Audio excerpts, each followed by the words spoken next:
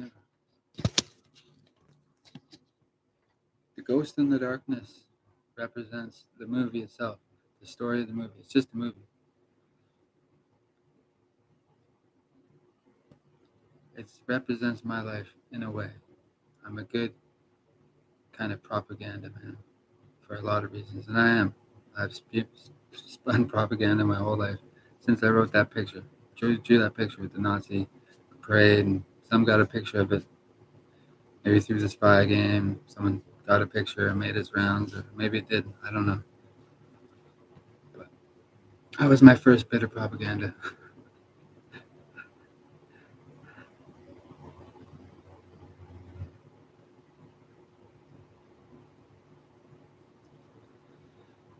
But the Ghost in the Darkness. So someone's in here. Finally, I get one person. Sometimes it's a zero. Oh, they're gone.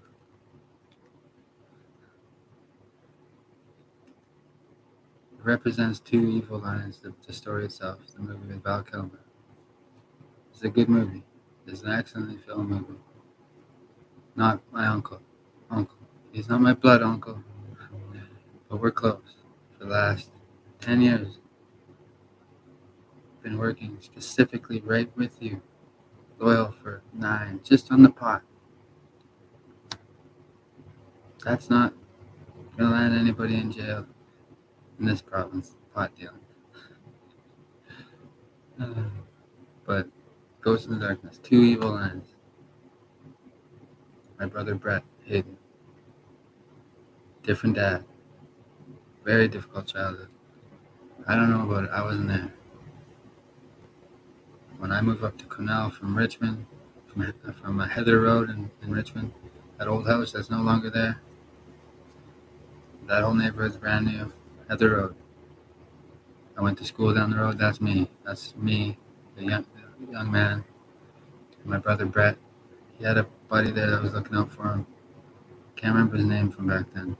I don't know if he's looking out for him or whoever he's getting his dough from. I don't know. But brother Brett, hurt somebody in front of the school. That's one of my early memories. Elementary school. Badly. I think East Indian or Canadian, but that's the Brett I'm talking about. That was my half brother. Different father. He had a different genetic makeup. Come from the same mother. Sherry Hayden. Sherry Ann. She's a saint. Best you can be after having a very difficult life. Very difficult. Lost her son. She doesn't know the whole story. She's a mother. She loses a son. This is very hard on her. She lost her sister in a canoeing accident or something like that in a lake near Vancouver, and always missed her.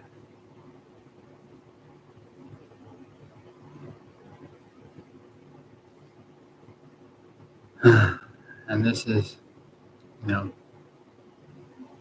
before I was born. So my family on my mother's side has a secret that I'm not quite sure of yet. I don't know exactly why. I know some of it, but it's a secret that there's other elements of powerful families, political ideologies, or whatever.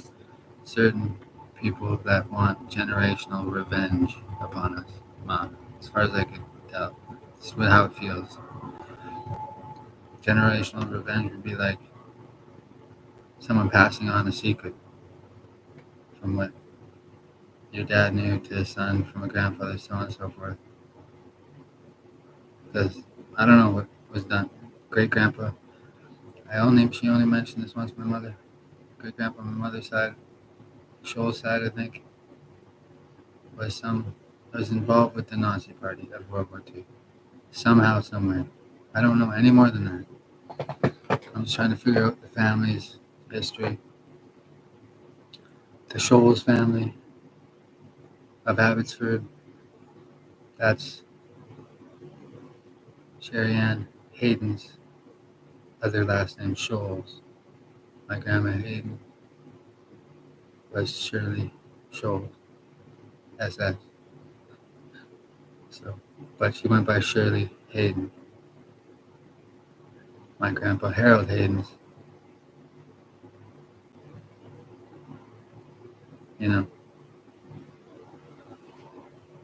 husband, wife, they gave birth to Sherry Ann, and then and Rick, and first Uncle Rick, Aunt Cindy, Auntie Lynn's been gone a long time, and my mom, Sherry Ann, she's still here. Been with Guy forever. Mike Grimm, no good to her, no good to his children. Changed man now. I never met him. Crystal Ann, your daughter,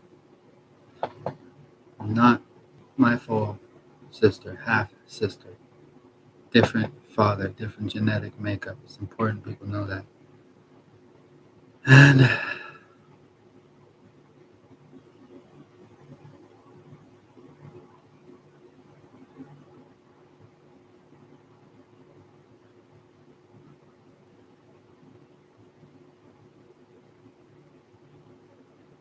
but the moral of this story is the family has got beef. Now, Scholes is my grandmother, Hayden's birth name. Something her father might have done during the war.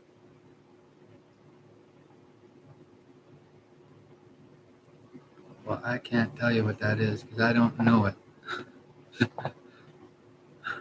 I'm tied into the war. I mean, I know a World War II vet's grandson. I know a World War II vet's granddaughter or great granddaughter, probably. Something like that.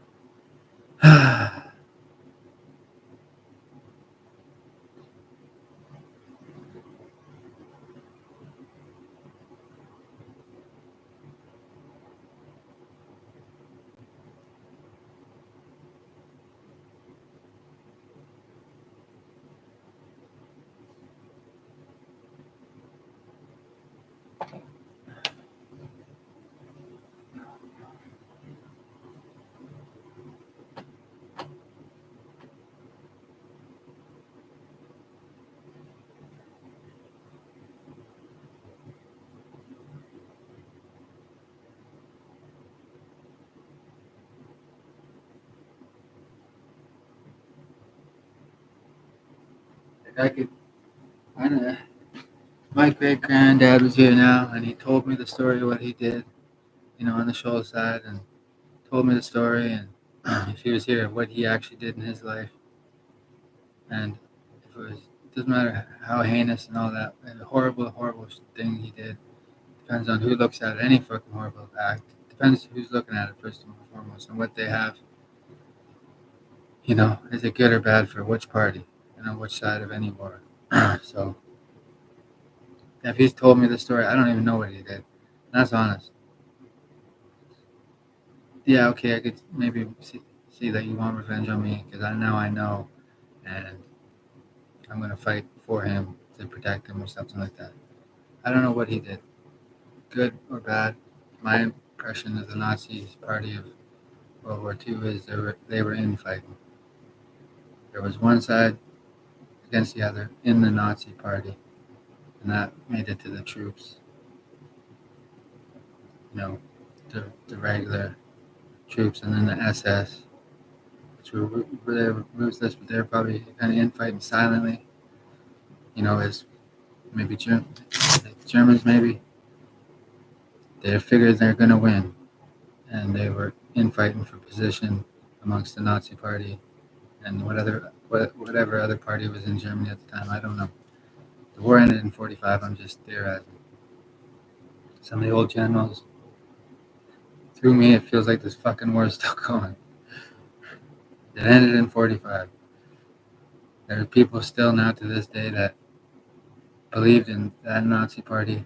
Well, some might think that they surrendered as just to buy themselves time to, you know, I don't know, find a new angle. Maybe, maybe not. I have no idea. I have no problem with any Nazi party. Okay, I have a problem with people coming after my family, first and foremost, and the people that I care for. Montana is someone I care about. I brought her into my life last year. I met her. I wouldn't leave her alone. I kept calling her. She tried to avoid me. She was brave and decided to, hang out. And she fell in love with me, and I fell in love with her.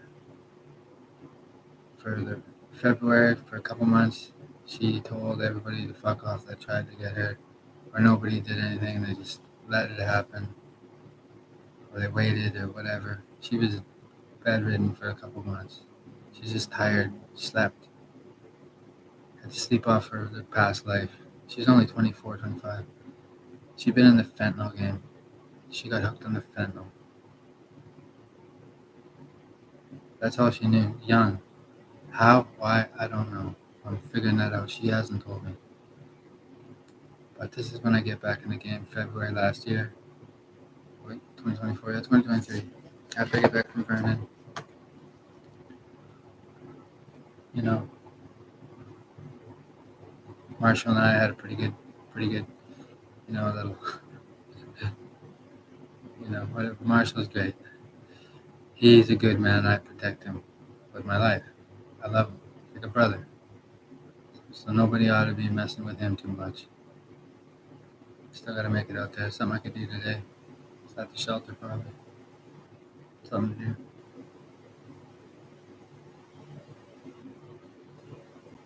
But I'm in Vernon. We get back from Vancouver. I didn't go to Vancouver. I stayed in Langley, the Langley Hotel. I know everybody's trenched in down there waiting for me to return. So that was a pretty good week. I had a great time. Justin in Abbotsford. Well, you still having a good time? Had to get out of a couple squirrely spots. Nothing too serious. We make up a rumor about Brother Jamie, and Brother Jamie takes it in jest. He wasn't able to get me fucked with. He didn't want to go there. But down at hometown, he's able to fuck with Justin a little bit. And they know each other from way back. And he knew he's tough, Golden Glove fighter. And, well, he probably had the better end of that stick. He don't like getting fucked with, either out in the street or did or whatever, because he wanted to. But I go, Marshall's sick that morning. This is how I met him. In the Langley Hotel. Langley Town Hotel, whatever, that one there. We decided to go down there in the first place from Kelowna because Brother Brad connects me with somebody who pays extra, or just a white widow. Just pays extra, likes dealing with me, paying enough extra. Well, I wrote him into Marshall into going down there because he's gonna pay for gas and stuff. And from Kelowna, from Vernon, we went through Kelowna, up the highway, and down to the coast. And Marshall, you're never gonna take that fucking ride again. I just tortured him just because I love him, and he's doing drugs. And, had him going, as I get people going. We were in Vernon a little bit. I was just partying around, not doing too much, just hanging out, having fun. I was only there a couple of days. I left, came back. I can't remember what it was. That's when I was just having some fun. A little bit of money to spend, having some fun. I spent it. But anyways, we get down there. I just tormented Marshall. took us 10 hours to get from Kelowna to down this coast. I went slow. I wouldn't shut up. And he just, it was great. It was a great time. For me, he didn't find it so fun. He didn't know what to do. But we did some shopping and this and that. It was a good time. And that's brother Marshall. I haven't seen him much since, but he's doing all right. But we stayed at the Langley Highway Hotel, and it was the middle of the night. And he didn't have any of the stuff, keeps him unsick, unwell, the vent. And I mean, if you're in Vernon, Marshall, he's doing better, doing as best he can, and still in touch with his old man. Everything's all right. Still got to get out there, but Vernon's all right. They've seen massive capital inflows and trench lines dug, and fucking police have been reinforced and looked at with a magnifying glass to make sure that not one of them took a red cent from fucking the sidewalk, since fucking they don't steal a dime, not even if they find one. These police, I make a nasty rumor, and well, I don't work with any kind of police, and the Vernon ones are pretty. The young ones, they figured it out. The older ones, they knew. And the chief, the old cops have their games. When a rumor comes through that I'm working with the dirty cops out there, they take it seriously. Well, I talk shit. So I don't work with anybody in Vernon. Not at all. I was there. I had some fun. I pulled a nice. Well, I was leaving the Fairfield, and somebody in a Subaru wanted to go. I think I was in the Toyota. I was. He signaled that he wanted to go, so I fucking, he's gonna beat me any time of day. Subaru, you know, it's, it's a much faster car, stock. It's just designed. This particular Toyota is plain Jane, Subaru WRX, but I take it a little seriously. And well, he signals that he's not racing anymore, and I kept going through the whole straightaway of Vernon by the 7-Eleven, and he is not even following me anymore. He's probably turned off or way back, as I was completely in complete control, but swerved through traffic, and then took a right turn through some slush into oncoming traffic, and the worst kind of timing, and the detachments on that street is directly behind me, so just happened to be a policeman there. For whatever reason, I got caught, which is rare when I'm driving, and I pulled the brake release quickly, trying to stop, because I was cruising. I was going fast as I could go in that car. There's all the slush and I hit the corner pretty quick, not best I could. No one was coming, luckily, and I went into one way. Quite the fucking thing. The cop is right behind, or not right behind me, but he lights me up. I pull the brake, and I do like a 180 in the fucking. I didn't mean to, but it must have looked like I was in a fucking movie. And I was just going down. I was staying at the Fairfield and Marshall's old place at the Royal Inn. I was going back and forth, having a good time. The traffic lights didn't mean much of anything to me in that city. I was only there a few days, but I feel like I never left. I'm making it back there. I like to say I was in Vernon then, and that, Vernon people accepted me. I was back and forth a little bit with Marshall, and I'm a Vernonite, and I've invaded Kamloops now, and I'm working for Vernon. I'm just kidding. British Columbia, we're all should be on the same page. It's a big country, or a big province, or a big province in a bigger country.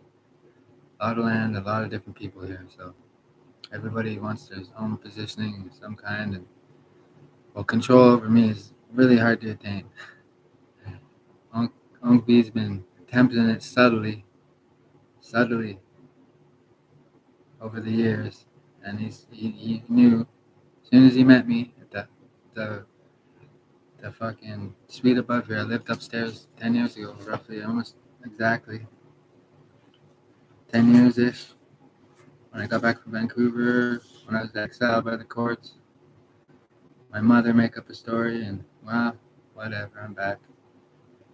And half a story, like more of a story. There's no hitting it. Anybody got hit. Nobody got hit. But she wanted me safe. I go to jail. Spend a month in jail. I don't know. I can't remember. I get out of jail. My mother's lovely. That's a different story. I come back in 2011, 2012, whatever it was. I live around a little bit. I moved to Dallas for a brief minute. I have that red van sitting on my old man's. I bought with fucking Pat at the house and out that street in Glen Eagles, and that's where the Solar Sun activated really took off. Glen Eagles in that particular house. Well, I was already famous. I drew a picture in fucking kindergarten that really fucking the alarm bells really went for he's a Nazi. No, he's not a Nazi. This and that. I didn't give anything about the Nazis. I was a child. I was pissed off at Grandpa for he told me the Cold War was over, and this really I'm sure of it. I fucking lost it over. He's telling me about the Cold War and all this. It just ended. It ended in '91, or the wall came down in '91. I would have been 2. So around 4 or 5, I'm watching these war documentaries. I draw this picture around in the early '90s, and I'm still getting over the fact that the Cold War ended. Well, I guess it did end in '91, as far as we know, or it's ending now. I don't fucking know. You know, Uncle and me had no, Uncle V, Uncle Val. We had our own private war against each other in silent. Well, he learned my tradecraft, and I learned his tradecraft, and I mean that's we're neutralizing. We have neutralized. We're fine. Everybody else around now needs to relax. So I pulled a 180. It was a nice fucking thing. I couldn't. I don't have any guns in the car, and I'm not known as a guy that carries guns by the cops. I never pack. Never caught me around a gun, and I'm just known not to fucking pack guns in BC gang life. I don't pack. I don't use them. I mean, I stayed out of it. The 2010s, 2000s, I'm in my own fucking gang, the Hayden gang, by myself. I have some young guys with me. You know, I make use of them best I can without telling them about this fucking picture.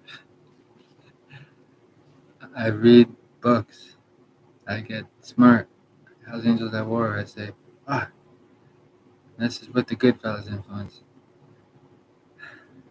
Because in Goodfellas, they don't sell drugs. It's not about drug dealing. I would watch this lots. Overnight. The old man maybe didn't even notice I was watching it for the first time. I just watched it. I liked this movie. And that was it for me. Must have been. But I find Hell's Angels at War, and it's fucking bikers. I liked them. I knew I liked them. Something about the book. I thought, I don't know. I'm getting into this business too. I don't know. I was young. I was 12, you know. So I make the story up. Some bikers, propaganda is real and they believe it. Others don't. Me and Uncle V are good. Did the 180. This is a nice thing. For me, officer lets me go with the erratic driving. Nobody was around. I mean, it was early morning. Whatever charge that is. I keep the ticket on the wall. Yeah, I can't remember the constable's name. It's Summers. I don't know. I don't remember any officer's name. I know of a Jeff. We're not related actually by blood. uh, I know of Noah, and that's all I know. I think he's in Vernon. We're not related by blood either. And that's about all I know about that. I know of a retired one, but I never met him. So I learned things from different people from different parts of time, and I've talk a lot of shit over the years. You know, I Yeah. But I'm down there in Langley. I meet Justin. Marshall's sick. There's nothing there to help. Like sick with the stuff. Nothing there to help. So I know when we get to town, we go down to Abbotsford. Marshall connects in Abbotsford at the park, and with something he needs. And I'm just in the car. I'm not paying much attention. Whatever. I convinced Marshall we're staying down. We'll stay down one night. He doesn't want to be away from his girl. I say, fuck, let's just go grab a hotel. And we get further into we could have grabbed a hotel in Chilliwack. We met Buddy in Chilliwack. Well, I can't remember his damn name now. Fuck.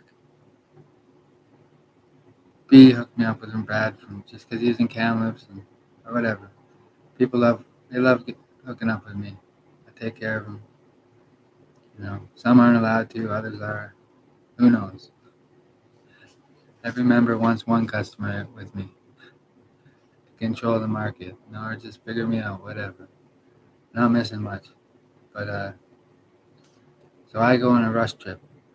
I call it a rush trip. Just gives me reason to get in the Toyota. It's like 3 in the morning from Langley on the highway #1. There's not a lot of people around there. I think it's a weekend too. I can't remember, but there's not a lot of fucking people. Everybody's wondering what the fuck I'm up to. Probably I've arrived in Vancouver and I'm settling in. I look like at the hotel. Who knows? But I was just fucking around, and but Marshall needed. So I rush. I mean, I'm speeding as fast as I can go. Not too fast, but I was tacking along in the Toyota. I can't remember. 180 maybe. I don't know. It was a rush trip. Those who were listening in on the cell phones, with the diplomatic immunity, remember this.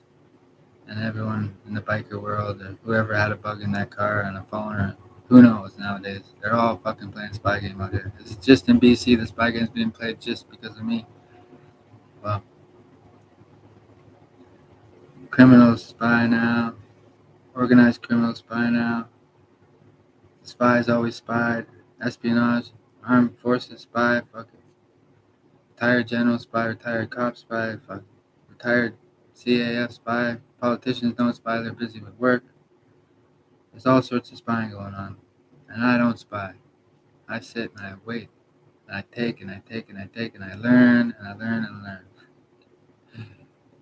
and it's all good. But so it's a rush trip. I rush in there, 7-Eleven in Abbotsford. I don't know exactly where to connect.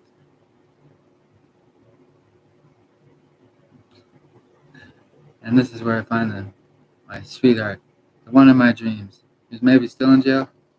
She's out now. Well, shouldn't have stole my fucking car. Hey, someone steals your car, you're a citizen. You call and report it. I have to report it. I don't report it. Guess what? She could go fucking rent it out to somebody doing something. I have to report it. Anybody gets their car stolen, they report it. So, but Justin, I find him in behind the 7-Eleven. That's a different rush trip. I made a couple rush trips. This is a good trip. There's no rush. Well, for Marshall, he would live, but good hour. No one's around. So it was a hurry. I was in a hurry. And when I was down there, I was wanting to borrow some money off Walter. I called Uncle. Well, I was being cheap. I just wanted to borrow some money to buy I think it was shatter, because the shit Uncle had was garbage. And Adam, they gave me the crap, everyone was too afraid of Uncle to tell him it was crap. Nobody wanted the stuff. It was in Steve's Precious fucking brand that I didn't want anything to do with. Different story for another day. I said, Donk, been living in Nazi fucking Soviet rule here. Time for me to make some money. We're in Canada. The curtain come down. I don't know what's going on with the Nazi party. I don't really care. Just don't want any fucking pressure from them. I'm not putting pressure on them. We decided, not as a unit or as just people, I'm me. I am cared for by many different kinds of fucking people from all over. Some that aren't even here anymore that, maybe were fighting for something they thought was what I was fighting for, or I don't know, but had me in their heart in a good or a bad way. They're not here, you know. Bless them. May they rest in peace. Everything like that. But I rushed there, and I'm all right. I'm good. I rushed to Langley. Find just randomly, I go behind the 7-Eleven, and I meet Justin. And well, he gets in the car, and he would never say anything like this. And he's tough, and he knows. He knows who made the rumor up. I made the rumor up. I say, Brother Bacon, he's been spreading the herpes, has he? And he didn't. He didn't once. I have the herpes from way back. I mean, I get it from a girl. I won't mention who. I'm looking at the condom before I should probably put that on. Yeah. Well, I didn't. And then I tell the girlfriend who I dumped that day and slept around on her. And I decided it's a good idea to tell her. Well, obviously she's gonna tell all her fucking friends because she wants revenge on me, and she did. So in BC, this is well known. I mean, second girlfriend, or no, a second girlfriend. The third one was the queen. I mean, I was joking about that. She's on the bill. That's why I don't have a girlfriend. But that was a signal to, well, I know she's spying on me, and a signal to anybody else in the biker world or organized crime world. Well, they're asking me, why don't you have a girlfriend? I said, hey, I got a girlfriend. She's on the $20 bill. Well, I learned early on, when I was just a wee pup, I liked money. My great uncle Johnny, he let me in. He let me grab change from his chain. He had toonies on the goddamn table. I was young. He said, "Help yourself." I wanted to go to the store for candy. He said, "Help yourself." Him and my great aunt weren't even together anymore, or together yet.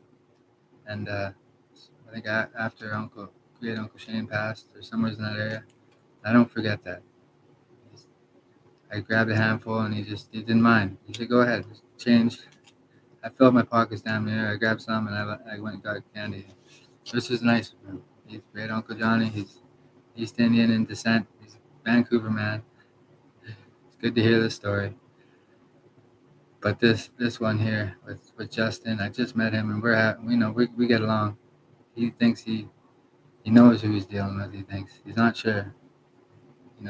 At this time, well, I already have some good, bad, and the ugly rumors about me.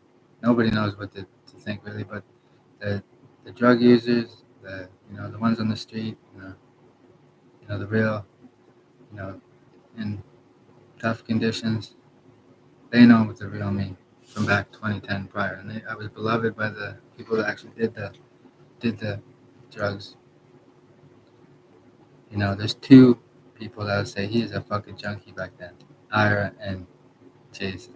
These two don't have a fucking clue. I kept them in the dark on everything. uh, I might have snorted the stuff once or twice with Ira, and I don't think ever with Jason. Maybe once, not even, never with him. I don't think we ever snorted any drugs together. Ira one night, maybe two. I come by hungover after a good night of partying. I always party with the brothers. I never looked at them as with the bros ever. My brothers. There's a Jamie up here that lives in Camas now from Surrey. Serious Jamie. We never snorted drugs once. And he parties and when he does or whatever he does. My old man, my dad Guy, he's never seen any cocaine around me ever. Or anything. I never showed him narcotics once. Never. Not back in the day. He was busy trucking. Mom was working or taking care of Grandma. Grandma got sick, the cancer. Grandpa Hayden was gone in the 90s. Soon after this picture, Grandpa Hayden, not far after, got cancer and he was gone. Maybe that's coincidence. I don't know. He drank a lot. I don't know. can't say.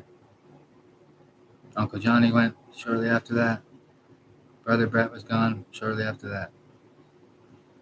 So who knows? And one was suicide. What part I had to play in that? Well, you have to make your own decision up. I certainly could have talked to him on the phone that day and tried to, you know, be a brother. I didn't. That's that. Uncle Johnny, a tumor. He was a very, very tough man. Johnny Daniel. I like Dagnall. That's how I say it. That's not how you say it in French. Johnny Dagnall. Johnny Daniel. Dagnall. Daniel. I don't even know how to pronounce it. I'm not French. It's my old man's last name. I take my mother's last name, Hayden. But Johnny was well known in the prison system. I remember from his funeral, there was bikers there, and they were proud of him, and he was just beloved. I could tell he was beloved. So I was pissed off when he died. I just was. I don't know. I was young, not too young, but grade 6 maybe, something. I just pissed off. I never knew why really. I remember when he was sick in Kamloops. I mean, his health deteriorated greatly. I remember the one time he looked at me. He didn't want me to see him when he was sick. But it was a look like, I don't know. Fuck, you bastard. Why'd you have to make that picture or something like, I don't know if that's what it was or I did something. Or he just maybe something, he knew something that others didn't about me that brought attention, his family a lot of attention as he tried to protect him however he could from me being just me. And they were on to me at the birth, my mother's birth in Kamloops. She almost died. It was very, very brutal. I don't know. That's what she told me. A C-section maybe or something. I don't know. She barely made it. She made it. Her life was very unique before I came along. Sherry Hayden. She had a tough life and lost her sister and not a very nice childhood. She told me in confidence while she was drinking a lot, and she told me about her. I was just there. This is back early 2010. She told me, or whenever, still sad about her son. Brett's gone. Her mother never really forgets a son. She didn't know the scoop. She didn't know all the scoop of how maybe he was treated when she wasn't there or beaten. I don't know. I don't know the full story. He was abusive towards my mother and the children. That's a different father, not my dad, Guy, who's from Kamloops Division. Moved here from St. Hyacinthe, Montreal. He's a French, Quebecois, but he's been in BC since 8 years of age, since the early 70s. My grandma Denise Kavanaugh, that's her original family name, Kavanaugh. There's some Kavanaughs out there. Hello. And then there's Daniel side of family, which is my dad's dad, my grandpa, Daniel. I like Daniel. It's not how you say it. Whatever you prefer. And that's how the family. Then Grandpa Wayne finds my grandma sometime in the 70s, I guess. I don't know. Grandma Denise comes out from Montreal on the train with Johnny and Mario and Serge. Or Uncle Serge is born out here.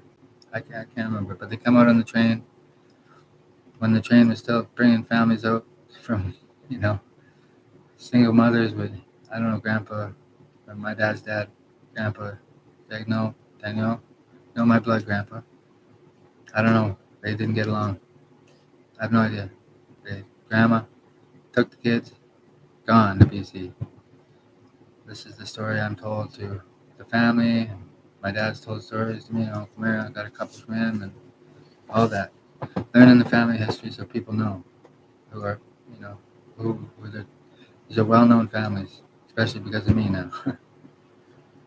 In Canada. I don't know much else about anything outside of Canada.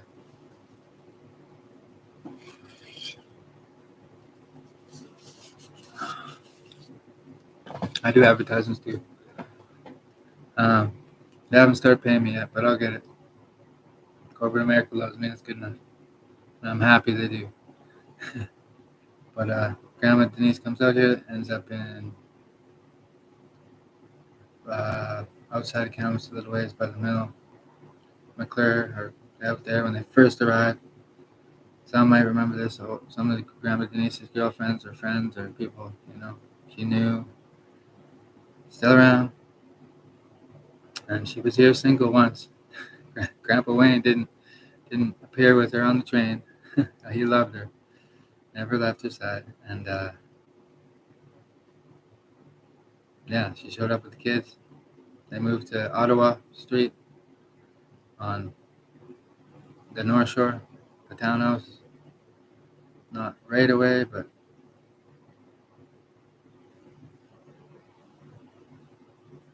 McClure area, out that way. That's where they moved.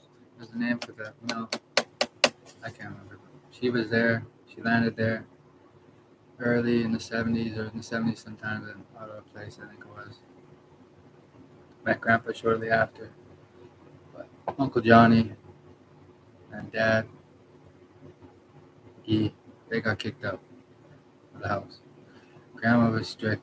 They didn't want to listen. And out in the fucking street, that's where the bikers got him. Well, bikers and the mafia, someone's in there. Dad got into sanitation. Dad met Uncle Andy sometime around then. The Italians always loved Guy. Uncle Johnny, well, they tried loving him, but he went the biker's way. And they did. In the early days, he was a shit disturber, probably. Vito downtown might remember. I don't know if he was out here then. A little after. Around then. I'm not sure.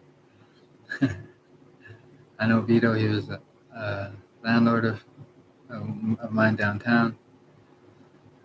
Where I cut the fucking power because they're all backstabbing me. 2009 or so. Cut the gas in the middle of winter. No, they're all backstabbing me. Why not?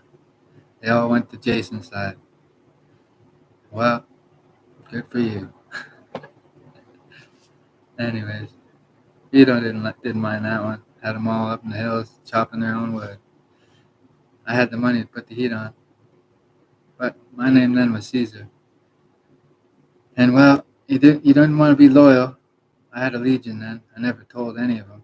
But any hand-to-hand drug dealing I did to anybody in supply, or if you supplied me, hand-to-hand was done. In those days, I was Caesar, and you're in the legion. That was it. They all backstabbed me for, well, somebody else in the legion. I cut the heat off, and I went up north hunting fish. Well, there's not much fishing then, but hunting was good.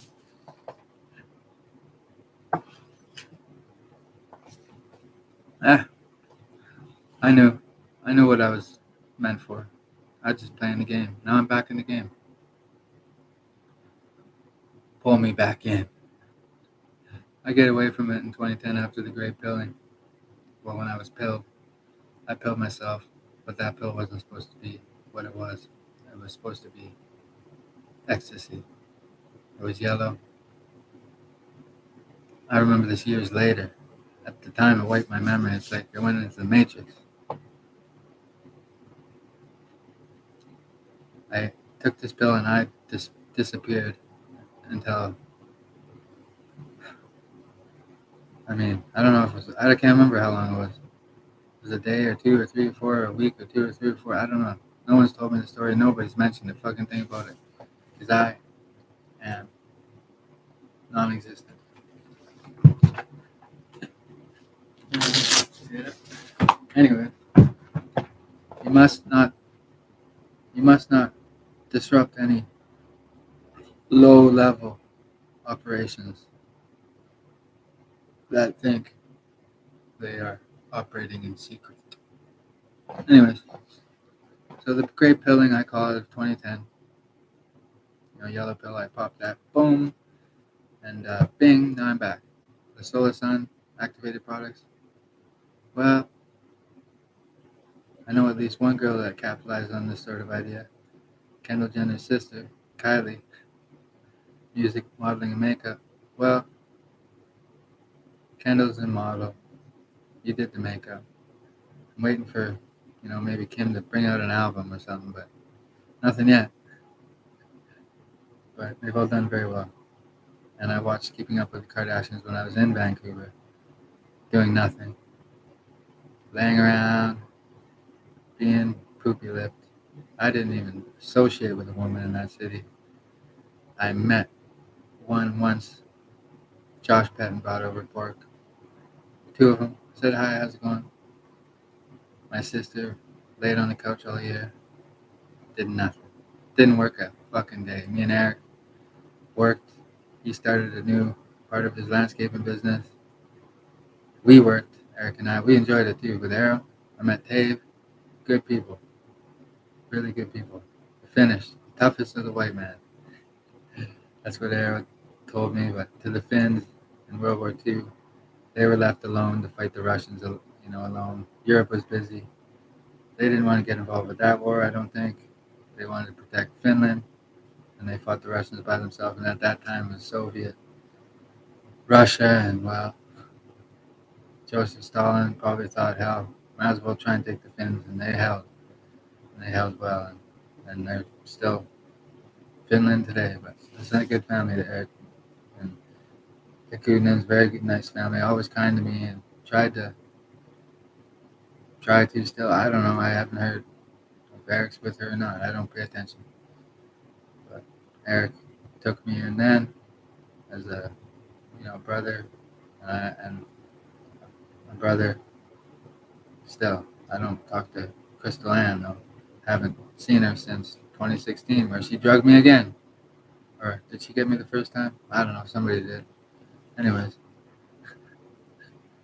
but I'm fine as I get better at detecting poisons and where they might come from. So I should be all right.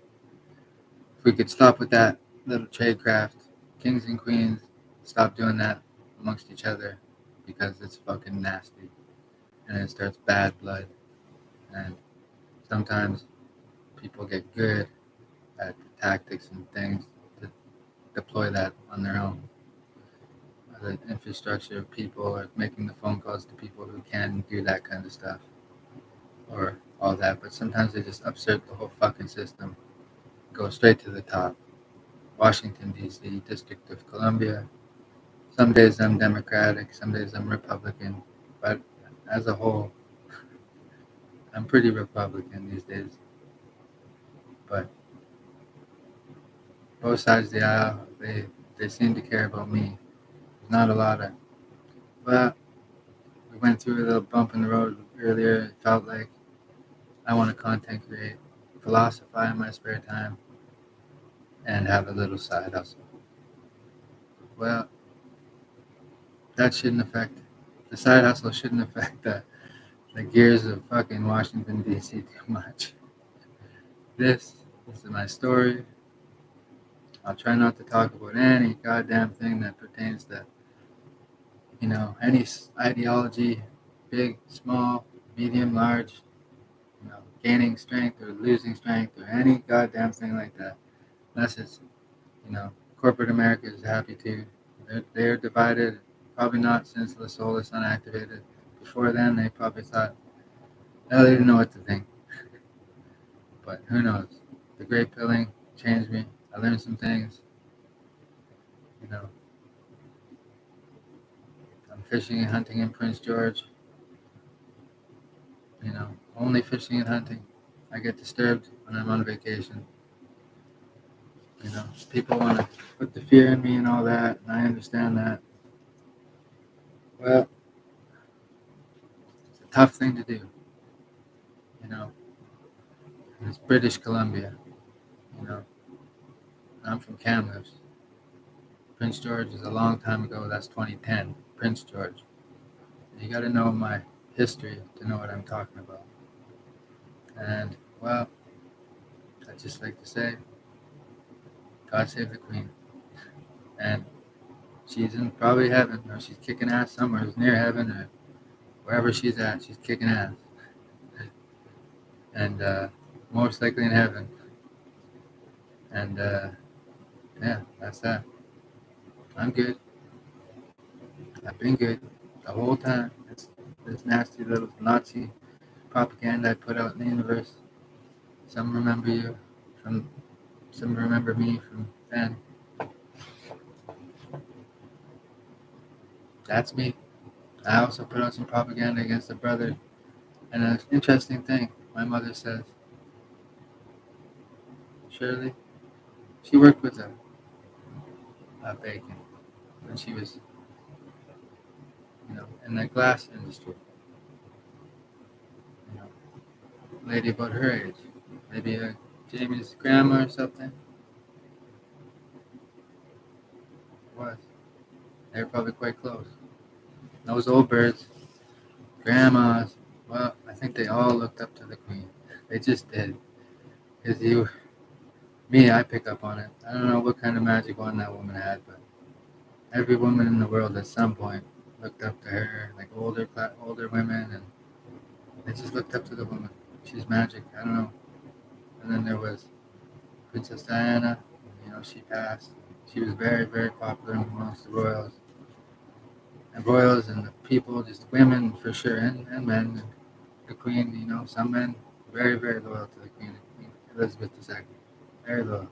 Some other ones caught a different way, and didn't don't like her memory or don't like her for her, maybe way she was, and strictness with organized crime and how she had, men fight organized crime or police organized crime. Well, I mean, they're criminals. Organized crime is full of criminals, and jailhouse is always there, or there's something else there for us. I stay on the criminal edge of things. I wait. From 2010, I wait 13 good years, basically, to try and get back to the part of it I like most in the dope game. Even though I know, I'm meant for different things. It's what I enjoy most. And, well,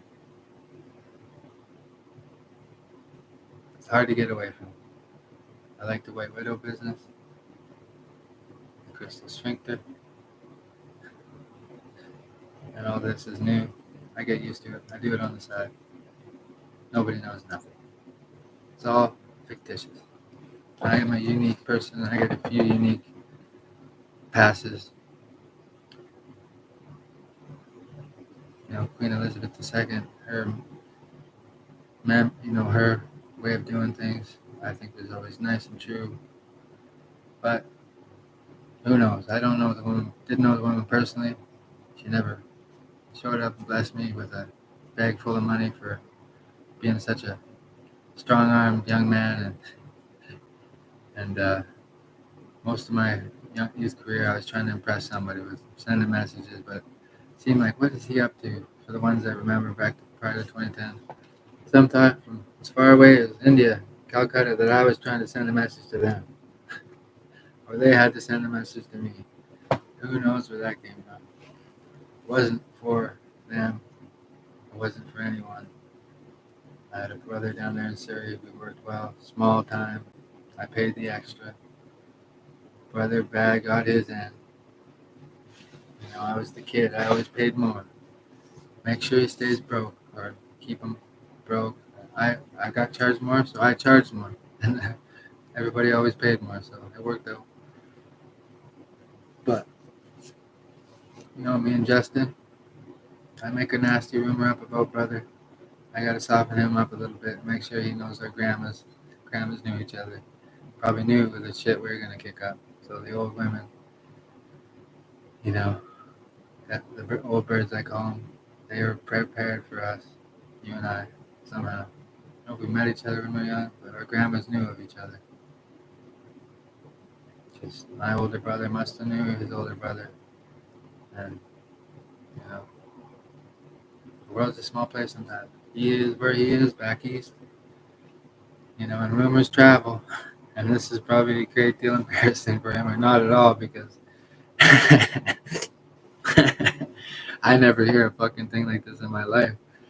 I'm the one with the herpes, which they're gone now, basically. They don't bother me anymore. So I got them young. Well, not that young, 17, 18, 16, I don't know, 17. I don't tell anybody myself except the girlfriend that I just dumped, and she hates me. I tell her, and she tells everybody. So whatever. That travel. It's true, but they're gone, girls. I'm open for business. But brother Jamie Bacon, he don't have them, and he didn't give any of them. I say it to Justin, and well, the rumor mill starts there because he chose, and he know he chose to, and he knew it probably wasn't. He knew it was phony, but he knows his brother Jamie from back in the day, and they were probably close. And he's not allowed back in BC, and he knows Justin can handle his own. So he probably had a couple guys straightened out because I knew he was tough. And your cousin Alicia, I kept calling you Alicia when I first knew him. He's got a very interesting person in her family history. The Russians can't believe.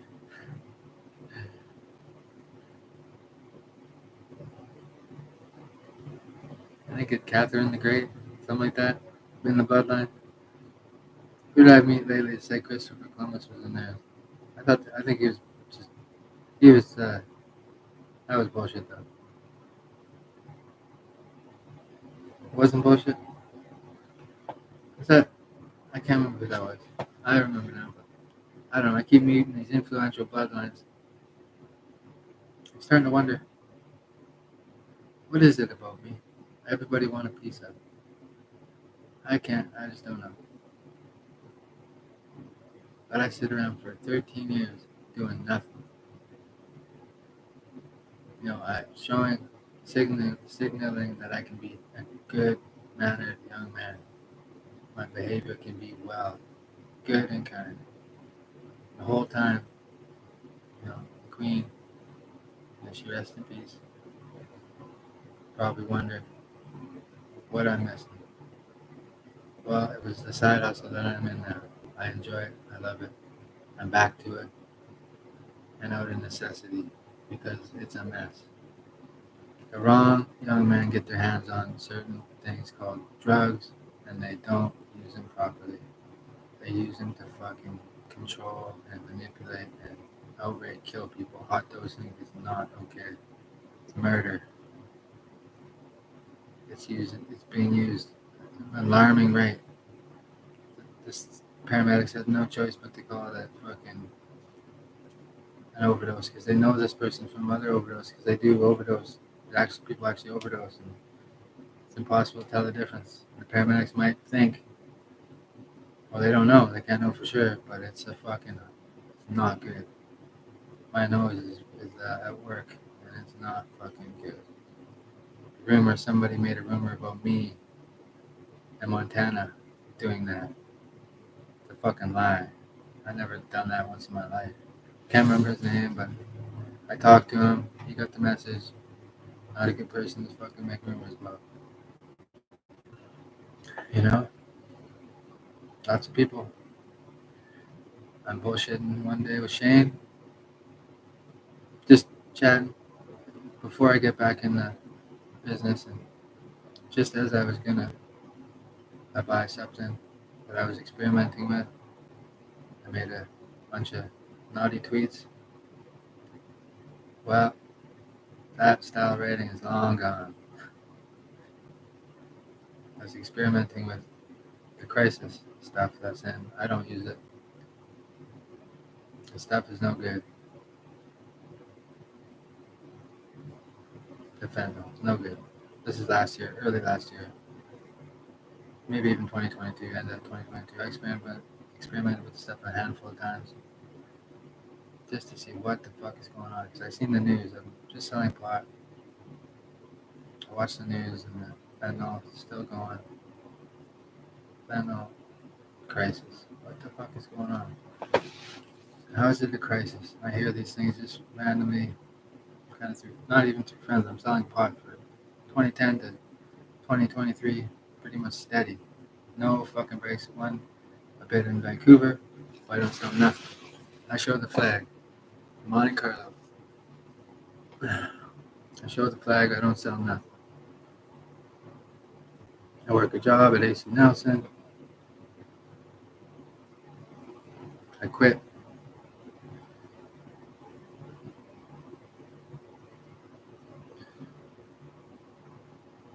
And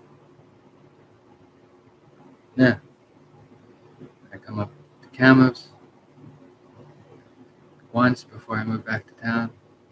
We straightened the fella out over there at McDonald Park for, somebody showed up at George's house. He just had a newborn, Priscilla and George. She's born. Somebody messes around at you're at the Blue House, Penny's house. I'm there. I say, let's straighten them out. Whatever I say. Map Honor drives. Doesn't do any more than drive. Just drove. He's still wondering if I fucking possessed him, and he's been on the warpath since. He liked the taste of that. That's the last violent act I ever did. And he can't get enough. I'm just kidding. I'm sure he's well behaved.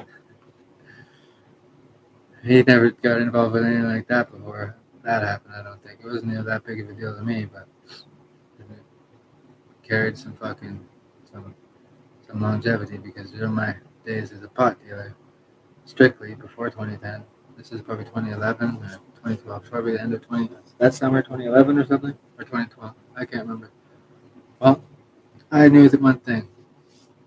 George and Priscilla, I shouldn't have to deal with that. It wasn't really that big of a deal. Could have talked to him. But I knew I was coming back to town to get new business. Back into business. Just pot. I was too addicted to cocaine in my 2010 years to sell it then.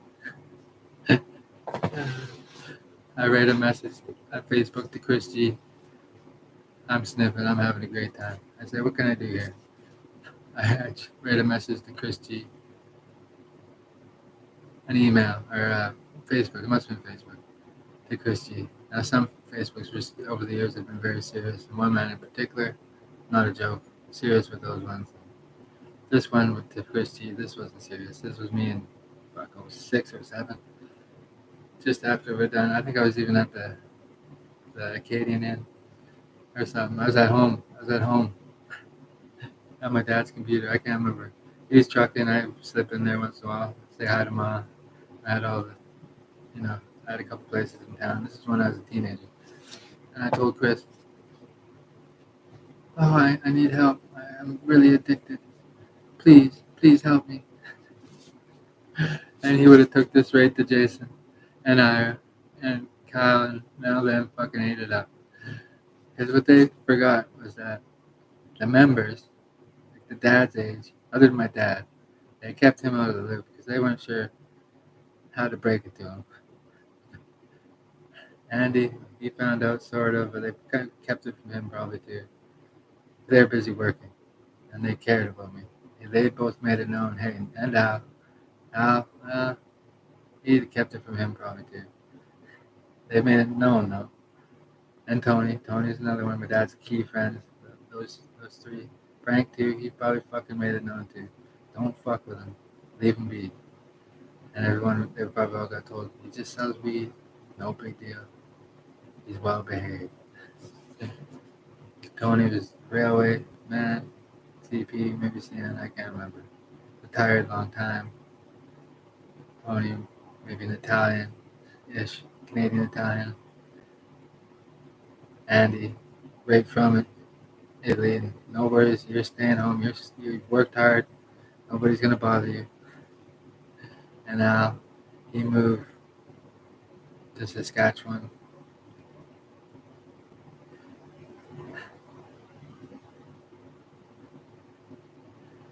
I don't know. He was there before my memory. My mom moved me out there. I have one vague memory of like being a kid. I think in Edmonton at night. One of my first memories. I think it was Edmonton. I was pretty good at, that age. I'm looking at landscapes, scenery, plotting an invasion. I'm Uncle Sam and his war documentaries. brainwashed me. They radicalized me. They got to deal with me, the Americans.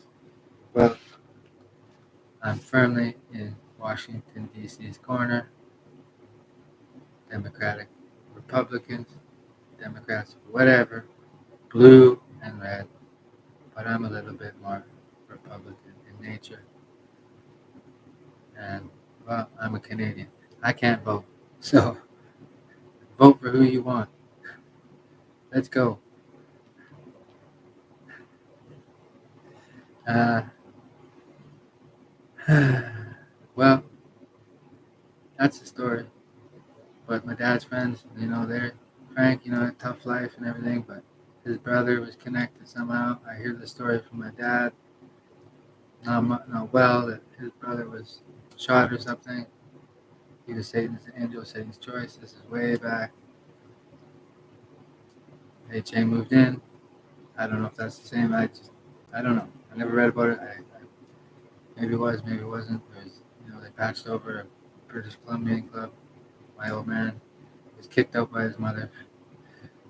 He was with sanitations for a while, but the bikers got him. And he forgets all about the mafia, probably. He remembers him from Goodfellas when he let me watch it too early.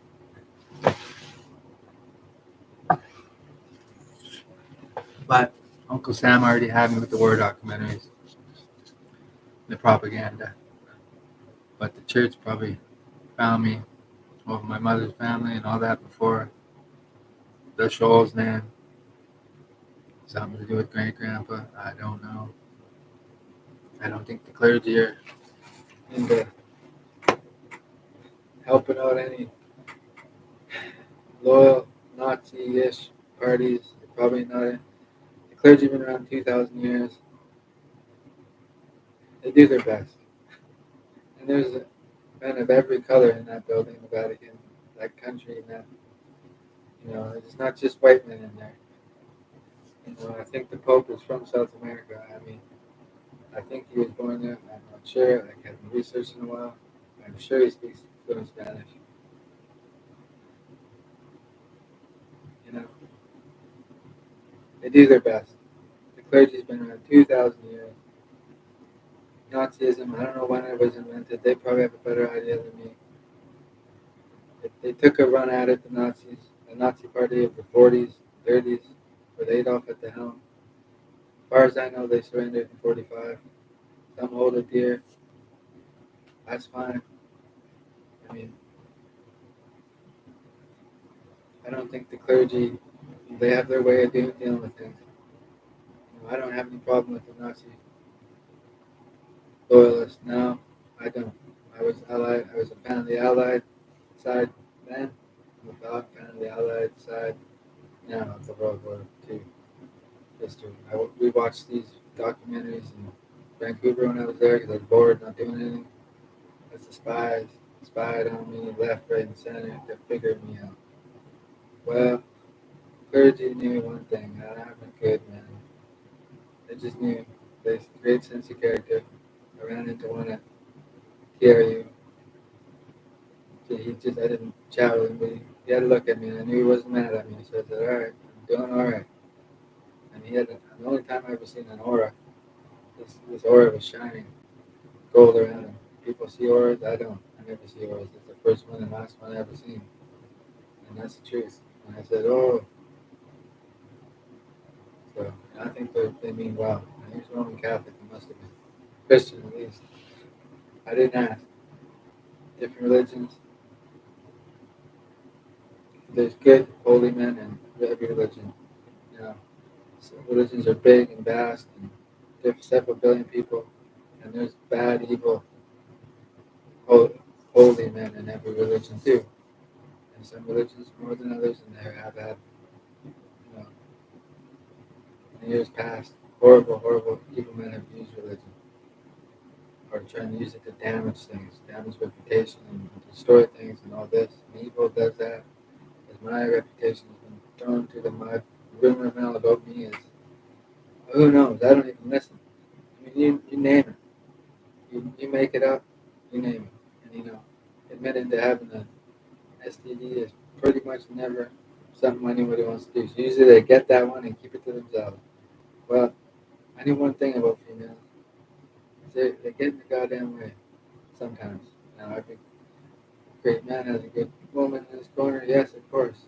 Of course. Well, I like mine far away.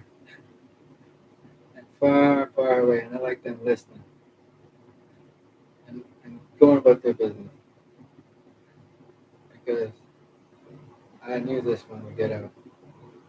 Maybe it would stop locally, or I don't know what girls decided enough's enough. Maybe the biker wives or girlfriends decided can't let that one go too far, or just travel the world. I don't know. I don't really care. Don't bother me really anymore. So that's interesting for Big Pharma to know that strain of it, that they do have medicine to stop. As it, you know,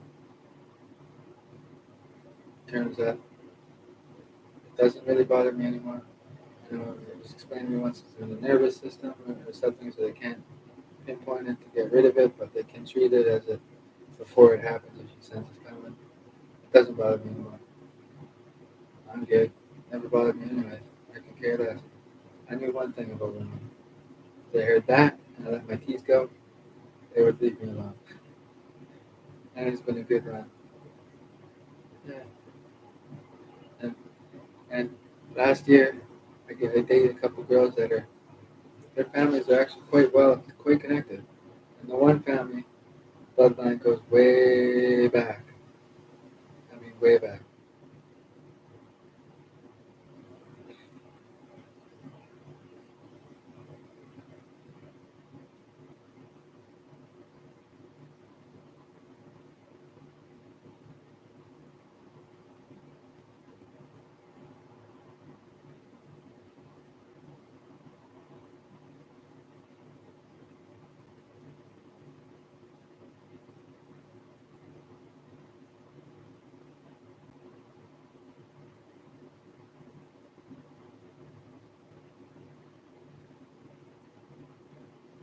Cam was there. He was a good man. And at one time, I knew Jason would be all right.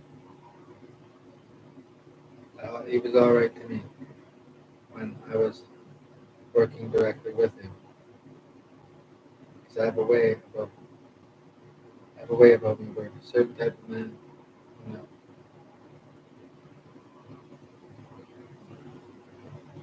like I'm a feared man, for his own reasons to his age group, because they know of him, his life in Canada, and they know Poland, Germany. They know he comes from there, and the respect that he has from that, is huge amongst his peers.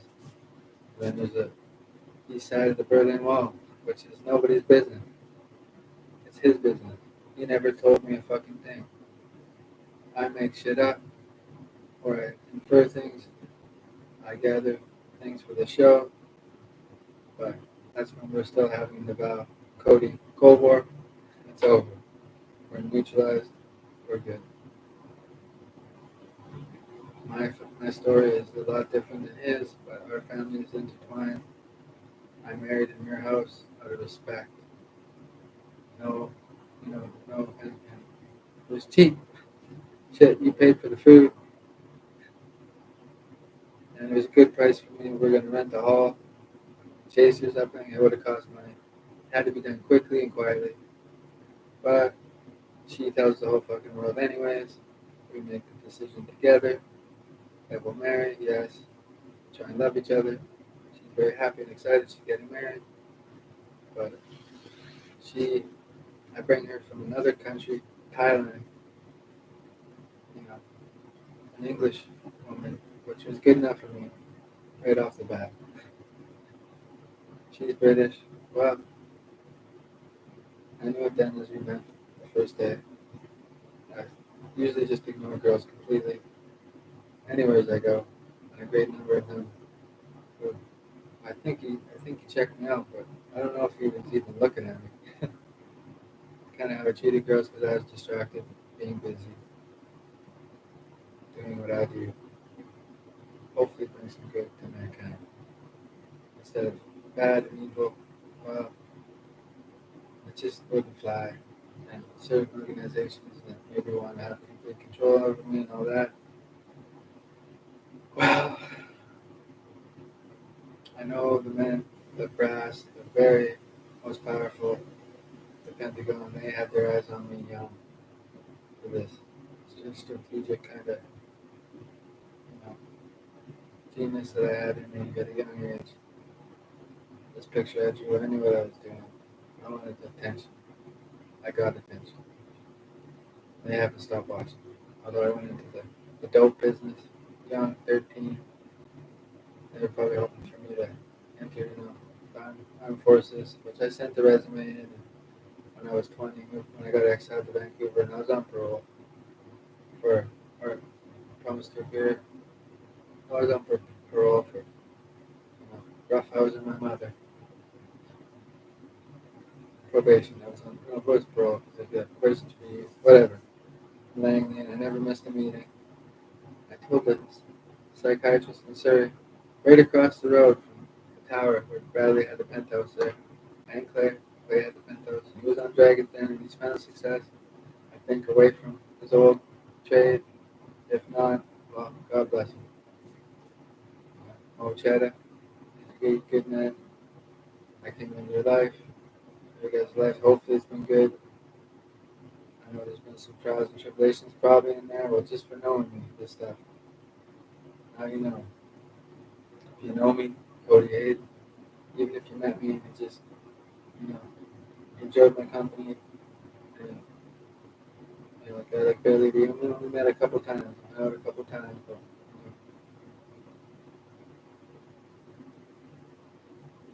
maybe there was some good and some bad. I met you all through Brad, through Jay, kind of took the place of an older brother for me because he was a good influence on my life. But, my mother me once. That's a good man. He did his best, does his best to just kind of, well, we haven't talked in a while.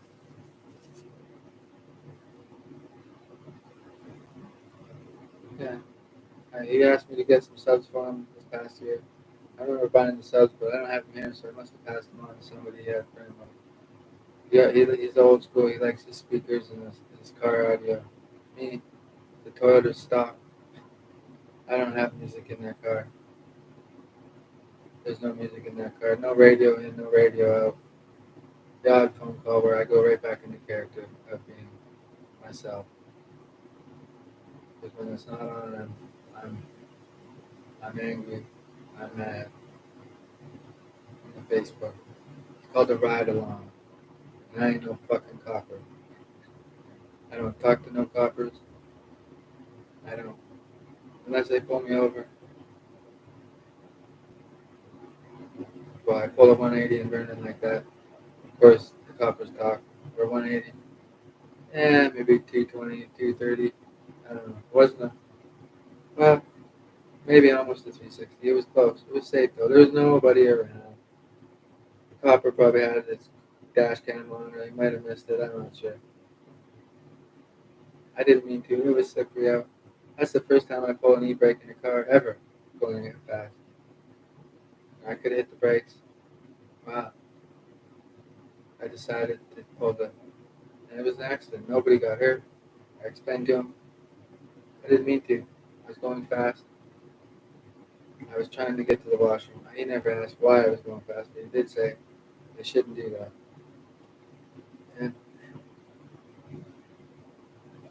I shouldn't drive like that. I was involved in a race. I didn't realize the other person wasn't behind me anymore. He didn't even make 7-Eleven. And, well, I'll drive better next time I'm in Vernon. And I will. Driving around with no front plate, that'll do it too.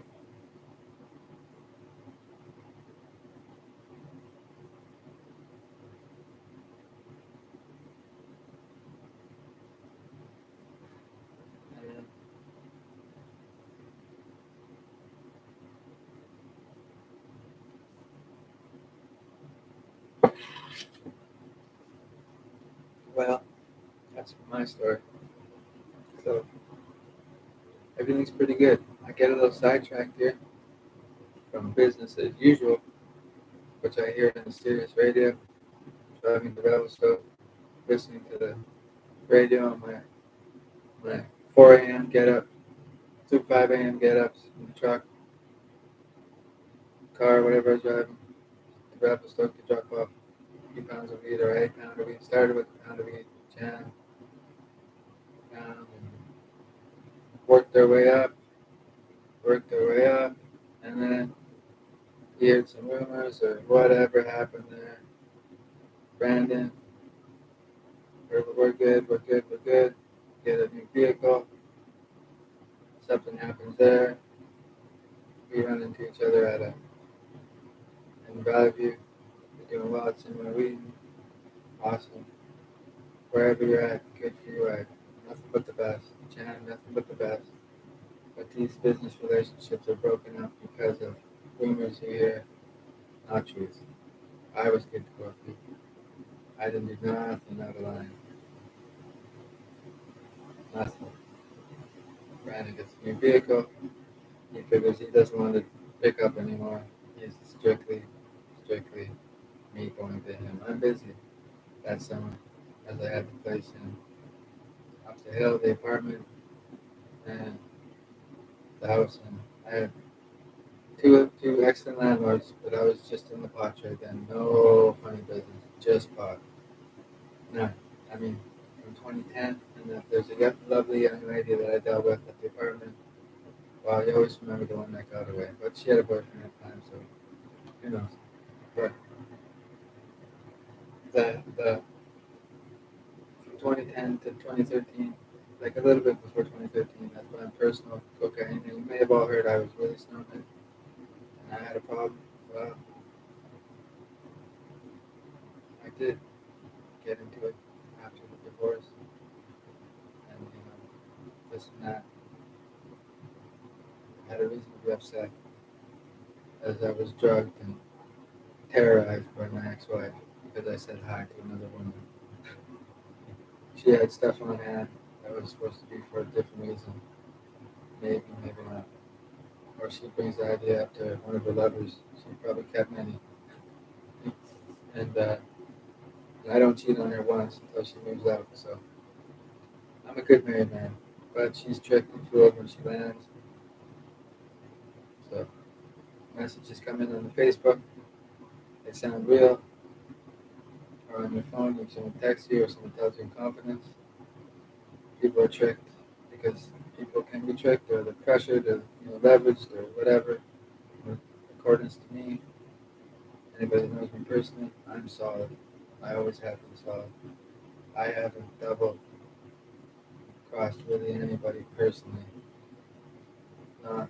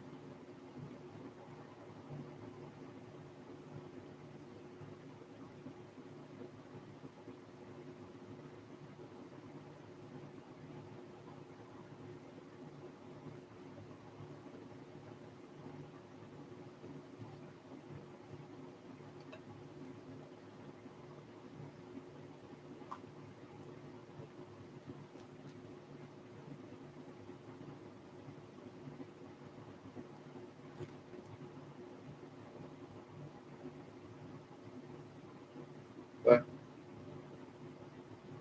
no. Catherine of Winchester. We haven't talked. She calls me once or something. After, listen, my ex-wife, we divorced. I'm a divorcee, and I enjoy it. It's great. We married quickly. I have one friend there, Ben, having out of respect. respect, out of respect. To say it, sorry about something, at the same time, to say, you know, hopefully we can have a better future. That's for him. He's doing better now, and that relationship ended in Calgary as it should have way earlier. Hopefully she's doing better, but you have a better life now, and your old man cares for you. Your family's doing good. We shared a place in Sydney. We rented a room, Sydney Avenue, not Riley Avenue. Riley, she was my boss. She was took him from Sydney, nice girl. Cindy Lou, even nicer girl. Well, that's Riley, King,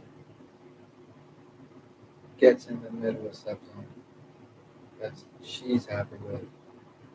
Me, I'm pretty happy, but I'm still pissed off at Montana, who is somewhere.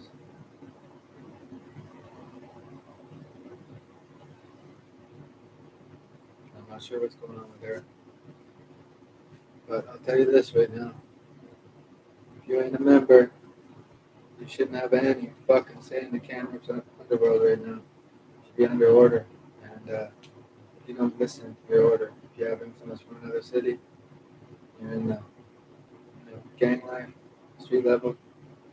The gangs have influence. The three big ones, have influence. If you know, you know. And there's bikers. They're, from what I can see, trying to get away from street level stuff. They don't want to send their bruisers, these tough guys down into the fentanyl underworld. It's nasty fucking business down there. Not that they can't handle it, but nobody wants to talk to them, I'm sure. But they're gonna lie through their teeth. So it got to be pulled out of them somehow. All the young men are hiding something. Because I get out of the game in 2010. I get back into the game in 2023 February. Before that, I'm snorting it up. I have keep one customer who snorts it up lots every weekend. Helps pay for my habit. That's it. I buy all those ounces in 2022. Yeah, 2022. And 2021. Yeah, from Uncle. I'm starting all that basically. The good stuff, you knew that. You had an idea. You guys getting the good stuff. They give that to me when I'm starting it. But as soon as I start to get things going again, oh, here we go again. This smells just like a game I already know. It smells like Donnie and Jason and Ira and fucking Matt somehow involved. And now Ken. These five, I didn't say no last name. The fuck are you five guys gonna do? Nothing. If you guys were tough, you had any fucking nuts on you, one of you would have approached me anytime in the last 14 years, as the big rumor is, and I excluded two men from that, which I could include quite fucking easily. Three men, actually. One in Kitimat, one in Kelowna, one in Kamloops. You three men don't want to be part of those five guys. If you have allegiance to them, I suggest really fucking questioning your fucking morals and maybe, just maybe, finding God and taking a holiday. Stop thinking about me so fucking much. Because Uncle Val and me are good. Him and me work closely together. Closely. He gets to know me on a personal level. I don't really lie to him about nothing. He don't ask him any questions. I keep asking what it was like on the east side of the Berlin Wall. Just out of curiosity. He don't say much. I assume he's been told not to say much. So I assume that there's a reason for that. His story is his story. He tells me some stories. Not much, just a couple stories. I know he's a hardened man. I can tell. He went through some shit back then. He was, you know, in his own circles, feared as a young man. I don't know his teenage years or his young 20s. I don't know what he got up to. He said, tells me some stories. I don't know how old he was. He gets involved with the bikers. He's supposed to go to maybe Perth or Vancouver. He chooses Vancouver, or they choose Vancouver for him. This is what he says. This isn't fucking trade secrets. He's in Vancouver. Cheers to him and his success. Sold the fucking gem. Well, well, well. People from all over know him and I work well together. We work together lots. His son's, who knows? His son quit on him. Period. That's how I look at it. Yellow cabs. I tell him a story. I tell him, hey, I tell him the story of Kenny because he's doing well and he's not. There's just no concern in him about how important it is to know that it's a fucking dangerous business. He just his old man protects him from it completely. This is a problem the bikers of DC are having. Their sons just don't understand how dangerous it is. Because they're protected by their fathers completely. My old man, I know he goes on record and says that if he's going to put the family at risk, then make sure he's taken care of. I know he would if he hasn't. I mean, I already know that. So he knows something about me. He doesn't speak about, I never tell him. You know, we have car wrenching together. I visit him once in a while. You know, I've been out of the house effectively almost 20. I was 13 when I moved out to my cousins, 12, 13, whatever. However old, grade 8, grade 9, somewhere in there. My mom having a hard time, you know, with the death of, you know, her mother. Oh no, her son. Sorry, her son. She was drinking a lot. I had to get out of there. I moved to town. That was it. I was out of the house till the billing, 2010. I was on my own early, paying my own rent, paying my own bills always, paying my own food always. I built that, grew up. I say the Hayden gang. That was just me. There was nobody else in that gang. I built that, grew up over the course of years. I worked with Jay. I worked for the IS for quite a while, a year maybe. I meet some people through him, yes, for sure. You know, Jamie is a notable one. Um, uh, Doug was another notable one.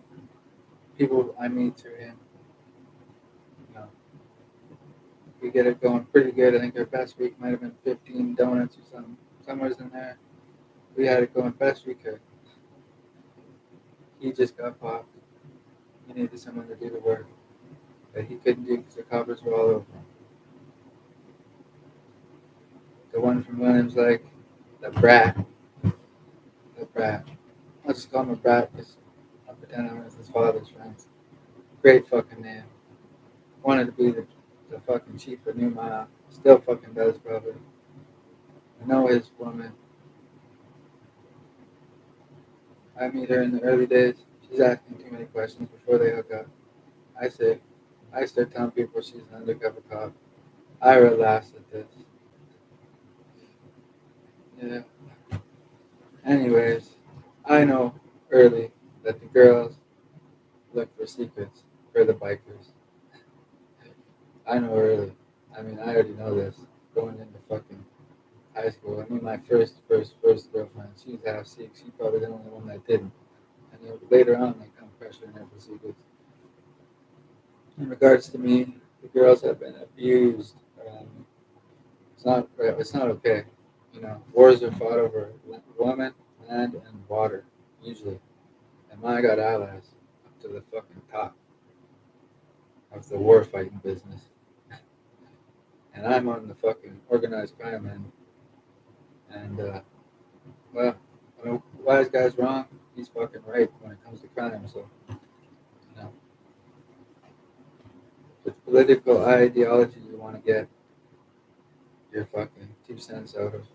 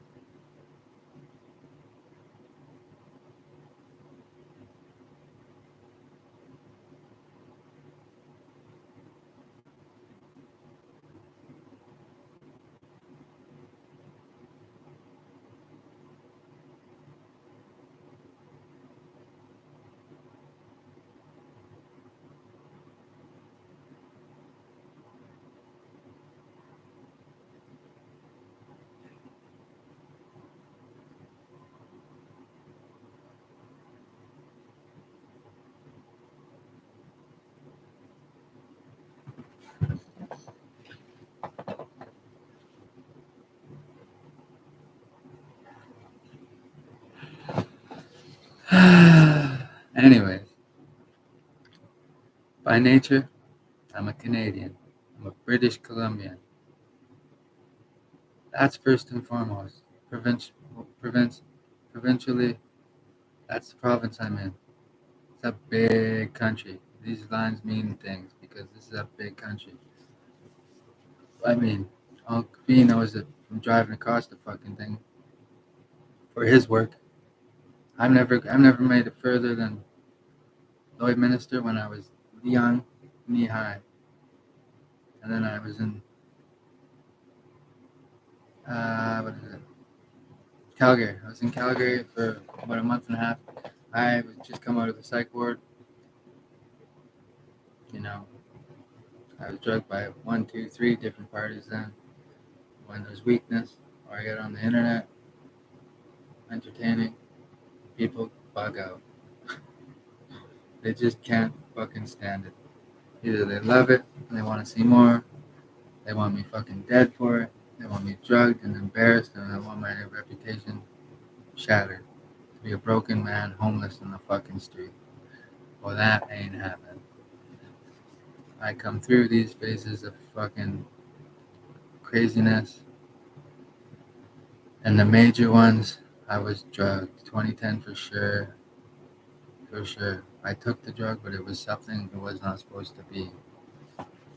I live, not by much, I don't think. I don't know, I can't remember. I remember very few bits. I was punched by Tech Nine's bouncer, big fella. I walk onto your bus, or Tech Nine's tour bus. I walk on there. There's a girl I know from town. She remembers that was me. You were just chit chatting, doing your thing. I'm just being, I don't know, I got fucked up. I took this pill. I was just coming out of it.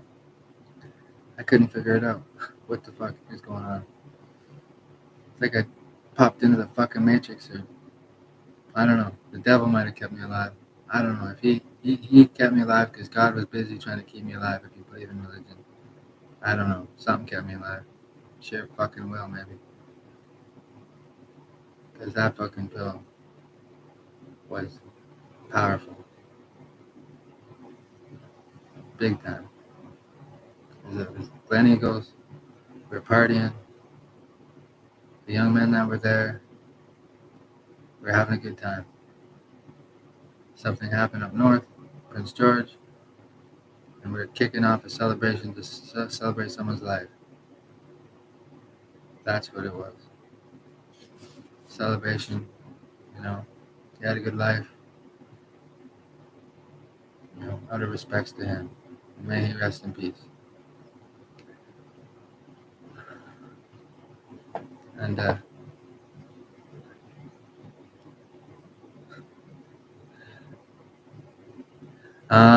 but this is life.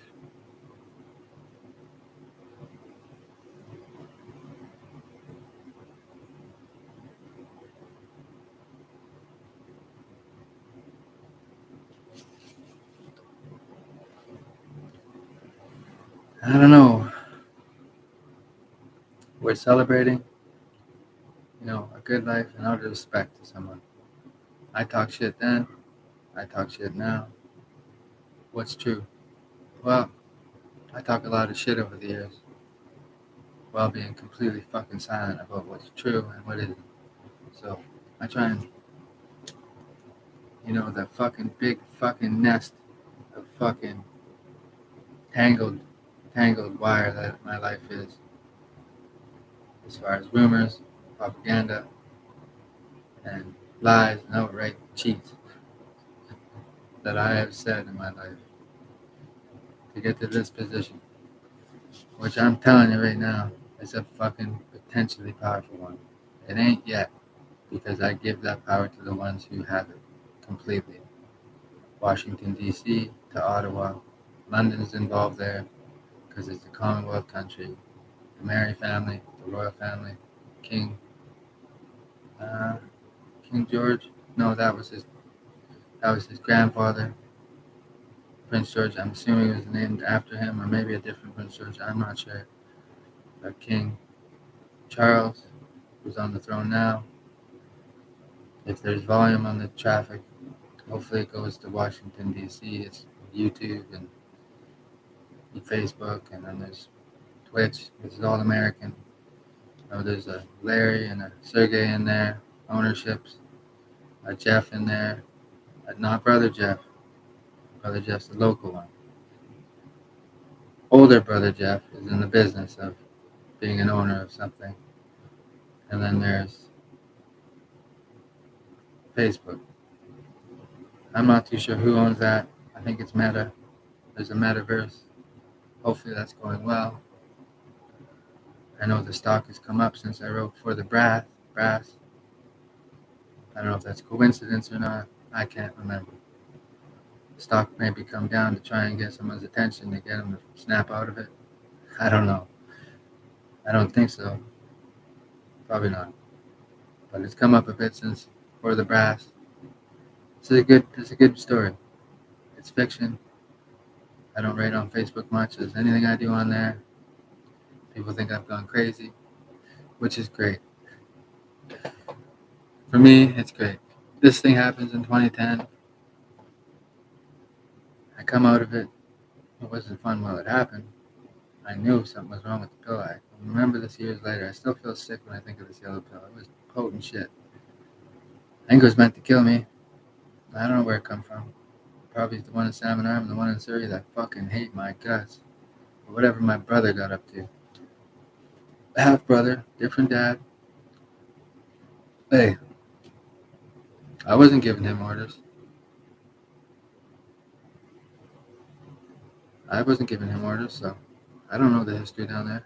You guys chose the gang life. It's not my fucking problem. That's a long time ago. Sorry for what he did. You're gonna hate me for that?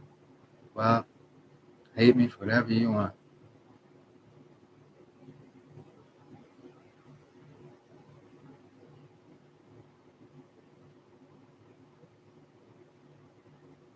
That's a long time ago. Gang life, people get fucking smashed out all over the world. Every fucking day someone gets beat up, stabbed, robbed. And the gang life, gangs are everywhere. There's several billion people in the world. I'm sorry for what my brother did. If you can't get over that, that's on you. I don't want an apology for anything you did to me. I could care less. I can make assumptions as to what people did to me are going to try and do to me, but I'm a neutral party in a very unneutral fucking realm, gang life. So I'm neutral, period. As I start no problems with anybody. Straight up problems, never. Do I talk shit? Yeah, I talk shit. Do I write on the internet? Yeah, I do. It's all fiction. And if you believe it, as it is there, some of it's real. Some of it pertains to, you know, people that were actually in my life that would know that and be able to explain that to the very higher ups in certain gang life in BC. That would, you know, they fucking cherish me anyway. Because I never fucking start shit. Actually, never start shit. I know how to be patient and get revenge, though, in my own way. Because I'm pretty good at strategy. The generals pick up on this stuff, maybe. I say in the American ones, probably when I'm 4 or 5, 6, when I draw this picture. And they got think tanks, strategic minds that sit around and throw around strategy and this and that. And they know I'm up to something with that. And, well, 30 years later, here I am.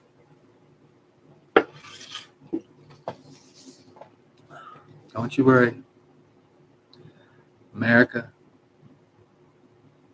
well, Canada's strong and free, so America is even stronger and the land of the free. We can't forget about London. As Londonian, I like to call it London, where one of my ex-brothers-in-laws I never got to meet probably works in the finance world or the banking sector or somewhere's in there. And I never got to meet your old man, but I did my best for your sister, no matter what she said. And I'm over it. Been over it a few years. I get over things quite quickly. I still miss the cat, but there's a reason. She doesn't want me to see this Luna. I understand. It is what it is. I'm in the organized end of the criminal element for a reason, but I like to entertain. But having a girlfriend is nice. I love it. When one's in Kelowna, it's great. This is good.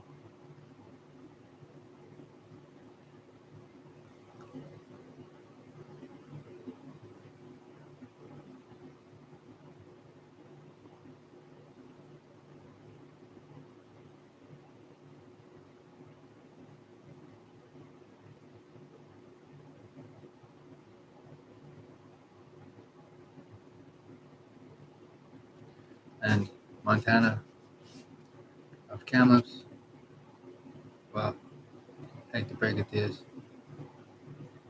we are dating. She's my girlfriend. She gets mad and says all sorts of different things, but we're still dating. When I was with Sydney here, well, when Sydney was here, sorry, I was dating Montana the whole time. So we're still dating, and we have trouble getting along sometimes, and she goes out into the world and does her thing. But those ones that aren't members, they're just in a puppet gang. Or, I don't know if these five guys are considered a puppet gang. I don't know what they're considered, what faction of political ideology they fall under. I don't even know if they know what any of that means. These five, you know. Well, there could be eight, but I'll leave the one in Kitimat, one in Kamloops, and the one in Kelowna out of it. Because I don't think they want a part in it. I think they are having a hard time with understanding who I am. But now I tell the story, and then there's three of those guys. Those three guys are smart young men. One a little older than me. We're still young men. We're not old men. Our dad's generation, the dads, they're smart men who are just retiring or getting there or right around that age. Some of them don't want to retire. I got them going on this idea of, well, in the mafia type world, there's no retirement. The fun don't start, and now they figured something out. Well, there's still young guys in there, but you know, it's like an onion, layers of knowledge.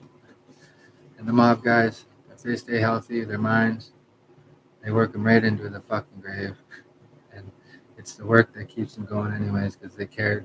They care about their people that they take care of and their families. And with the Italians, there's Italian American, Italian Canadian, whatever, Italian whatever. They're all over the fucking world, literally. I mean, and I noticed in Bangkok, there's more Italian restaurants there than fucking anything. They're simply everywhere. There's white people all over the place. Like, where are the more white people there in the one part of Bangkok than there was in Vancouver on the street? Vancouver is very multi-diverse. People from everywhere. White people get around. They like to travel and they like to tour in Bangkok. So they have quite the population there. It was a great trip. I loved it. I met a British Columbian man on the street. You want, an older generation retired, the older generation, probably 70s then, 70-ish, 75, so 10 years older than my dad. BC born, I think. Born. He was wanting me to party with him. I come here to get away from you fucking BC guys. Leave me alone. He was a nice man to me. We chat a little bit. He tells me the story of fucking townhouse. The thing went $1,000,000. I sold that. Things business has been good for those men. Property prices are up. If you look at the stock market since the early 2000s, this puppy has gone up. And there's a lot of reasons for that. The internet's a big one. Money, capitalism has worked. There's a million and one people involved in that. Everybody's involved in that. This man, he looks left and I'm gone. I'm on my own. I want to hang out, be on my own. I almost disappeared into the Bangkok underworld there though. I mulled it over. Seen one gangster. I knew he was a gangster, and I said, "You probably recognize me briefly. Maybe not." My name spread early, prior to 2010. It traveled.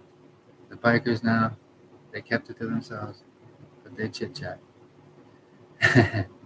If not just to their, why not being, you know, trying, not all of them, but, whatever they said. The kid, he's going to be something there, whatever. They couldn't keep it to themselves a little bit. So I sent some messages, and they wanted some information maybe from elsewhere, and the great legion of biker wives, the HA, wonderful, wonderful women. Nothing to do with my fictitious KMMC. Fictitious. I rated on mob radio. A couple of these things make people laugh. Nobody's seen it. Very few. The bots. I have the bots on there. They had me. Nobody's read it. I'm clever with this apostrophes and the S's and this and the money signs and stuff. No bells go off in the software department. Nobody sees nothing.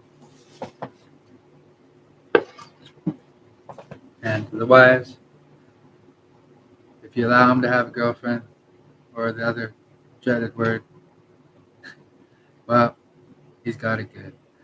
And if you don't, well, hopefully he's good at buttoning up on his fucking lies, and well, he'll go whiter than he even is, or turn white from whatever fucking color he is. And well, I'm sorry. Girlfriends now. Well, I don't keep any, so don't look to me. And I write, and some things are serious, but it's a fictitious account. As I noticed, one system in the States seems to really, really work. And certain things go good, they go well. You know, you have an older, richer, more international organization. You know, then you have, at one time the boys, they were called. Still, some are proud to hold that. And, I always refer to, the young men I kind of hang out with, and, when they're not around the boys, but the biker clubs, older now, older generation, nearing retirement. Some are older than that, in their 80s, 70s. Angels started in the 50s, I think. Some are still alive. Others, the meth got them, or their actions got them. Yeah, last year I throw this around. I said I'd almost worked for the Nazis. It almost worked for the Nazis, the meth. It worked for the Hells Angels, I said. and I'm on half rations last year. These things I keep saying over and over, and there's mics from who knows who's listening. When I really make a push last year, 2023 February, I get into the Red and White House on 10th and Surrey. I had to be offered a place in town, the right location. I was waiting. Like I had to be offered, to work with the old guys, or led to the old guys, through the old guys, the dad age. Because I absolutely avoided the dad age guys for years. Because I knew they operated a certain way. They wanted their way, and only their way. I know that. Well, Uncle B and me have found a way to please all parties, I think. He doesn't really boss me around to do anything. The pot business. He knows what he's doing there, and it's changing. Legal weed is here. I mean, some hold on. Unk got out, I think, fairly early. Well, someone quit and really, I'm not taking a cut from that, but my name carries weight around the country, and some people are probably drawn in or happy to get involved. And I'm not taking a cut. I never wanted a cut. Don't But I'm there when it's in the closet, in the kitchen, in the old suite where Adam was living there. I'm there. It's, Unc's doing his own thing without his son's knowledge really at all. You know, grows and all this. He tells me this from his own. He's already made kind of guy. Like he's amongst the biker guys. Like he's already put his work in. His money's made damn near already. He's interested then in getting his son in a good spot. And me, this is fucking 2013 or yeah, 2012, 2013, and well, I've already drawn that picture, the Nazi, uh, the Nazi parade in preschool, and kindergarten, and it worked then. I knew it. I got shit. Teachers gave me shit. Grandpa and I weren't even allowed to see each other. I don't think. I don't know if we ever seen each other again. I don't know what happens. Me and Grandpa, I think we make a plan. He yells at me for something. I think I told my brother, I think, where Grandpa's money was for the boat. Yeah, Brett and shit. Or my grandpa told me to do that. I don't know. He didn't. Grandpa Harold, he knew Brother Brett was trouble, I think. But Brother Brett. Then he tells me, I remember at Heather Road, I'll give you $50 if you don't tell anybody the secret about the boat money. And I didn't say much. I remember this. So I maybe didn't tell him where it was. I might have. I don't know. I feel like I had something to do with that. But he stole $5,000 or something from my grandpa early on, and cash for his bedroom. I think Grandpa left it there for him. Grandpa didn't hate him. I don't think Grandpa hated him. He knew he was trouble. He knew he was getting to the gang life. Because Harold Hayden was, he was very well known in Richmond. Born there or no? I think he was born back east. No, New Brunswick. His dad, his dad was a Hayden from Ireland, I think. But he got run out of New Brunswick for moonshining by the cops, probably. Because he was probably selling across the line. Who knows? He was involved with, you know, moonshining. Maybe, I don't know. He's a big time moonshiner. He's involved with Canadian kind of underworld. The Italian American mafia was big into moonshining. My grandpa Harold was probably born in the 50s or the 40s. He was a big Irishman, like tall. My mother has one picture. I looked at that picture once. I said, he must have ties to the IRA. He was a fighting man for sure at one time. He had to have been. He was a soldier at some point, or a strong man, or maybe even had some police in him for a bit. Maybe not for long. I don't know. I don't know his history. I just know his picture, and I'm good at judging a picture. He was. That was Harold's grandpa, Harold's father. Yes, that picture, the big picture. Like yeah.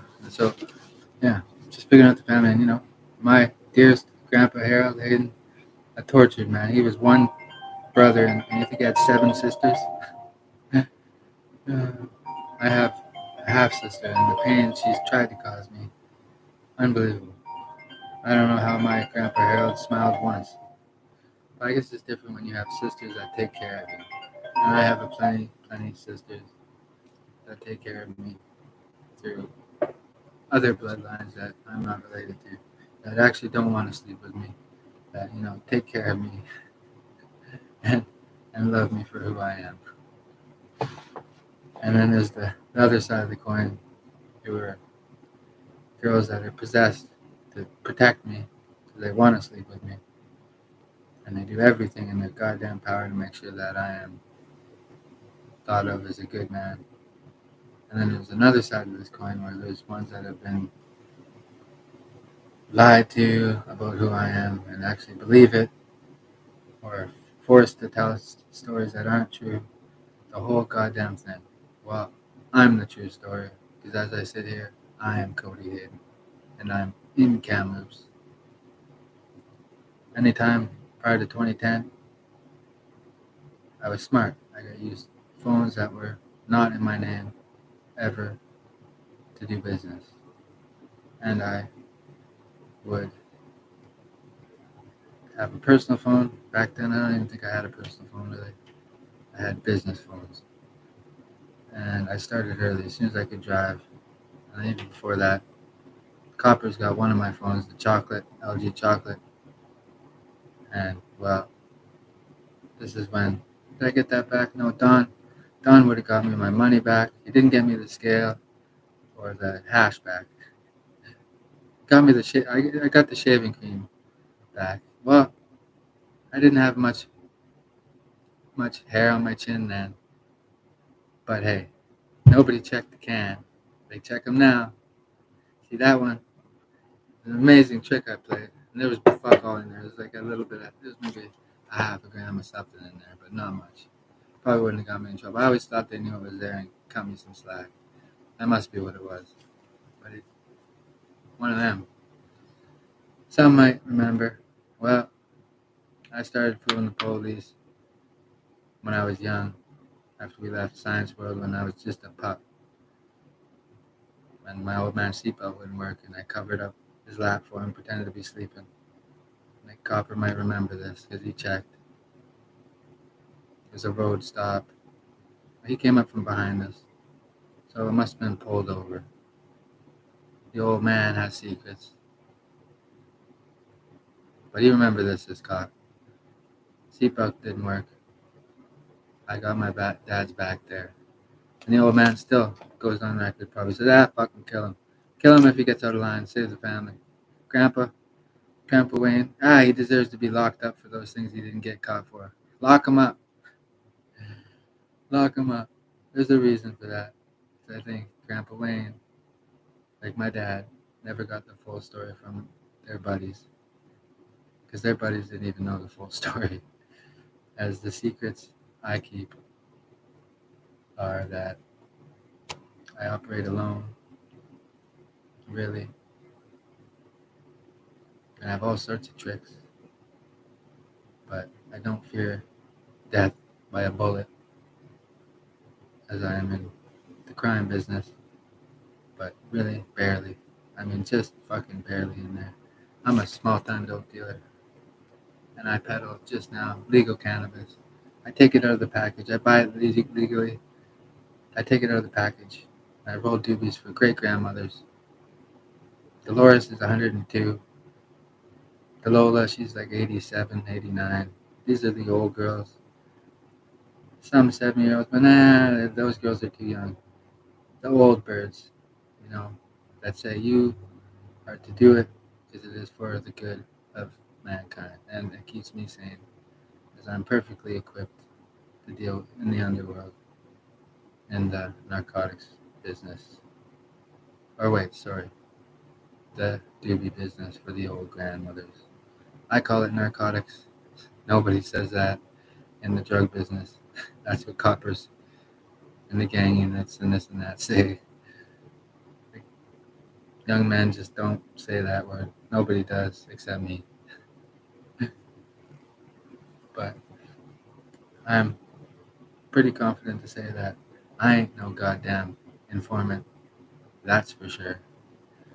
The one statement I made, I'll go on record and say, the one about a certain woman who was beating up on her man.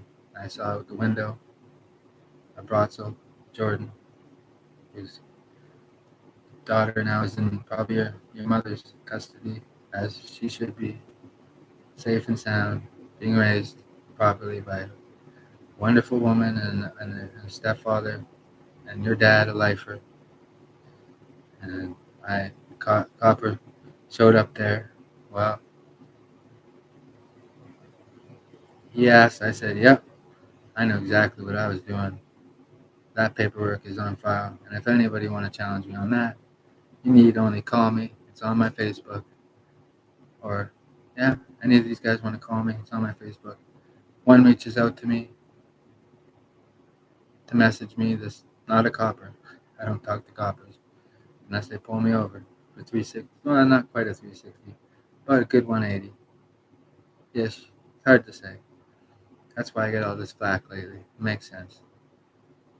And they come by my home in great numbers just to give me shit about this.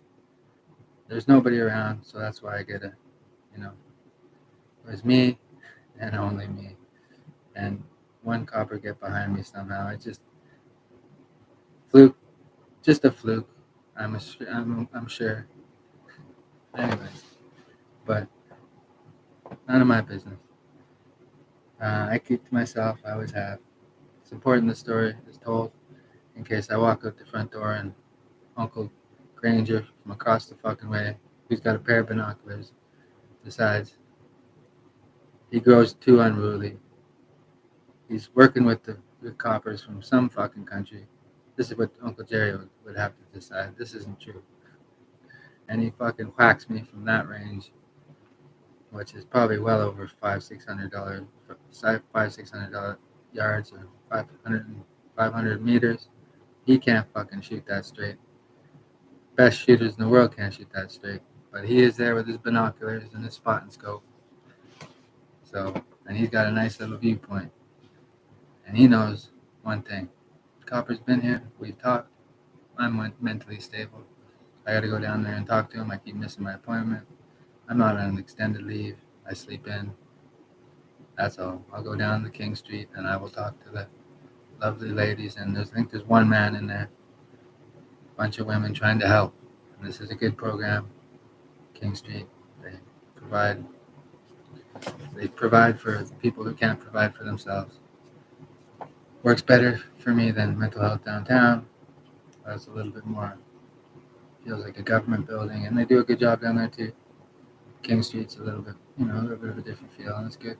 Dr. Lessing, she's wonderful. I'm fine. The Vega is good. The other one was way too strong. Thank Christ, I'm not on that. Jesus. Fire alarm go off in the house. I don't even wake up.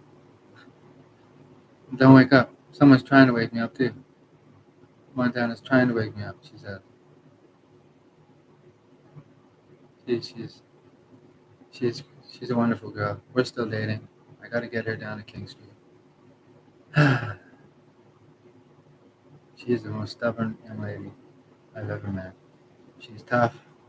Hopefully she calls soon so I can go help her. Because I tried and help her last night. She wants me to give her $300 because she's gonna get beat up, which is bullshit. She shouldn't have got beat up. I hope she didn't get beat up. That will be not good for somebody. Because I'll make a phone call. I'll get in touch with somebody, one of those old dudes. I gotta bang on their door. And the old dudes know that the young women, 20-year-olds, some in their 30s, and the teenagers are being brutalized in this city, some of them, by Cam. Brutalized. And he's lying. He's lying. And he's backed by Donnie of Surrey. And they lie. And when the patch says to do something and to do it fucking properly, they say, yeah, okay, no problem. Scared then. As soon as the door closes and they're gone, they go back to lying.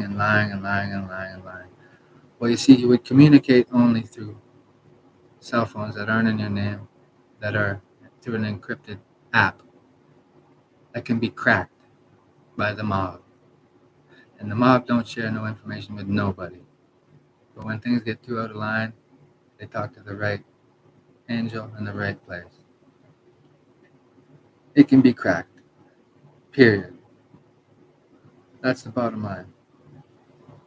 So be careful what you do on your phone if you're in the criminal element, especially in regards to me.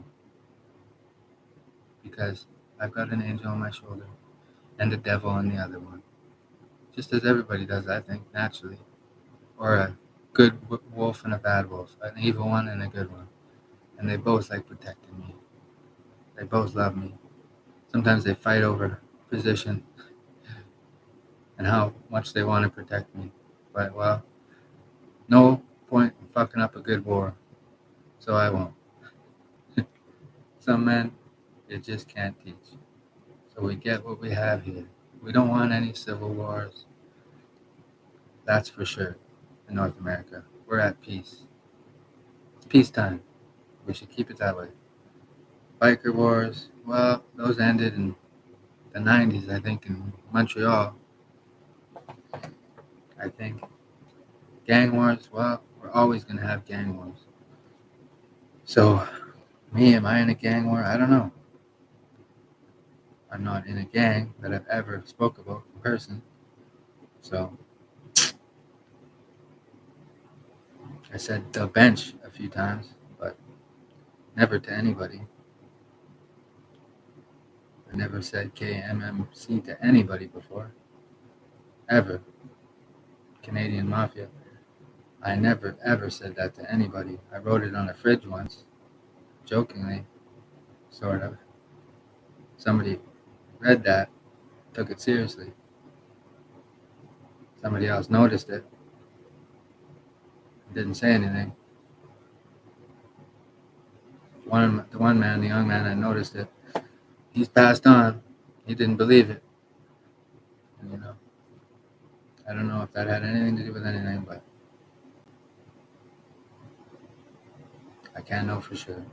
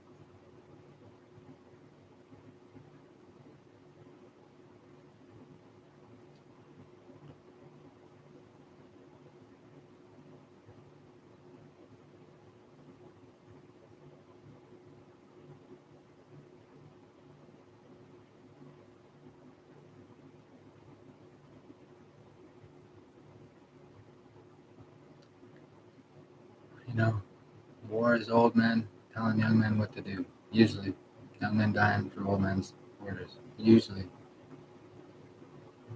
that's what war is. Usually. Now, in gang war, it's different. Young men are killing each other for young men reasons, usually. And bikers, usually, well, they stay out of it, usually, because they're bikers. And they have things called biker wars. And they, for the most part, I don't think are at war. I know the outlaws, and, they were, they set off the second biggest bomb in the United States. I said that to someone once. Ron, he heard that. In the history of the United States, next to the Oklahoma City bombing, I think.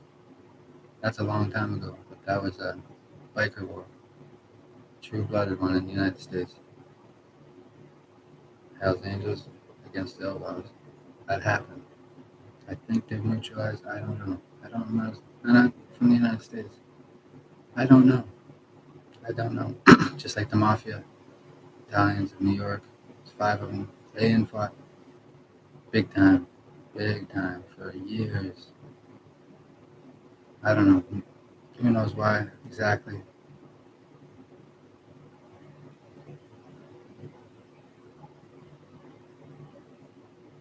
I read the big book. I called it the good book. I know there's a different book I read. The Five Families. That's a 600-page read. I read that when I lived upstairs, front to back. I had a couple laughs in there. Not a lot to laugh about in that book. I'm a different animal. When I was young, I read Hells Angels at War. Not a peep out of me. 12, 13, I read this book back to back, front to back. Oh no, I made it right to the section about BC when the coppers forgot. I took this in a couple different ways, but the bikers, I don't think are at war.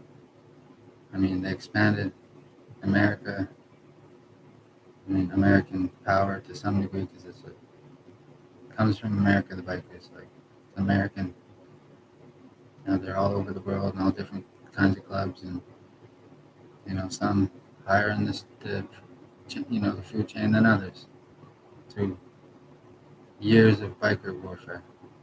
Primarily against themselves, I think, but they take all. If you want to go, the bikers, they'll go. Doesn't matter what clubs they are, but one place where they didn't really, in some places in the States, maybe they delved into messing with the Italian Americans, but I don't think it was favorable to do that. Now the bikers expanded big time. Some places the Italian American influence retracted. Family bloodlines, got out of the business. Jail sentences were handed out.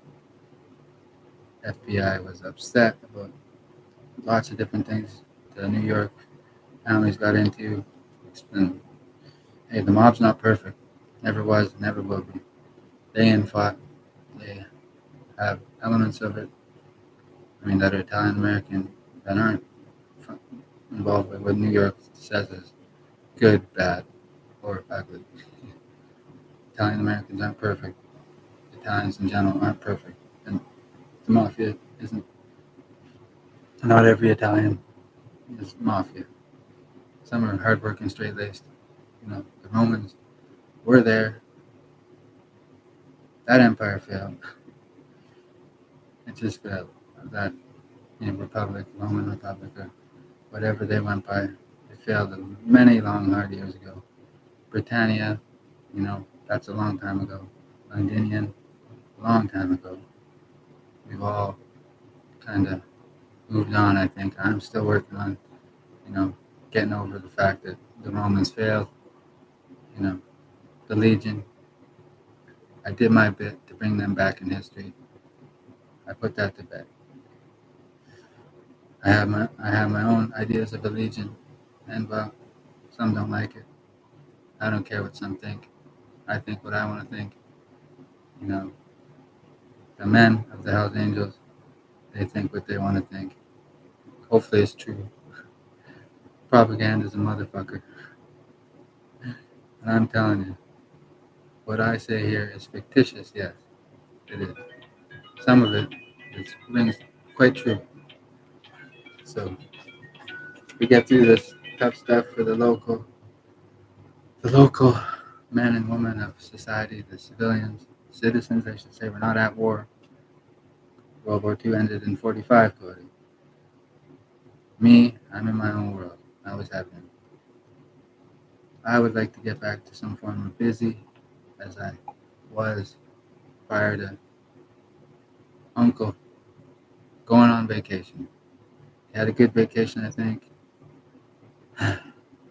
Maybe not as good as he wanted it to be. Well, fathers and sons don't always get along. Some keep secrets from each other. I haven't told my old man shit in person. I told him I moved some weed packs to the city back in the day, made some good money. I did.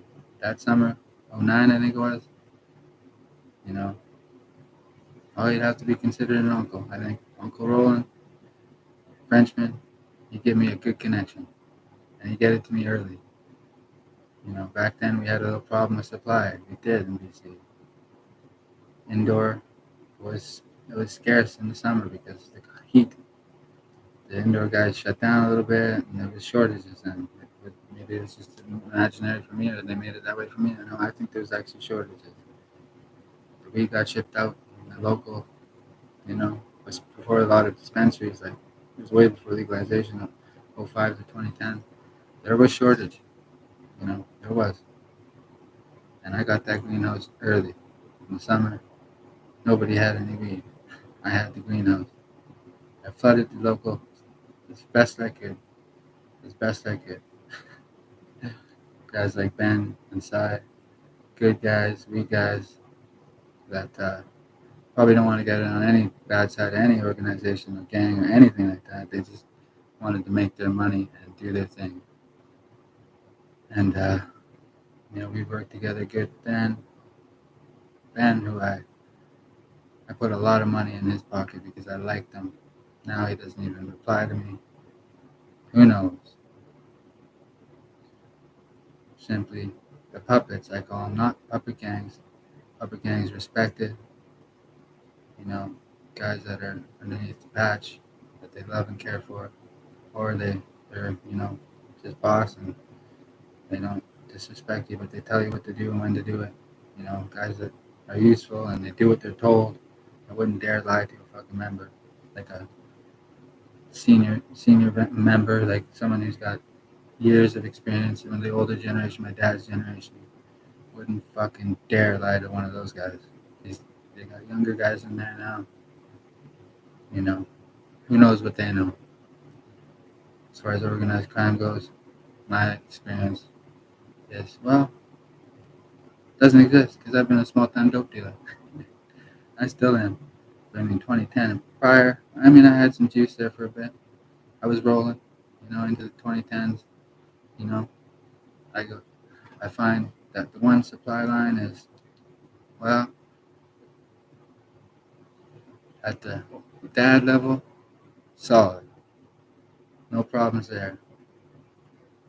Now, in between the dad level and the me getting it level, there are complications. And the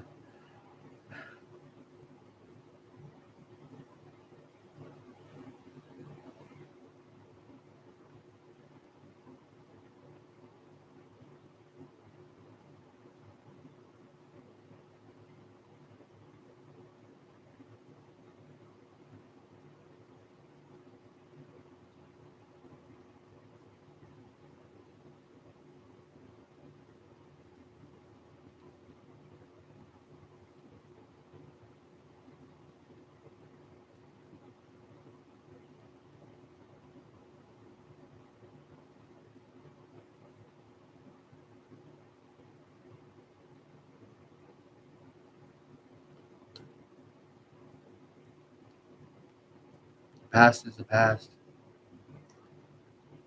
My family is wonderful. And nobody in my family wants revenge for for all the deeds of the new world. I don't seek it for anything, you know. There's a group of five. We'll go over one last time, and I won't mention their names again. Salmon Arms, well, not their finest because he come from Surrey. Jason is one, and he's not welcome in Kamloops much. I think he got ran out of here by the police. That's what I heard. No, not the police. They wouldn't do that. Who ran him out? I don't know. After the province, front page of the province there, but someone makes sure it makes front page. Someone who he forgets he even met before, doesn't watch local news. I knew that the second I seen the name. I did a little research on it in 2015 on the computer. You know, the apartment by the, the mayor at the time, Kamloops. I think he owns the building, or family owns the building, or something to do with him owning the building. Dan rents me the place. It's lovely. I got to leave in a hurry to Calgary. This is what the story was. And this is right around the time where, you know, these two are left out of these five guys for a reason. Different men. Do not listen to these five guys. They don't know what they're talking about. Adam is watching a business for Steve. Steve's on vacation. My business then is my business.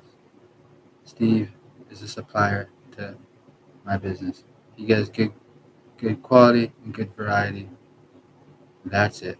We never have any kind of sit down or talk about him being a supplier full time. I work with him because he brings good quality and he does a good job, except for the fact he's late. Always late. He's busy, I get it. I'm buying one or two at a time, once a day, every couple of days. Business is good. He helps get business going with quality, and that I accept that. He does a good job for the most part, other than he's late. Always. And I get fed up with this. I get fed up with it.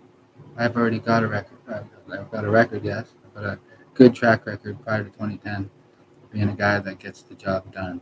Had a crew, young guys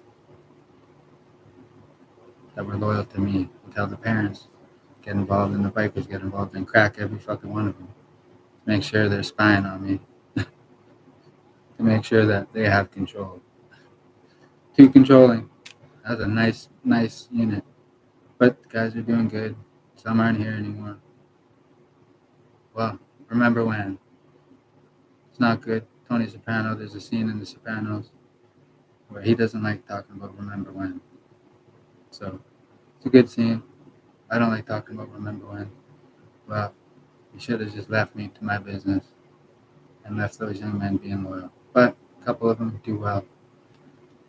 Really well. And one turns out he needs to be realigned. The one from Monty Lake and his stepfather. He'll get it done. And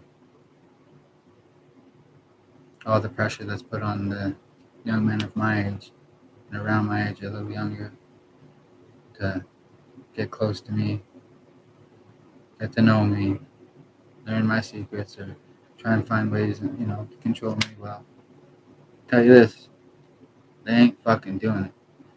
I fed them shit and treated them all like mushrooms, kept them in the dark. They just don't know what I know, and I know what I know from books, mainly. I'm piecing it together through my life in crime. Never organized crime, really, in the dope trade. I'm a small-time nickel and dimer. Prior to 2010, you could argue I wasn't. Locally, I did all right. Stayed in town. Never pushed out of town. I mean, everybody in Kamloops that buys, some sort of illicit substance, probably through some of the people that I have supplied before. Nobody works for me at all. Never did. Back in the day, we worked together. We were brothers. I was kind of looked up to amongst those men. The one, Kyle, well, he was in there as a, double agent to fucking have me fucking put into slaughter. And well, I don't see him anymore. He tries calling me and ruining my morale when I'm at school. So I call him when I'm in Thailand and I say, it's nice and warm over here. So we all get even and I don't hold it against him. He was asked at one time, he's the only one to ever meet my brother, and he was there for me then, but in a way that, well, to fuck me over. He's got German in him. And he's a Canadian, and not all Germans are good Germans. Most are, some aren't. Not all Canadians are good Canadians. Some are, some aren't.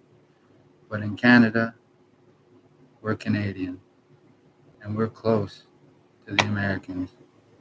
And Uncle Sam does not want a bunch of hostile working men in Canada. The working man in Canada provide resource extraction for him, and they're not all fucking bikers. The bikers, the many clubs now that are bikers, there's not just the big ones, the AHA, the Outlaws, the Banditos, the Mongols, the four big ones, I would say. You know, there's the Comancheros and stuff down south, and the throttle lockers locally, and stuff like that. Other ones I don't know about. Bikers are very powerful. AHA kind of rose to the top and is firmly there, and that's their business. I'm a Hayden. Hayden, Hayden, applies to the Hayden family and all the Haydens that have that in their name. HA, God bless them. They've done all they can in BC to keep me safe, at the same time harvest my goddamn skills for their own, which is fine. I don't care. I do a good job when I work, and I always push the fucking envelope in the dope business. I work too hard, February to February. I work a year straight. I mean to work a year straight, every fucking day. I don't take a break. I take a break to sleep. I almost pass out at the wheel driving home to get sleep, working. I go down the road stoned, and somebody stoned or drunk is on the wrong side of the fucking road. They're driving right at me in the slow lane past A&W in fucking Valley View. I mean, I've never seen something so fucking stupid in my life. Obviously doing it on purpose. Something.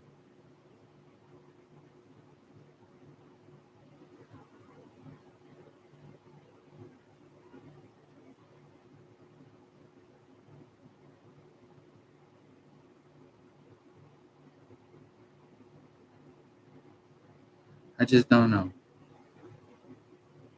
I'm stoned. I'm working dope trade stuff, like running a phone for myself with a very, very good supplier and uncle at a very, very high interest rate. As I get away from him after his vacation, I actually make some fucking money. Funny how that works.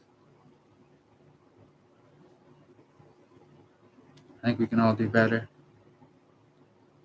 If Uncle wants me to actually prosper and do well, like he made sure his son does, when I'm nothing but loyal, honest to him. He don't ask no questions. I don't ask much about him at all. What was it like on the east side of the wall? That's it. Out of curiosity, not to know anything more than that. He don't tell. With Walter, I ask. They don't tell. Oh, it's probably not very good then. So, Soviet Iron Curtain is gone. The Berlin Wall, as far as I know, I haven't been to Berlin. There's a man with Adam the one time in his truck at the theater. Seemed like a real good man, a serious man, I know that. I met him only for a minute, I think.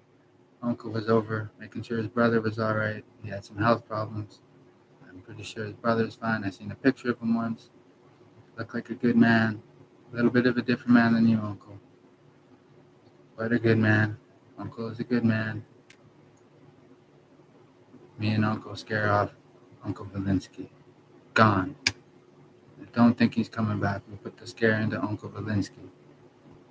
Uncle Valinsky has problems with, you know, red fellas from way back. Uncle Val doesn't. They disappear, and we continue on. Nephew's happy. That's got nothing to do with any kind of negotiations with our old business at all. We don't ever talk about it. That's that. Nobody knows the difference. I'm well studied. The old man, Gabori something. I learned this in a movie. I learned this in a book. I picked this up, studying. Hells Angels were at war in this book. I don't even read to the end of it. I read that BC cops forgot about this land. I say, it's wide fucking open, man. I read this in the book. I shut the book. I don't finish it. I still have it. It must have said the Hells Angels weren't at war anymore. They were at war when this book, after the book was written, they weren't at war anymore in Montreal or Quebec. I don't read that far into it. I say, well, and at this time, this picture, I'm looking for attention, and then I say, hey, and amongst my friends, and this makes it out of the circles of people, who I said it to with a big fucking smile on my face. Why don't you have a girlfriend? Because I was single a lot in my teenage years. I was busy making moves. I wanted into the big city. I wanted in bad. So I was down there hanging out, and I made a couple moves down there. I shit talked Bradley because he was told not to. He was told to make him wait. I shit talked Bradley. It wasn't Bradley I was shit talking. It was somebody else. Not the man that held the weed, but the old guys, the dads. They always tried to make sure I knew that they were in charge. Well, I was with Grandpa, a generation a little older than you, man. That you guys all had to, you know, get your ass kicked by when you were growing up. Your guys' dads, they taught you the way, how it was. I was always in Grandpa's, except for my Grandpa Wayne. My Grandpa Wayne now, he knew how to be a good man and a smart man. But Grandpa Wayne, very well connected man, was for sure. And may he rest in peace. Well connected, grew up in the Garlic City, told me stories that, he tells me, and he's angry about it. He says to me, Hells Angels are on contract for the mob. This is after 2010. So that's what he says to me. I look at him. Okay. That makes sense, I guess. I don't know. Didn't really care. I did care. I do care. He tries to teach me a lesson and it's learned. The old guys, the old guys, they know that. They know the history better.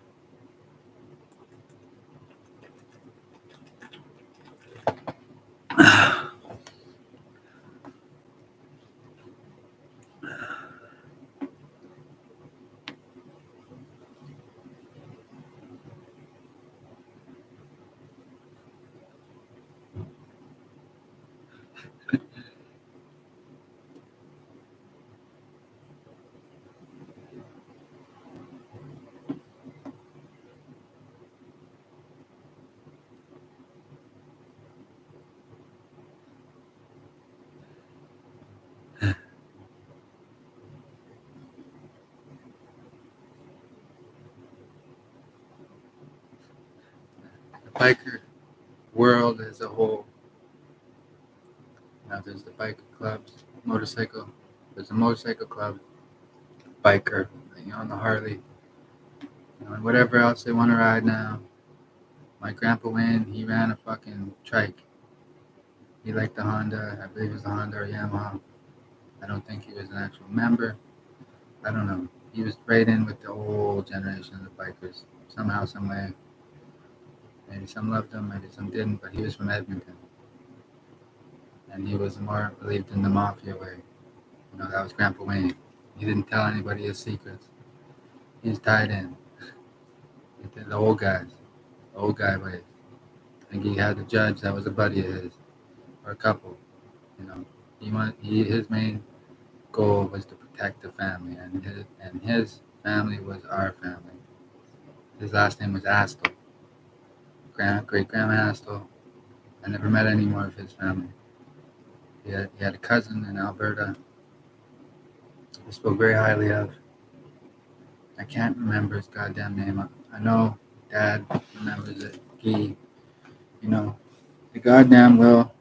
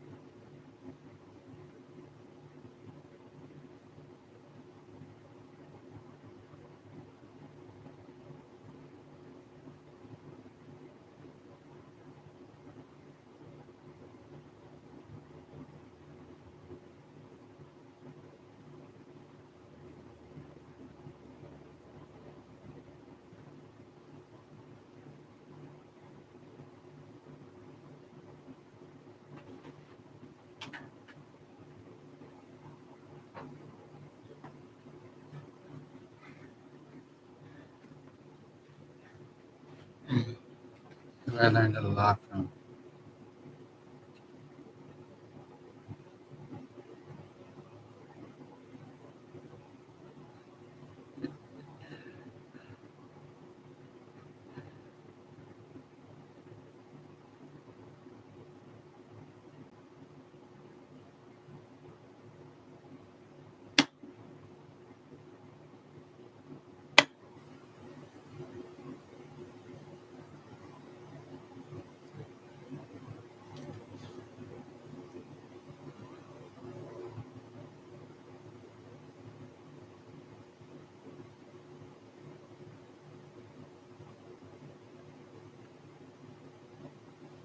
That's the truth.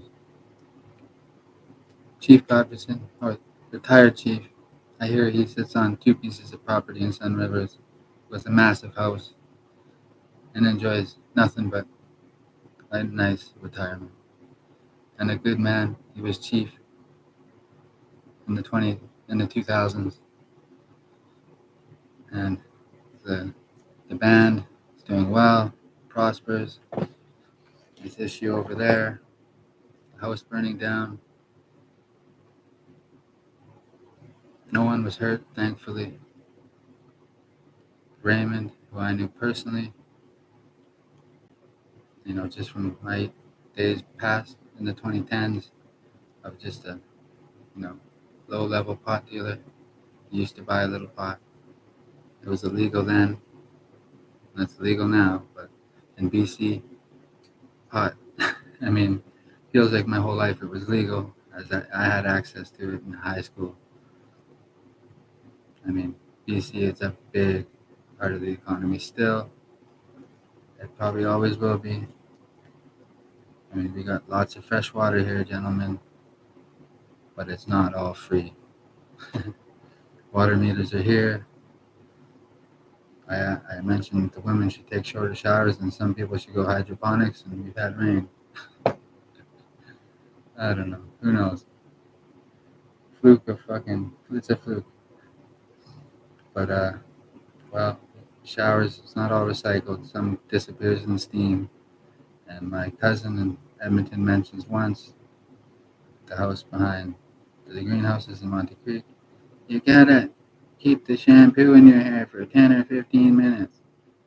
So it works to my dad. Just she's visiting and she's just a dear relative. I just remember this. It's right when I got on the computer and started playing Diablo 1. I didn't say anything to her. I just said, huh, interesting. But women, they take long showers. Now my sister from another mister, Ashley, very, very beloved person in my life. Garrett gets his sister-in-law. That marriage was together. They're not together anymore. Her and Rob gets his son, uh, Garrett's brother. We met when me and Garrett first met. He knows that my intentions were good with Garrett in his heart. Did my best. He was wild from the underworld and the lower mainland. Just he was going into that element whether we met or not. We met at Twin Rivers. I see him walking out of the school. At that time, I already had action. I'm using the one from Williams Lake big time. I'm working with Jay. He introduced me. Me and Jay get along. We get along well. I learned lots from Jay. One from Williams Lake. Whatever. His name's a good name for me. I enjoy that name. And I keep him right by my side. But he thinks I'm owned by him. And his closest ally from Salmon Arm. What are we calling him? Well, we'll call him Jared. Not that Jared.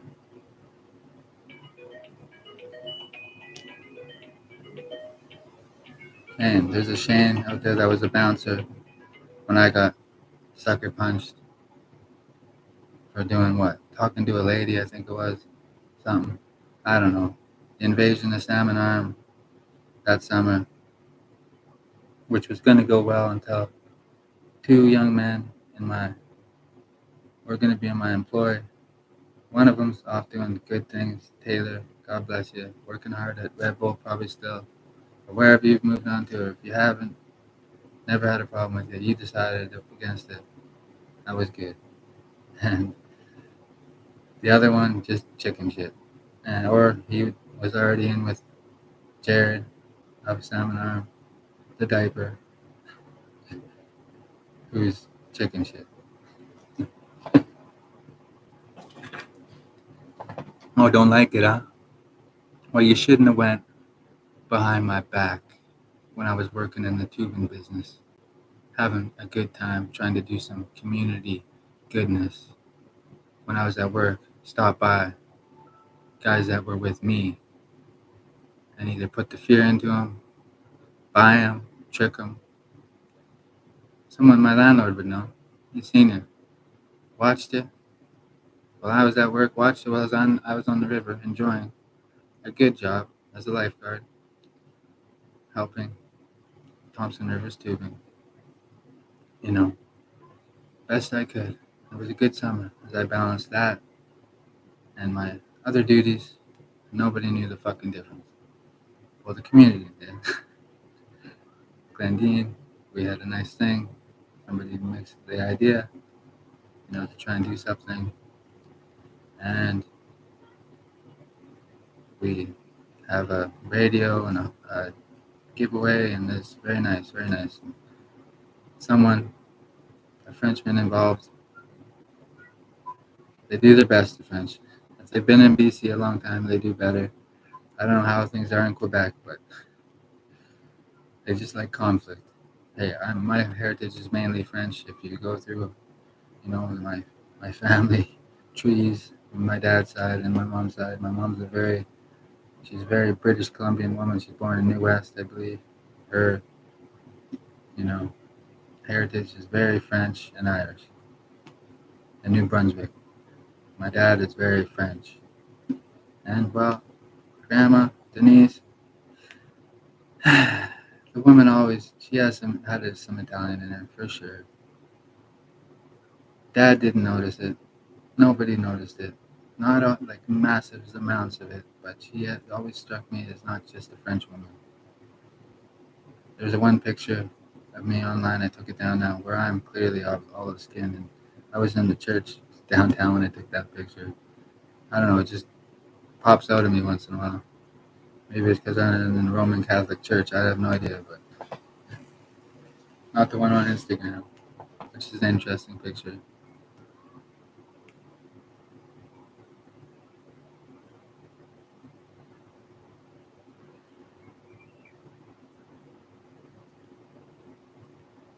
And that's just a picture I take, and I use that, as I use that for the criminal element, as it's not true. And I'm going to take that down because now we're all on the same page. The Roman Catholic Church has been around 2,000 years, faced many, many, many trials over the years. The last one, very, very difficult, damaged the church's reputation internationally. But lots of people stay with the Roman Catholic Church. Lots. They fight through this, damaging the reputation. Lots. And their numbers are hurt there, but it doesn't. The Roman Catholic Church appreciates all of you, all of you fine people. I appreciate y'all. I'm not Roman Catholic myself. I find myself, as someone who likes to fight against evil. I mean the bad stuff. And some of it hides in organized crime, but I'm not here to teach the organized criminals anything. They know what they do. Some good, bad, evil, and the ugly, whatever. I'm simply here to say that the Roman Catholic Church has been around 2,000 years. Why they got together in the first place, well, who knows? Was it the Legion of the Romans trying to hide in plain sight? I don't know. We may never know because they wouldn't write about it. I don't think so. I really don't. I think the church formed on its own for reasons that the church forms for the good of the community, and it's a belief system that it helps many people through many difficult things in the Bible. I do for the clergy just to, it's interesting because I know how the clergymen work. This some of them, anyways. The younger clergymen, maybe, they find certain, things, and I do it randomly. And well, this could mean something, and they have great minds, young men, older, and women, the nuns. There's a big part of the Catholic Church that the nuns are involved in. They have a great deal of influence throughout their churches and their properties and all this, and they're very powerful men in the Vatican. And I know that from the show Da Vinci Code, the sequel, that these scenes, they're very in the church. The old men, the archbishops, they meet and they decide on who's the next pope and all that. It won't be me. I'm not interested. The young pope, Jude Law. This is a good show. I watch it. There's not going to be any young popes. They're old for a reason. They're in on the knowledge and the way things work. I don't know exactly how it all works. I'm piecing it together, but I don't go diving into their bag of tricks or how much power they got over there in the Vatican, simply because that's their business. But I like to say, I was Elizabeth's knight. How loyal to her moral fiber I was. Not fairly good, but I'm from the criminal element. So I kind of did what I wanted in the 2000s to prove a point, to say that, yeah, well, she raises them up pretty good, and they can kick some fucking ass too. But she's passed. Now I find myself back in the criminal element. Well, the best place for me, for my own reasons. Certain things just don't bug me, as some people would be scared right off. I'm not a Roman Catholic. They're the Roman Catholics. If you believe in it, you're Roman Catholic. I make a pretty goddamn good Roman. Roman Legion. It failed hundreds and hundreds of years ago. There's a great line from Sopranos. The Romans failed. And he said mafia business, and we are the Romans. When you're looking at them, well, not all mafia men are religious, but none of them want business fucking with the Vatican. I don't think that's you know they're tough men to get to in that building, and the church. I always say the church growing up, the church, a little bit. I think it's good for community. That's what I think. Now, it's open for interpretation. Religion's a big world. Billions involved. Some aren't religious. I personally would say I'm not. I believe in religion. It works. I think it's a good thing. There's bad actors in all religion. Make your own mind up. Live how you want to. I care a bit, but I can't care too much because it's a big world. So, God bless and Godspeed. I'm a good Roman. Romans failed. I'm getting over that still. It may take a long time. Maybe I'll never get over it. But that's a long time ago. They had strong, you know, parts to it. I always wondered why the founding fathers go back to that, the republic and the democracy type idea, because I don't know what they thought. There's Mount Rushmore. They're beloved. I think there's some secrets there to study and all that. Franklin was one of them, no? Yes. My founding fathers' history, I don't know that well. They're on the money.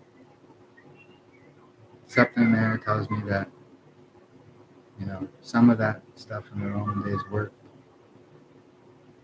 Democracy can work. Now, it's had its struggles. And the empire business didn't work. The empire business was not good.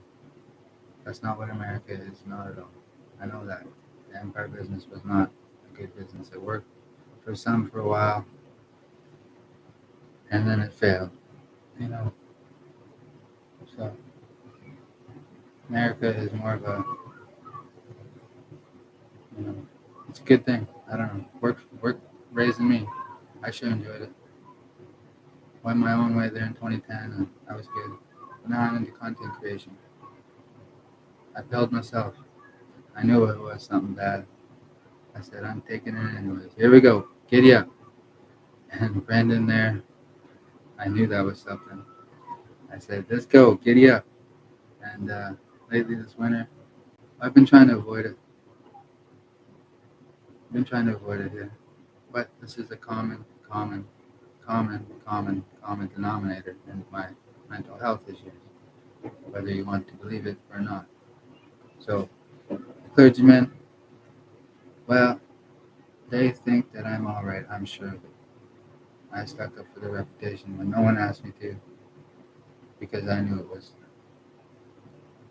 to be my personal interpretation of the most recent, you know, attack from the devil or evil itself. I would think, as far as I can tell, when you're on the front line fighting evil, sometimes evil gets a hold of you, even if you're the very best kind of person in the beginning, or you were damaged when you were young, or who knows, or you just outright tricked, blackmailed, forced, robbed, stolen from, who knows. Some will never forget the Roman Catholic Church for certain things. That's understandable. I never doubted the Vatican for a second. I never will. That's my interpretation as the devil. If you believe in it, evil will destroy a man's reputation, could destroy a man, or an organization, a church, a business, any fucking thing evil can do. Because evil is sinister, and if you let it get out of hand, it take complete fucking control and not let anybody breathe at all. If evil could have this planet sewed up completely, it would, without a fucking thought of the good man. Good man wants good for everybody. Me, I'm a good man.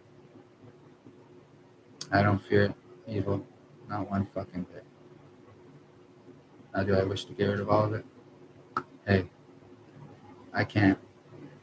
So I could sit here and yap about it all I want, how much I hate evil, this and that. Well, I don't hate evil. Simply not going to get that on me. I'm a much more well balanced steward of goodness, and I can adapt to certain things pretty fucking quickly. But on the fact of coming after my family to get me in line to say that, hey, you better listen to me or my organization or this and that, that's not going to work. The clergymen don't have a hidden man in the closet preaching me on different things. They don't. Last time I was in church is when I left Gagliardi Floor 6 at the Royal Inland Hospital. That's what they call it. That's just what they call it. And, well, that's the last time I was in church, the Roman Catholic Church. This picture that I'm going to delete sends the wrong image. It's an interesting picture. I don't know, but it's just camera effects is all it is. And I'm a hell of a spin man. No propaganda, and that's not propaganda. That's just me using a little bit of the use of fear over the criminal element, not anybody else. Because, well, I'm a man of peace, a good man. I have to be, and I am. Simply because, well, Washington, D.C. wouldn't allow no goddamn evil, sinister man in this position, period. It wouldn't allow a man who was being, you know, manipulated or controlled secretly. The politicians over there know one thing. He ain't going to be controlled by any rogue factions of the bikers. God bless you, bikers. Biker clubs are one layer to the, power onion. You know, power is all sorts of different forms to it. I've studied it, I've researched it. 2010, the soul is unactivated. Power gets me with the pill. I take the pill. I know the pill's gonna fucking get me. I say, giddy up. If I live, I'm here for a reason. I have this thought, and I give it. Fuck it. Let's go. If I die, well, somebody's gonna be wondering why I didn't die. I don't think it was meant to kill me. It was meant to make me mentally fucking insane. As then I could get discredited for the success that real-time marketing strategy had. And that's me. I'm the real-time marketing strategist. And I give away free advertising for all these different trucking companies, just the 5 big ones, and a little bit in Europe, a little bit over there in China in the early days. Has something to do, but my content, is going to run. It's like a popcorn fart. The Texas oil man knows about that. When an oil derrick goes dry, it's like a popcorn fart. There's nothing left. But, people listen in from all over through the internet. Some have the big money to get in on the one kind of radio, the one radio, sunny days. Some of it's a joke. Well, the sunny days bit was a joke, but I get to rib the old man a little bit because he knows my intentions are true. America is where I might lay my hat to rest. The Vatican, they do their best. 2,000 years they've been around. They don't strong arm anybody for power, I don't think. They just make sure nobody get too out of line with it. Evil is not something they want to control the planet. And I don't think it's going to control the planet. Good, evil, grows and does what it does if good men do nothing. I believe that. Good men, they can use evil too, if they want it. Some have to use some forms of it to kick the fucking shit out of the evil that wants to think that it runs the fucking town. Kamloops. Kamloops refers to Tecumloops, First Nations word. It don't refer to anybody in fucking Paul Lake. I'll tell you that right now. The old man, he don't listen to you. He don't show that side to you. He don't talk to you, maybe, I don't know. You're scared of him, probably. Still your son? Well,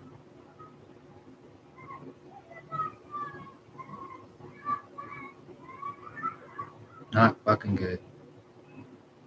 Really bad.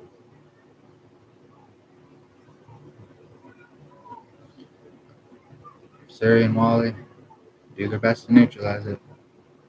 Wow. Another wave of that coming.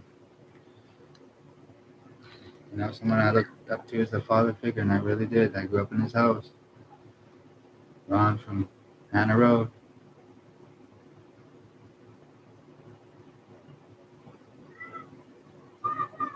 Hasn't neutralized himself. Cam from Paul Lake. Last I heard. Last I heard. Well, there's clues that people leave when they do things sloppy. Sloppy. Work, Cam. Yeah. I'm here waiting, sweetheart, for you to drive down here and give me a big kiss. Simply hasn't had that kind of, oomph to him. But he'll call around. Girlfriends I date. Put the fear in them. Probably tell Montana that she is not to go to the dentist, ever. Because he wants her to go naturally. He thinks maybe the teeth will rot. This is what he tells her. She doesn't tell me this. He is a sinister, and he's got evil in him. I seen it on the picture. His face wasn't even showing. Online, he did some fucking half-assed goofy move thinking he's some sort of gangster. He ain't welcome in gangland. He ain't welcome in bikerland. He ain't welcome with the mob. The oldest of men can't get involved in everything, but they know this particular man, he ain't right in the fucking head. He needs to lock up. If I was one, Johnny Law, I didn't have evidence, well then you can't do anything. Anyway, Surrey tried. His old man scared of him. Not if I was not if you knew the whole story.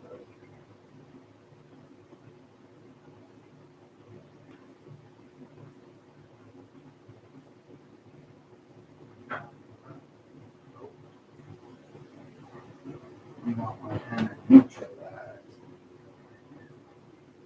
She don't even say a fucking thing to me about you. Fuck. Anyways, we're alive.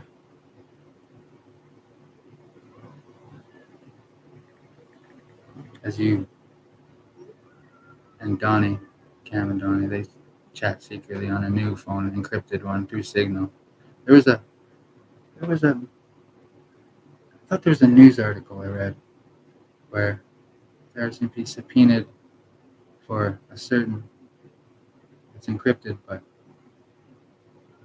a certain group, or maybe it wasn't RCMP, maybe the FBI or something. This is American, I don't know. But they looked for evidence of messages or something. Maybe they delete. I think they do delete, but maybe they don't.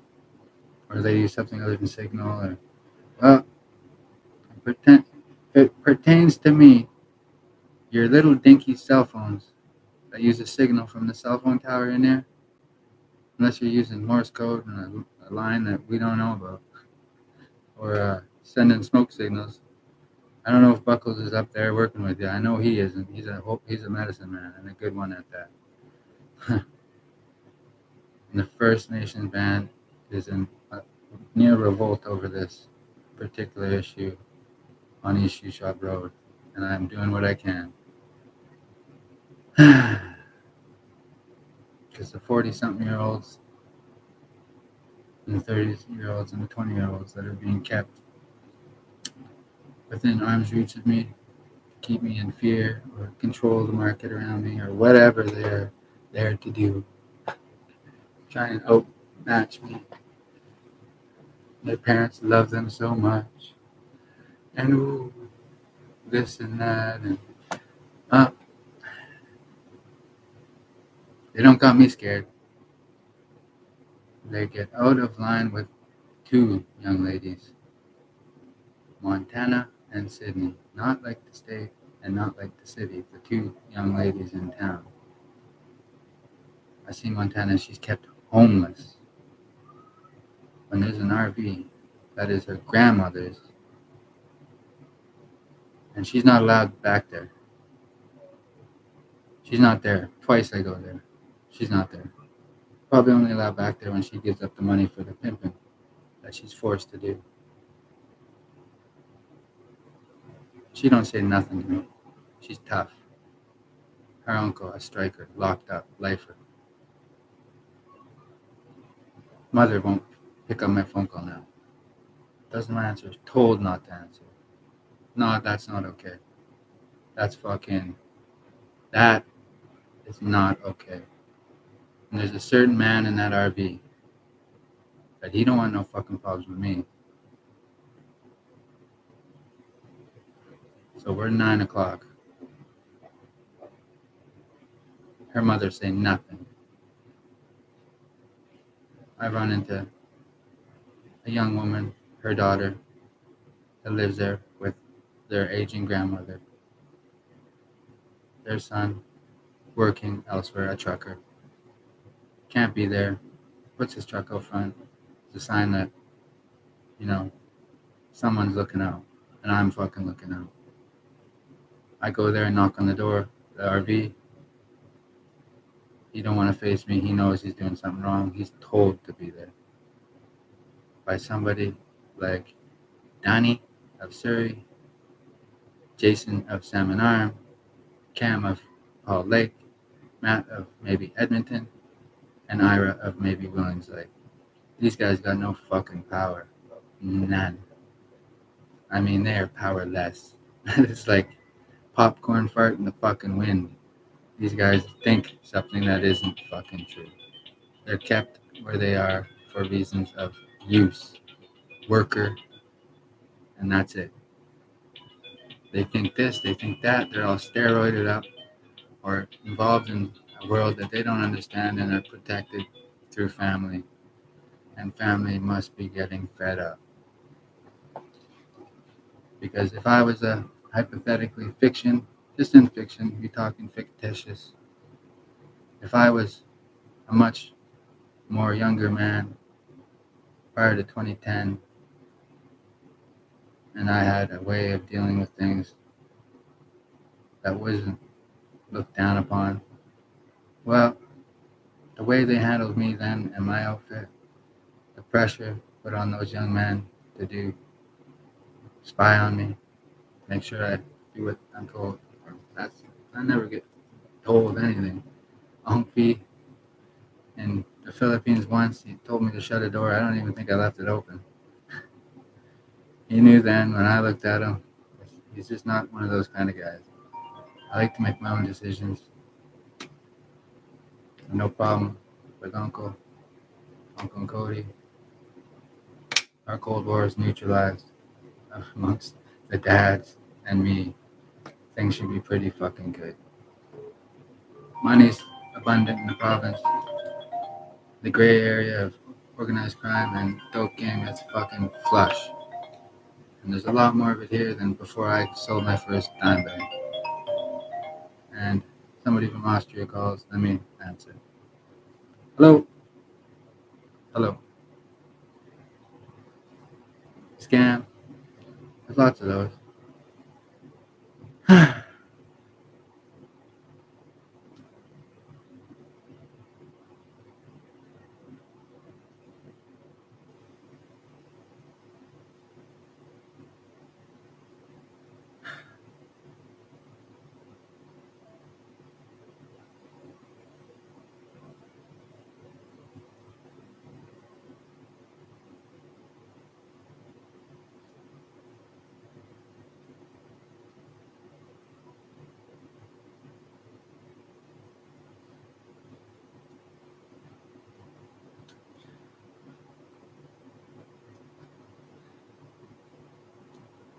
I read the Swiss account. I don't know. The war is over. 45, it ended, as far as I know. Austria, I have no problem with any bloodlines from Austria that go back, way back to the Germanic days, I guess, and must have. I mean, the Romans, they went going on this democracy thing. It didn't work for them. Other countries use democracy in a different form for what democracy is for. Peace and prosperity, I guess, would be the best thing. Warring men, well, young men got to be kept busy. Some of them just like to fight. Some of them choose to fight. Some of them are serial fucking killers. And the fentanyl crisis has spawned some of those. And some of these drug dealing gang types aren't gangs at all. They're groups of men. You could call certain groups of men a mob. You could, because a mob pertains to a grouping of people. But when I write the mob radio, I refer to the criminal word, which refers to a certain group of men in New York from years ago. Kind of the real cranky fucking ones, psychopathic bastards that they are. And they don't like their fucking word. Well, it's not exactly their word, but when the criminal says it, it is. You know, I rate something like a mob of people went over to this man's house with pitchforks and fucking torches and crucified him in the backyard. Well, that's not going to happen, but, you know. But when it refers to mob radio, it refers to a certain type of, you know, mobsters. And I hold them very dear. I rate to entertain. That's it. And I have no problem with any bloodline in Austria. I don't know what happened in my family history. I don't know. You know, history's kind of, it's tough. Sometimes, yes, it is written by the victor and all that. That there's that common theory, but sometimes, a story from 30s or 40s, it reaches different families and this and that, and it's held secret. And some stories are, kept that way, but sometimes maybe a relative changes it a bit to suit their need, or I don't know. History's a tough one. You just don't fucking know. And there's no change in the past. My past, I hold no revenge. I don't want any revenge on anybody. I don't. I want to be known as neutral. Neutral, neutral, neutral. Me, personally, neutral. I'm in an interesting position. I can talk about the tough things others cannot. Others don't want to. Others can't. Too hard to talk about. Different perspectives. I have my perspective. Everyone has their own. I got no quarrel with anybody from Europe.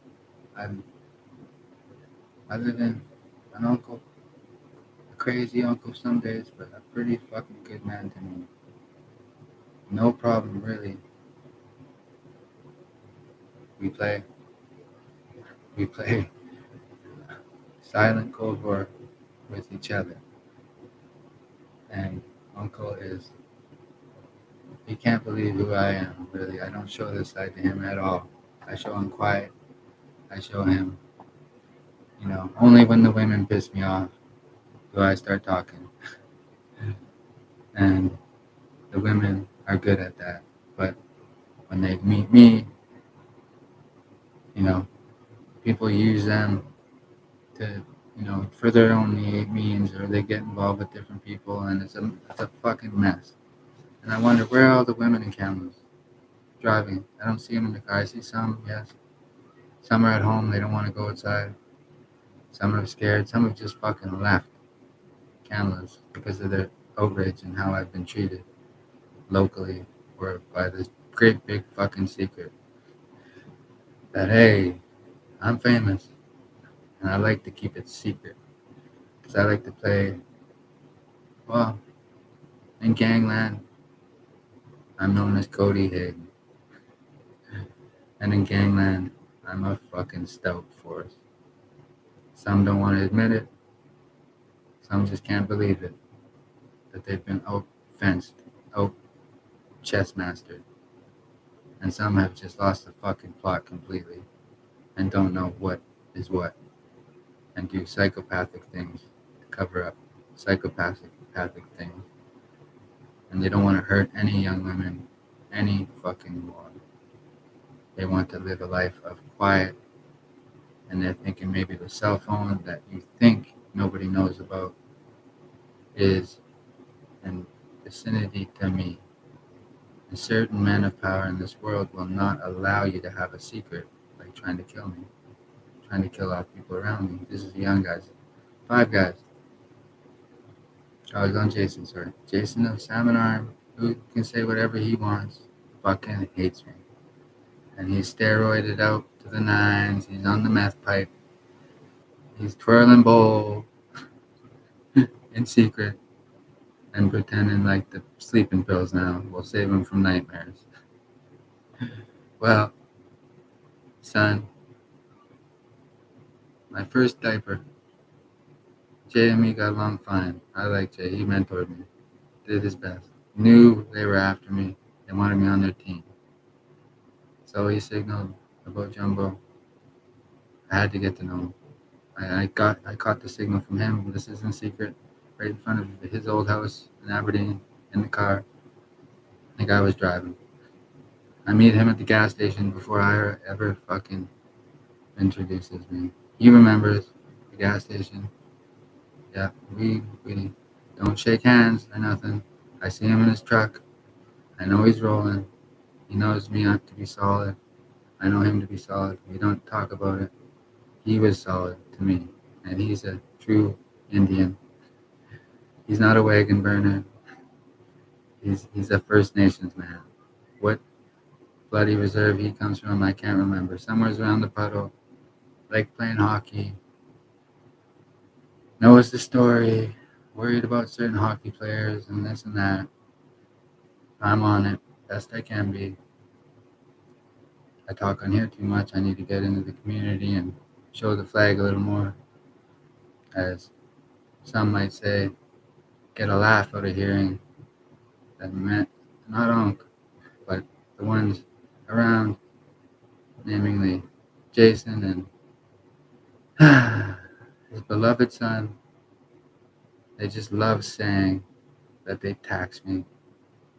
They go over, and maybe even Steve gets in on it, but the five main problems are not those. They're not Jesse, Steve, and Adam. I know they're not. They're not going to get involved with these five guys that have to be fucking nuts to think that they're right and they know right from wrong. And they know better than Dad's generation of Hells Angels in British Columbia, whether they're foreign or not. These five 40-something-year-olds, Jason is having Matt, of wherever the fuck he is in Edmonton or what. I heard he got ran out of the province. That's good. Lucky to still be here. If Cato's brothers really wanted revenge, they're on a short rope over there, because he is the root of those fucking that. Maybe that's not the only thing. I don't know what he did in the city as a young man. I don't fucking know. I knew he was a solid man. I seen his picture. I knew he didn't hate me. It was Matt talking in his fucking ear, never ending yap of that man who's been ran out of the province. I don't even mention the young man and these young men that now Jason of Salmon Arm and Matt still thinks he does time. He does time, He does his time. Solid. And in jail he's treated with respect. In jail they teach you right from wrong in there. In the jailhouse.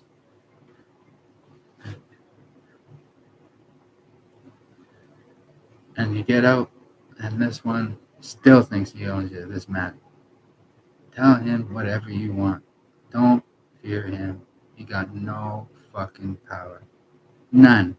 Like, he's got a rich family, he must. Or an uncle that is Sonny's cousin. Because, he's got to fucking go work a straight job and get out of crime business, because he ain't organized. And he ain't no fucking gangster. He's a criminal. Jason out there, at one time around me, he was alright. I stick up for him once, he was alright. I apologized to him, Planet Fitness. He's banging my wife. I apologize to him. He gets a crack out of it.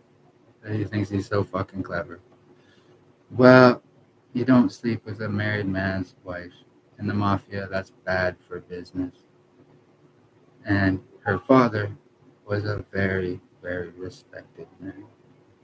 Kenneth McEwen, my ex-father-in-law, so he wasn't my stepfather, and his wonderful wife, Susie McEwen, Mama Bear. Your daughter is in the safety of your dad's beloved friends who, in secret, don't know anything about this situation, who are enraged, but understand that certain factions of certain five men are retarded. So dumb that it hurts. But I sit back and relax. As I don't Pro Bowl, really. I get going on this stuff last year on the Abilify like a fucking chimney. Because it barely gets me fucking high. There's a blocker or something in there in the Abilify where I can smoke the shit.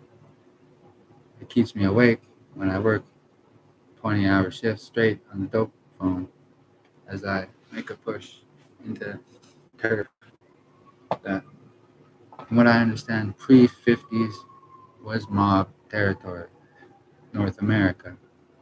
Maybe it was the LA guys that got up here first. Maybe it was the men in Seattle, probably a little closer to Vancouver. Maybe Edmonton and Calgary beat them to Vancouver.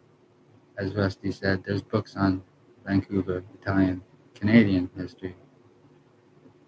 Italian American mafia history is a little bit gray, but I'm pretty sure New York, you know, came up on top.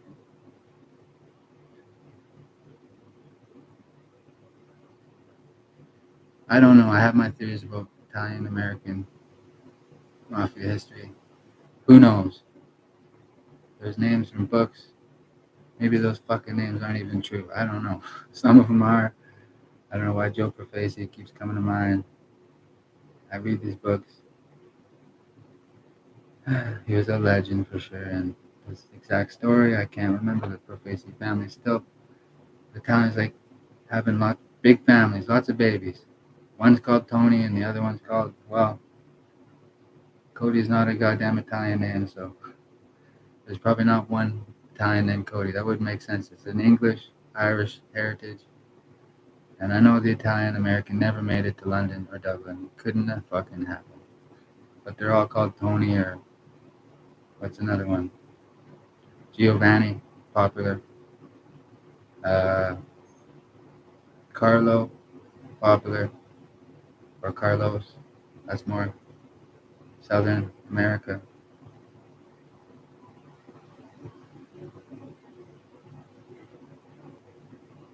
I know a lot of things. I learned them young. Where I picked them up, I don't know. I say I like that car. Chicago remembers on the wire. And what was I driving? The Blazer. It's under a tarp. It's under a carport up by Graham Porter's apartment there. I tell him I like that car. Next thing you know, it's for sale out front of the body shop there by the old glue making facility by the railway tracks. I buy it. Monte Carlo, it's called. I read of a place called Monty's in New York. Hopefully business is good and it's still open. You haven't been ran out by the FDA, or I'm sure everything's clean and tidy. As I know the kitchen business through David Senior.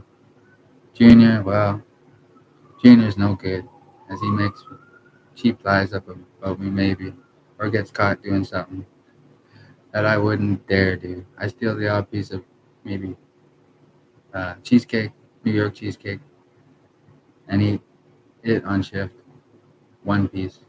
It's not exactly stealing, it's more like enjoying a job well done. And the food, Rohan thinks I'm stealing in droves. Well, hopefully it isn't him. I don't think he would.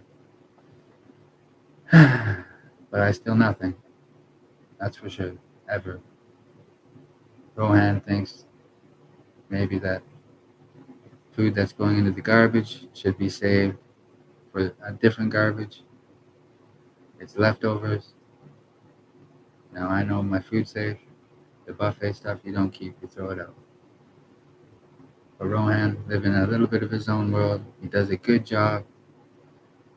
I didn't know him to keep another car and hang out with young East Indian men. You know, he's older. He likes to feel young, and I understand Rohan. I try and book a room. Nobody's there at the front desk. I go a little early. I don't show up. Well, booking, they keep the money. It was a non-refundable one, as I was taught a lesson that night on different things. But the bikers of BC have power, and Mr. Pat Haynes, good man for sure. Political ideologies, I don't fucking know or care. He's a biker. He's a Canadian. I know he was born in Kamloops. I'm pretty sure. Unless he was born under a different rock in the same cave as me. I'm pretty sure my mother birthed me. I was terrible. Terrible twos were a long, difficult year. I think they put me in a cave under a rock, and then they went back for me a year later. I made it through. I'm a little bit barbaric in my teenage days. Wow. So what? The Queen was her land then. She don't raise me exactly, but mom and dad are busy. They raised me up until 12, 13 as best they can. Second cousin Jason and Melinda do the best they can, you know. I stink the place up like weed and I'm out of there. No hard feelings. Thank you for your patience then. I go out on my own. Auntie Cindy has me for a while. She does the best she can. She's working a lot. Natasha, she's a girl. She can't believe her eyes. She finds cases of kokanee and, well, tells her mother a couple cases go missing. She kicks me out. I don't blame her. This is life. That's the story of me. I could go on for fucking days, as I do. 4 hours straight without very little break to make sure people understand me. So hopefully the oldest of men who truly, truly, truly hate each other, well, hey, that's old, old business. War is fought for more than just reasons of business, for ideology and different things. Land, women, and land, women, and resources. Land, what do I always say? Land, women, and water. Land, women, and water. Well, water, fresh water is a big one. BC's got lots, yes, but Jesus, man, how much dope do you have to grow here? Regulate it. My uncle, he gets out of it early. I think he's smart too. The manufacturing side, because legal cannabis is here. They're not happy about certain aspects of legal. I rated on one of the X accounts, one of X, one of the X accounts that I carefully, carefully write on in sort of a strategic manner, so that some people, young as they are, don't have a fucking clue as to the world they live in and think that what I write is not what I write and it's something they can take and use. So I try and teach the young here, the young, you know, 49 and down. If you've reached a half century in your life, well, hopefully, or one of them just reached a half century, just 50 on the money.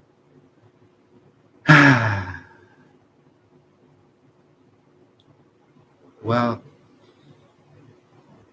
you have secrets.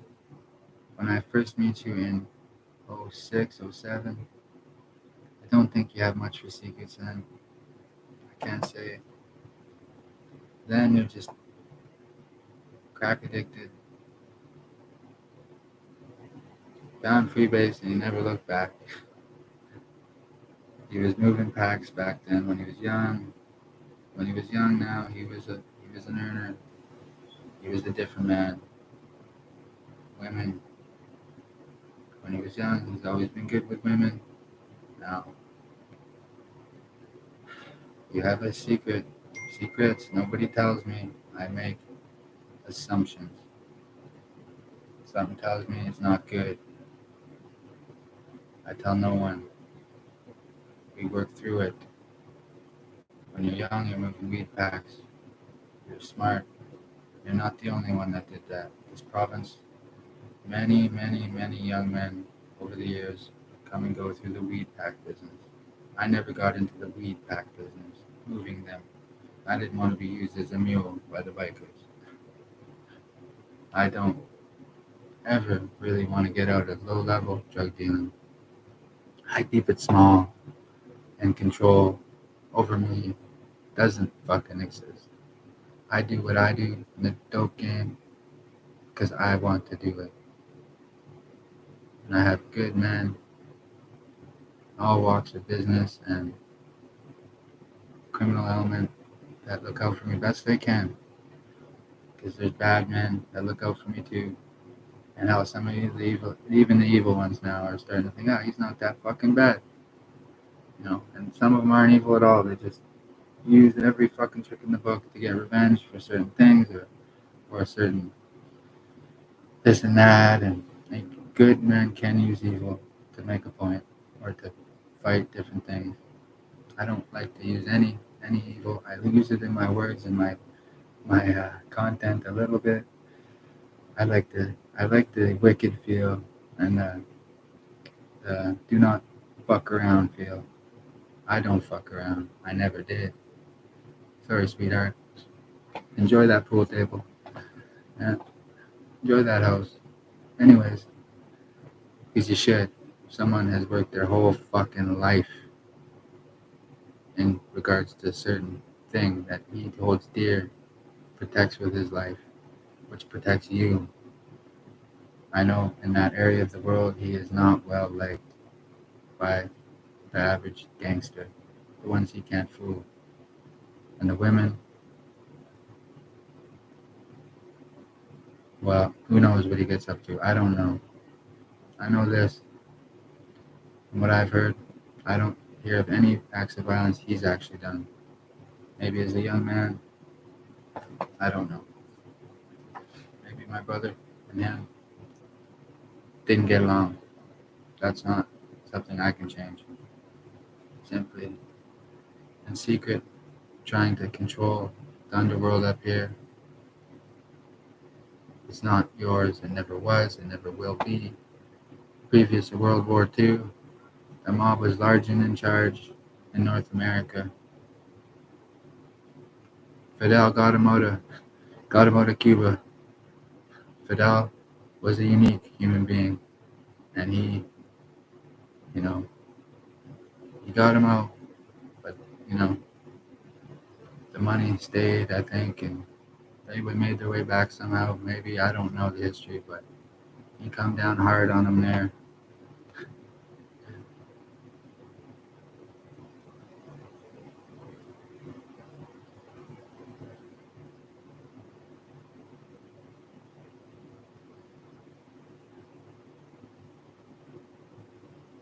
There's a picture of me in one of Capone's old storehouses in Mexico. I went with my half sister, who different father. I love her. I haven't seen her since 2016. She drugged me to make me feel better. She drugged me, then said I attacked her. Lied, had me put in jail. Took off with my saved money, my cash. I left 10 grand cash on the table. 5 stacks of 2,000 elastic up on the table. I looked at it. I looked at her. Her eyes lit up like fucking Christmas. I was curious as to how she would play her hand here. Well, not very fucking good, as I haven't seen her since. Eyes lit up like Christmas. She steals that, takes my book, starts calling around as to collect money for me when it gets better, and some people believe her and this and that. That she's just Donnie's favorite. Oh, are they in love? The secret. Eric, please, please, please, get rid of her in your life. And if you don't want to give up on her, well, she's got something over you that your whole family knows and they're patient with you. I can't understand what happened to the Finnish family who I hold dear and love and protect with my life any fucking time of day. For Arrow and Tave and Eric. Her, she's on her own with me. Now, dad loves her. Her stepfather loves her. Mom loves her. But she is on her own with me. I have no connection with her. She was a guest on my vacation to Cuba because I paid her way. I didn't want to travel alone. She was well traveled. And that's where the buck stops. She says weird fucking shit. Who knows what she says? She's not to be listened to. She's like this. And hey, any publicity is good publicity. She's a weirdo. She's a strange, strange, strange girl. She has Tyler and she straightens out and becomes a good mother. I visit with her in the summer. Tyler's young. She's a good mother. She has Matthew. She's a good mother. She straightens out for her kids while they are young.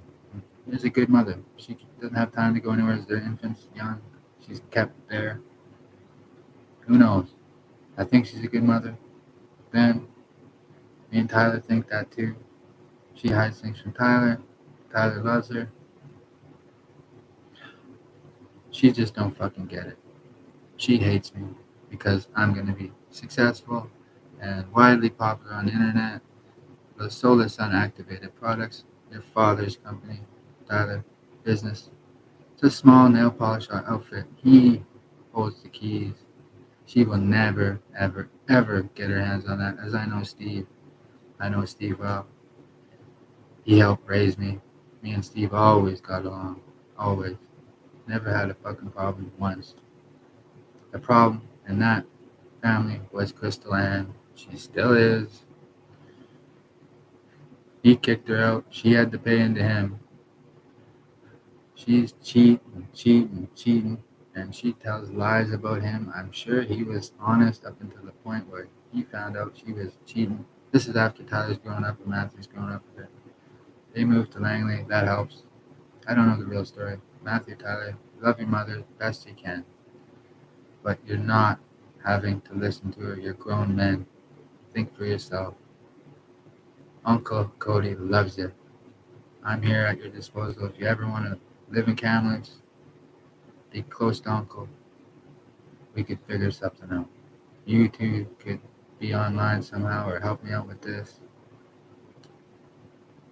Your old man, if not, he's got money for you two for school, university. He's a diligent man. He saves. He's made good money.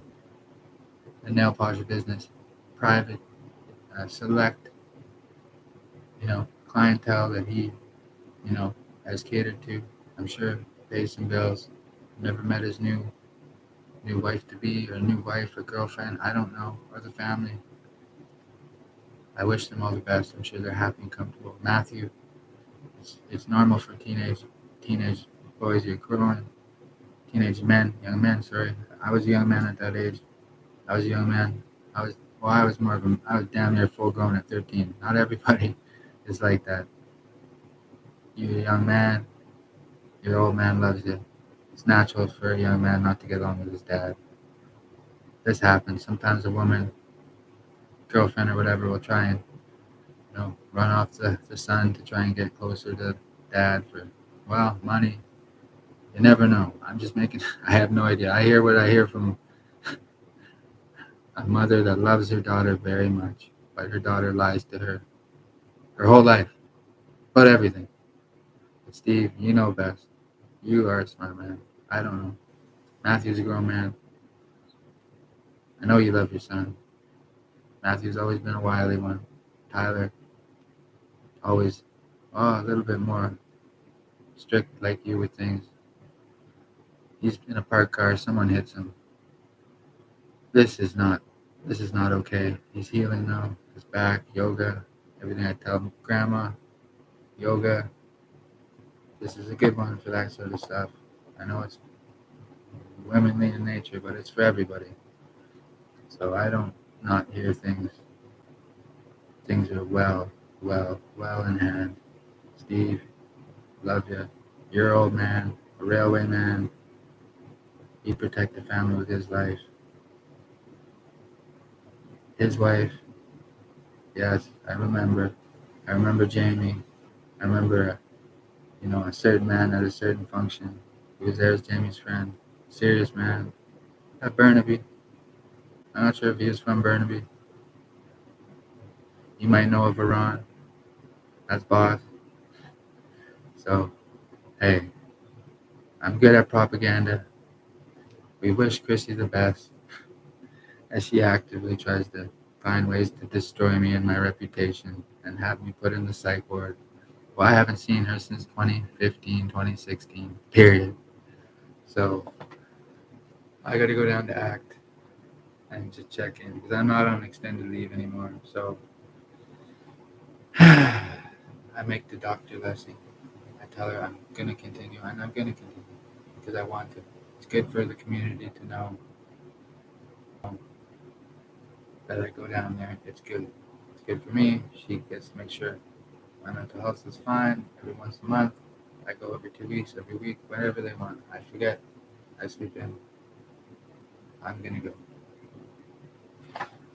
This Crystal Ann needs therapy. Her doctor, I'm sure does the best she can. Does she take her pills? Who knows? She's got what we call in the 21st century hypersexualization from the pop music and the who knows. I know one thing. Tyler, as a baby, straightens her right out, and she's a good mother. Matthew does the same. She's a good mother. They grow up a little more.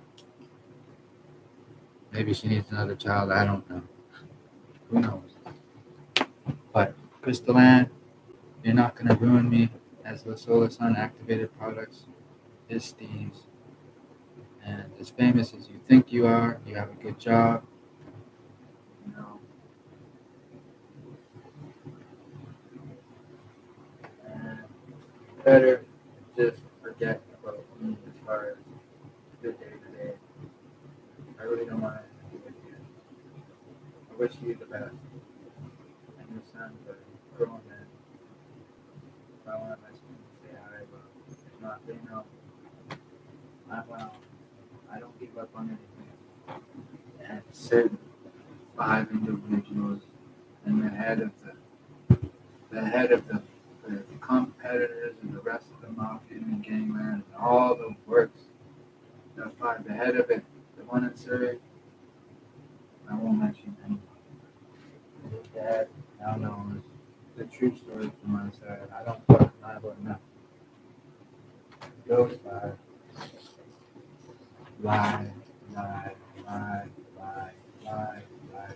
They tell the truth. Well, mine are only fucking safe. And as I speak, that generation of men who are in the things were on cameras and they know about it. So before I go sniffing around again from Montana, it's okay.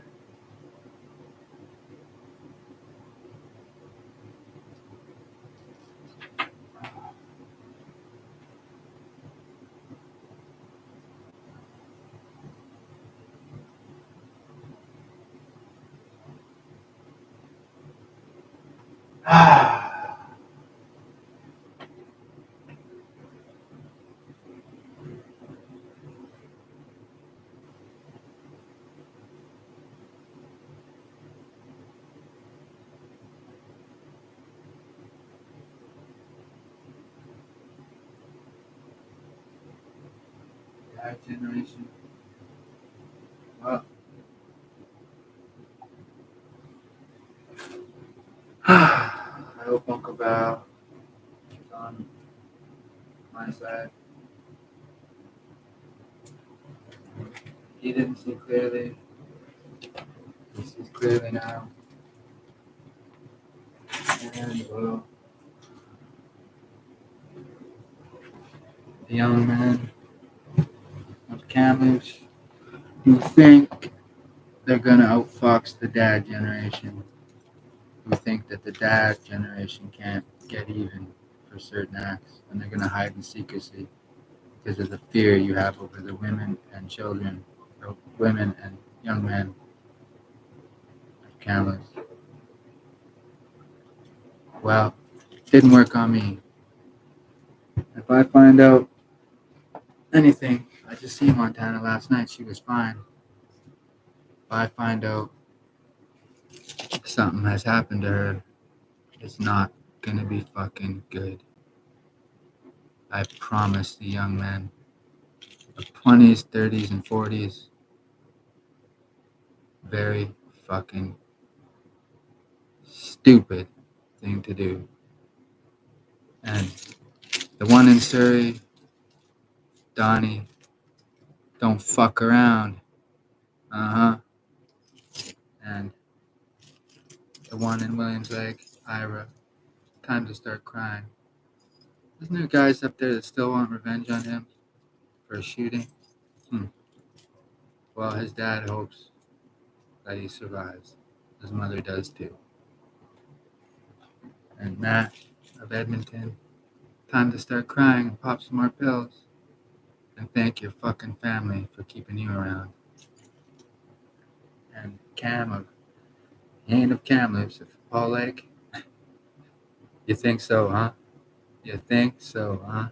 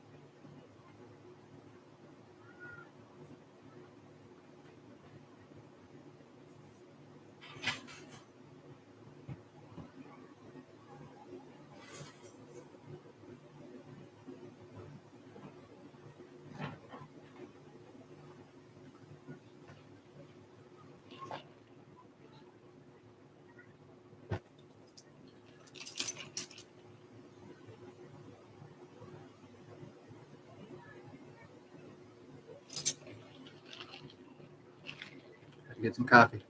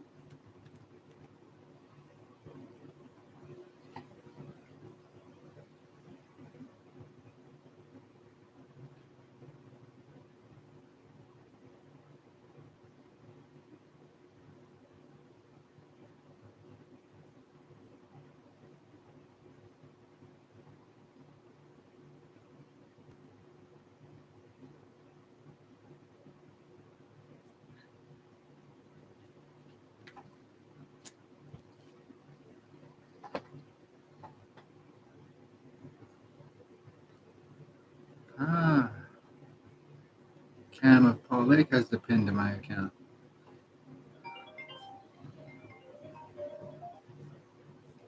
Hello? What's up?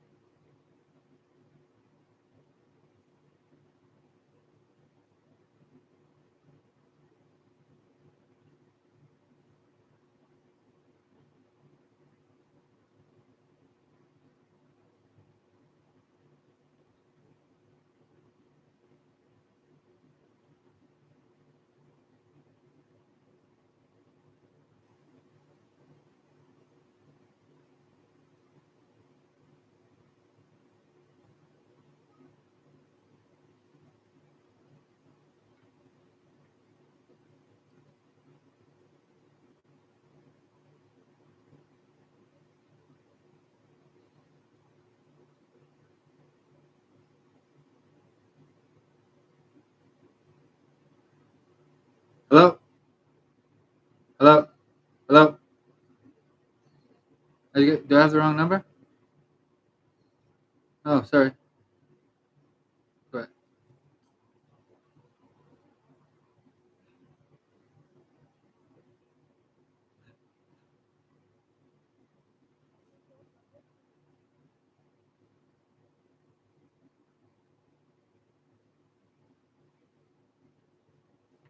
Busy.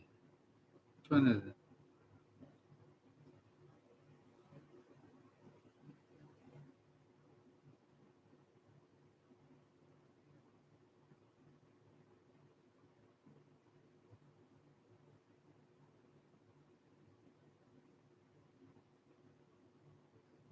Hey, what's up, brother? Answer your call when you call me. Is this Jamie? Brother Jamie? Yeah, Oh, he shit. noticed. I know you do, brother. I always do. What's going on? You working? Nice. What? Fuck off. Just chilling. Yeah. Thank you for that. Thank you for the reference. I just you know, yeah, it's all good. Well, no, tomorrow I make the big decision, but it's all good. It's all good. That's it. It's good. What's that?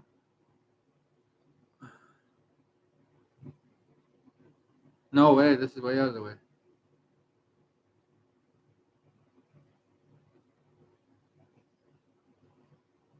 One sec, brother. I got a call coming. One sec. One sec.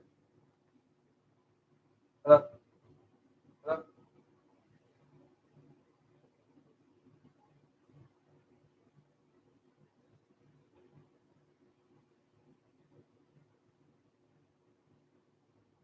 Hey, I didn't mean to emergency call. One sec. One sec.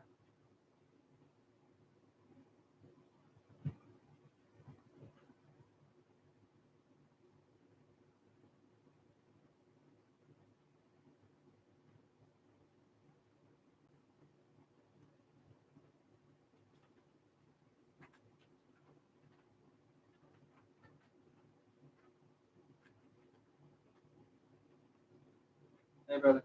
Yeah, no, I accidentally emergency call. It's just some fucking telemarketing fucking thing. I don't know. Some scam off the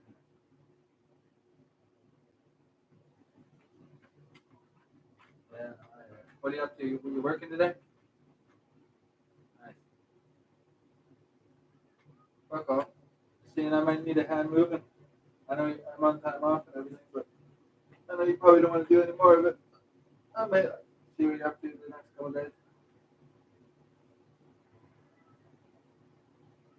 Saturday maybe? Okay. Pizza?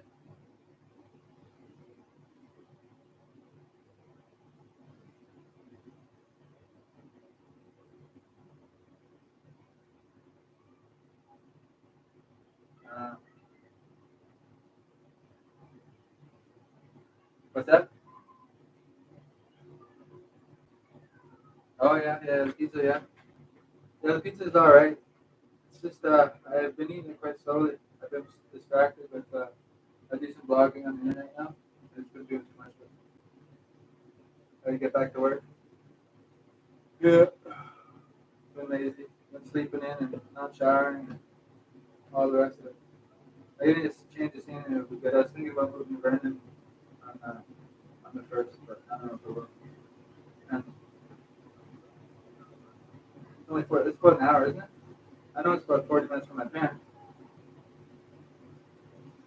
And it's great in the neighborhood. Yeah, for sure. Yeah, well, there might be. It's a small community though. Tiny. There's only like 30,000 in there. Or something. It's a village still. Right? All right. Call me. Give me a call. Well, I don't know. Probably like I'll call you tomorrow maybe. See what you do. You working tomorrow? Okay. Bye.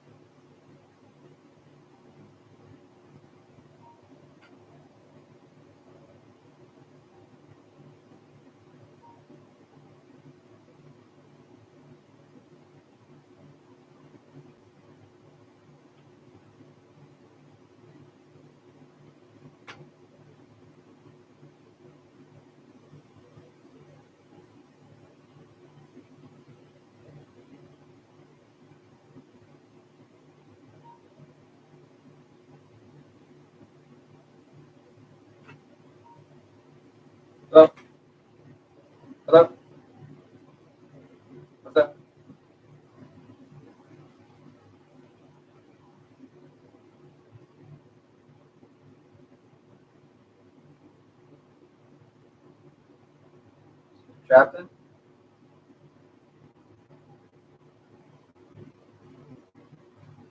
Okay, okay. You got her up? Thank you. Yeah. Okay, I kind of heard her there. Can I just talk to her quick? Like, just put her on speaker or something? Oh, you're getting paid, man. As long as I can talk to her, you're getting paid. No worries. That's for sure. Yeah. 110%. No, I'm not fucking. I don't fuck around, man. I owe you. I know, but I just want. I kind of heard her. I'd like to hear that. Just on the speaker.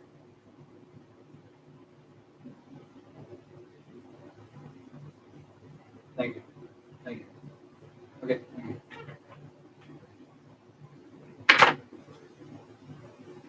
What's that? Yes. Hello. Hello. Hi. What's up, Montana?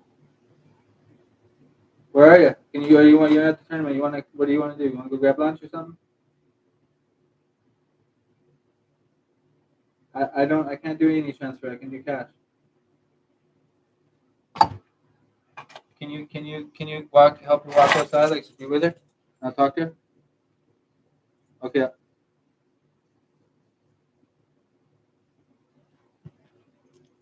I just like to talk to her in person. That's all. And when I get there. Okay, I'll be there. Yeah, sounds good. I'll meet you outside. Okay. Okay. Thank you. Okay. Thank you. Thank you. Thank you, brother. I'll be right over. Okay. Goodbye.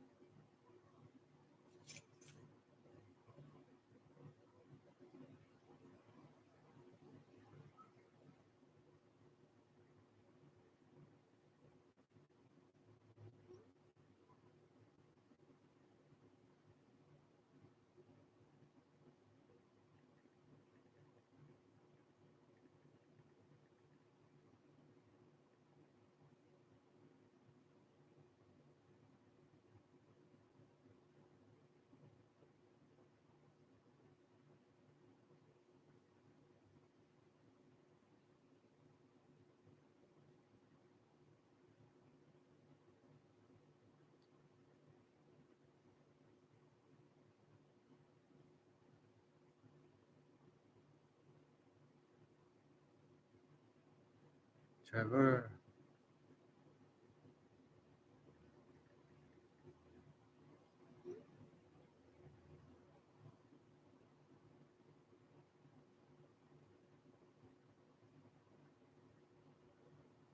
As I live and breathe. It's the hate.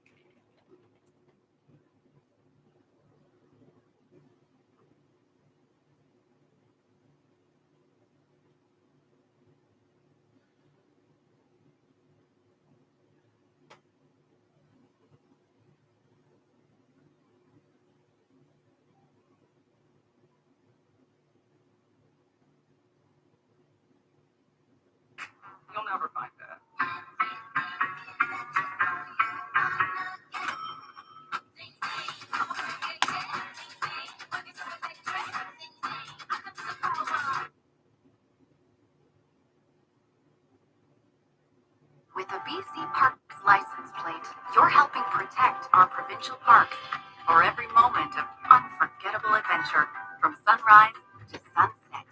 Give back to our provincial parks with a BC Parks license plate.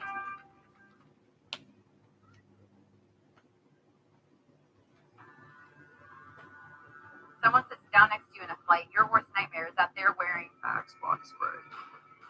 I do not know who's paying you right now to be here. definitely a lavender, something fougere. If I smell this on someone, I want to hug them. This would definitely go anywhere from 100 to 300. This is the kind of fragrance my girlfriend would love on me. I'm just shocked. I didn't expect it to be Axe. I'll definitely give Axe another shot. What if I wanted to open a restaurant? They're hard and they're brutal and they're specific, but I know how to do it. This would be a different kind of restaurant. What do we call this place? What's this? So non-negotiables. That's how restaurants at the highest level operate. Push boundaries. Constantly involved in creativity. Collaboration. No, That's the rent. These are non-negotiables. Yes. I can sense the sarcasm. No. Not sarcasm. Snark. Contempt even. Carly loves you. I think that he's stuck. What happened with Claire? I basically said that I couldn't waste my time. It is a partnership agreement so that you can push me and I can push you. It's a good thing, right? Yeah, no, it's great. Those are, they're different sizes, Richie. They're not. They're the same. Can't see the difference in this. Look at it. Five square. Joyce! Refire! It's not perfect. It doesn't belong. No. I hate this. Richie, no surprise! Just surprise! Feliz cumpleaños a ti. What's with the menu change every day? These are the scribblings of a madman. They are non-negotiable.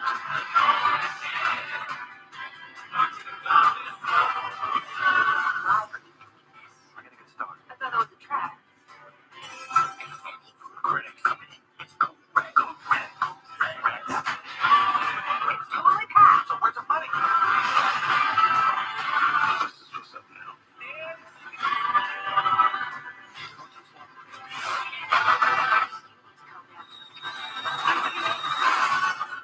This is what you wanted, right? What's going on tonight? Have you been here before?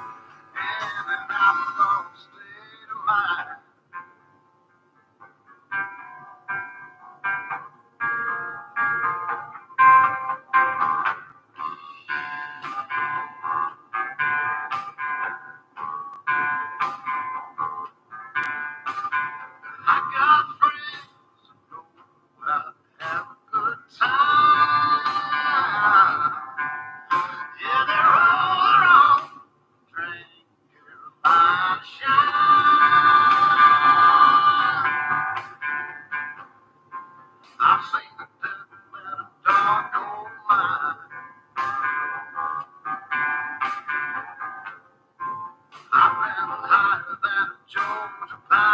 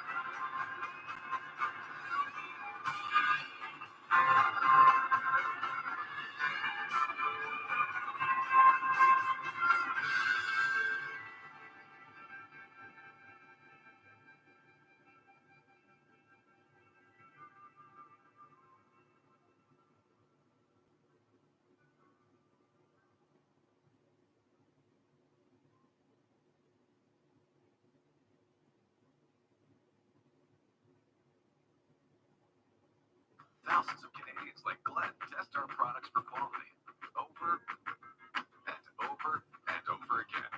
So you know they're built to last. Only the best earn the badge.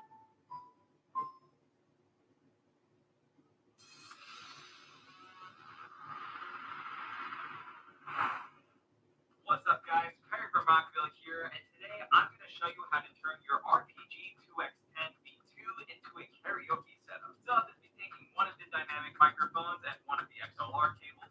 I'm going to plug the female end into the mic, then I'll take the other end and plug it into one of the available channels on my amplifier. For today, we'll use input 1.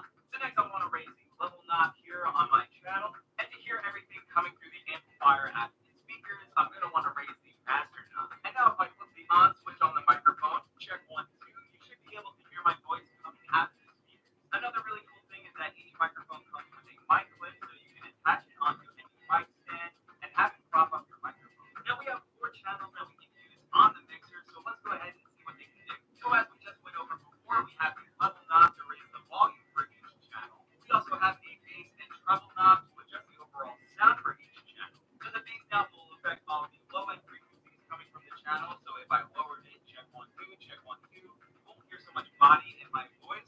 And if I raised it, check 1, 2, check 1, 2, you can notice my voice get a little low. And now the treble knob will affect all the high end for my channel. So if I lower that, check 1, 2, check 1, 2, you won't hear much presence coming from my voice. And if I raise it up, check 1, 2, check 1, 2, you'll start to hear it cut through it. Each channel also has an echo knob, and we can adjust the overall sound of the echo with the echo unit here. So if we take a look at the echo unit, you'll see that we have a level knob to raise the level of the echo throughout. We have the time knob to adjust how long the echo will last, and the repeat knob to adjust how many times the voice will echo. So I can play around with the parameters here on the echo unit, and then raise the echo knob on whichever channel I want to have echo on. And the more I raise this knob, the more echo you'll hear. Now this makes for a great karaoke setup because I can connect my smartphone or tablet to the amplifier, go to the YouTube app and search for any karaoke version of a song, then I can plug in both of my microphones and start singing along to the lyrics that show up on the screen while the music is playing out of the speakers. So on my device I can go into the Bluetooth settings, search for the device that reads Rockville, click on it to pair, and then you'll hear that sound letting you know your device is connected to the end. And then like I mentioned before, I can go into the YouTube app of my device and search for any karaoke version of a song to start singing along. So let's sing some karaoke. You can dance, you can jive, having the time of your life. See that girl, watch that scene, living the dancing queen.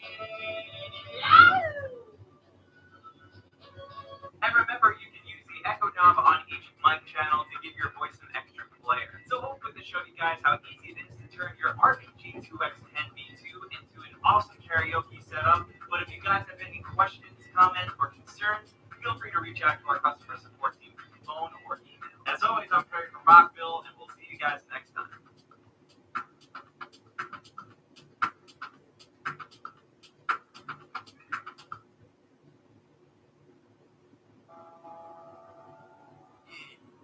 Sending this one out to my man Killer B.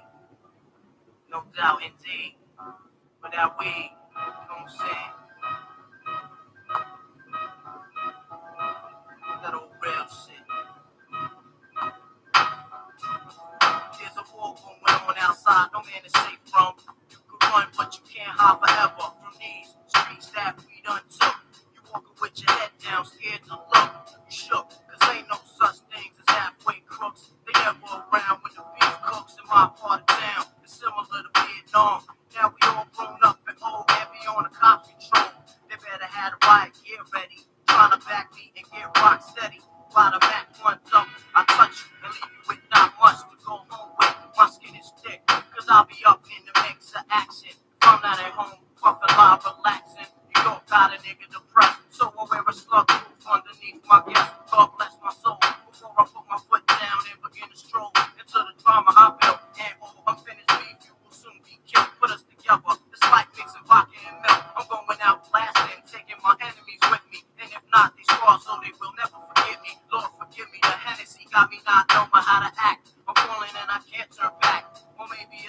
from a man killer black that I can't say, so it's left an untold fact. Until my death, my goal is to stay alive. Survival of the fit, only the strong survive. Yeah, we live in this till the day that we die. Survival of the fit, only the strong survive. We live in this till the day that we die.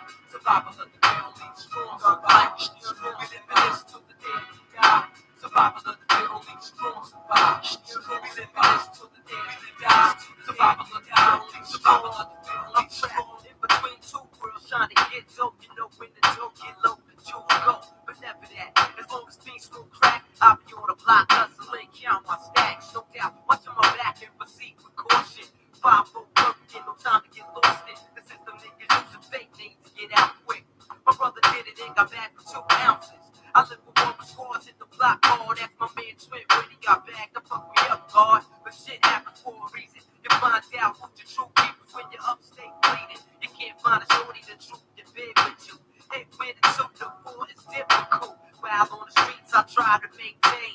Tight with my Lucas hoes like the front game. Some niggas like to trip, but I ain't with that tricky shit. I'm like the truth saver, those who I can be with, pushing the left. Now I'm set, ready to check. No matter how much loot I get, I'm staying in the project. Forever, takes on the blocks, we out clever. The beats, we never separate from together. When words come to words, my peoples come first. Try to react and get the motherfucking feeling served. My crew's all about blue. Fuck looking cute, I'm strictly 10 boots and on me certified suits. Puffin' nails, laid back, enjoy the smell. In the bridge, getting down, it ain't hard to tell. You better realize this till the day that we die.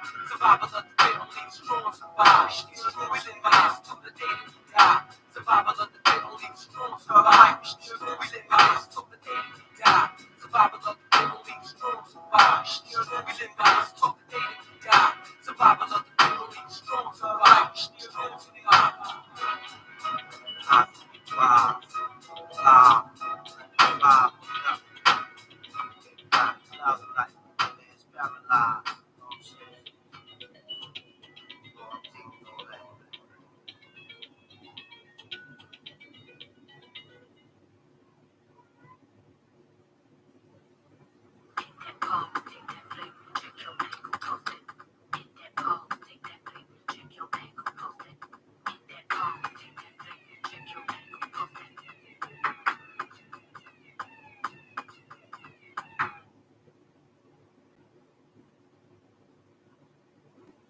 With a BC Parks license plate, you're helping protect our provincial parks so we can discover our province's beauty with the people we love. Give back to our provincial parks with a BC Parks license plate.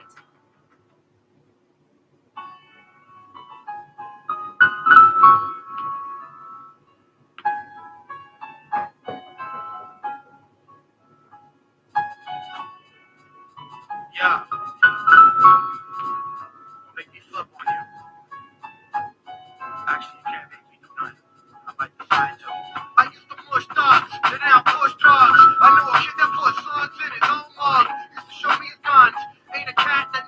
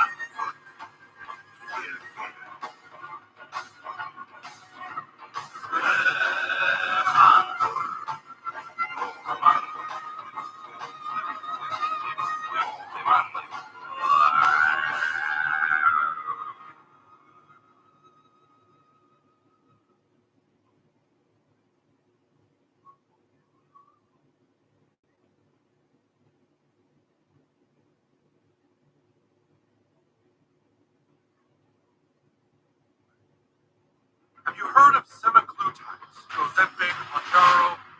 Partner, this could be dangerous. Let's do it. South Park, The End of Obesity. New exclusive event. Now streaming. Exclusively on Paramount Plus. Walmart Delivery Pass. Unlimited grocery deliveries for just $8.97 per month or $89 per year.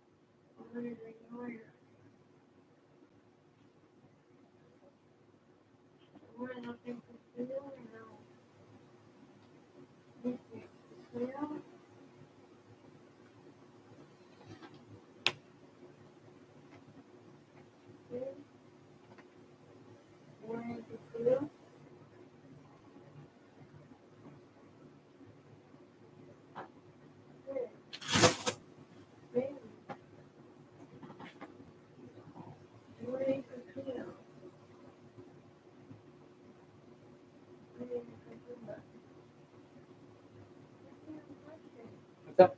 Yeah, for sure. I don't know where that came from. Oh, it's in the stuff Bear brought it. Pro Defender. Well, this must be for my ex-wife and I got a cat. I saved this stuff like for our care. So we got muted in it or space. I don't know. Bear product. Looks like good stuff. Pro Defender. Top of the one. What's the D1? But this might have been for a send up. I think it's for Luna though. Her name is Luna. Little cute cat. I miss her. She's a good cat. First cat I ever really raised. Like I never had a cat in my life before. Feels an excellent cat. She's safe and sound. She's one of my movie days tomorrow. So God, I didn't want him here. They kind of just didn't like being here anymore. So, for whatever reason.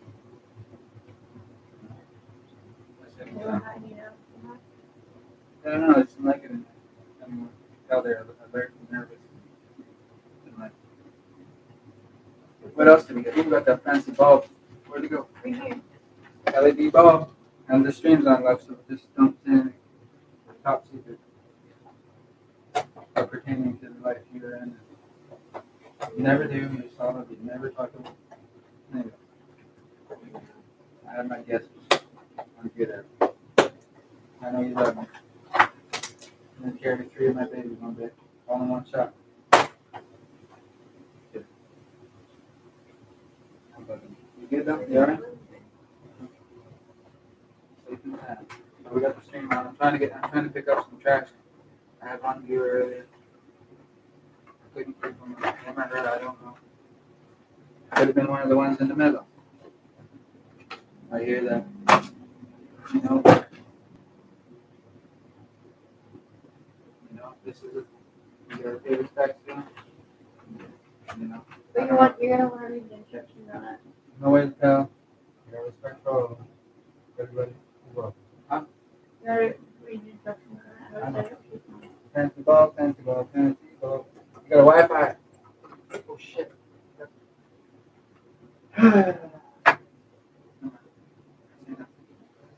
What? Enough. You want to buy that? I forgot to take my panties off. I'm still wearing them. I didn't want you to see them.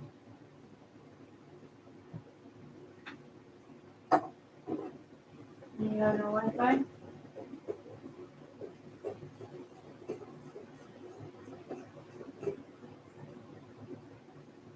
You got Wi-Fi still. Until you got Wi-Fi, you're using a fucking streamer. Right? What's that? I got Wi-Fi.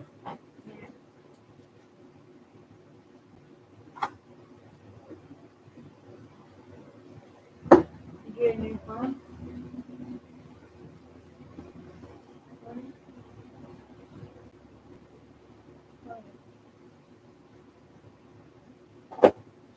Whenever you're in your iPhone or whatever, you want to go with the activation code on that.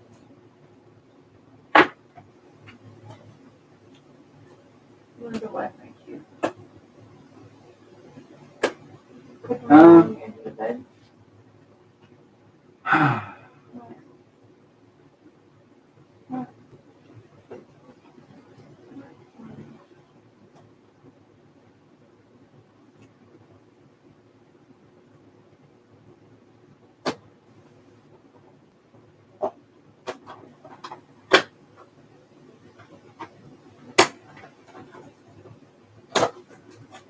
Only 2 meters is one of those big ones, okay?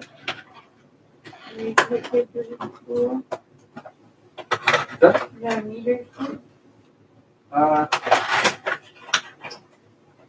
what I'm talking about, right? When you go on, you can see Yes.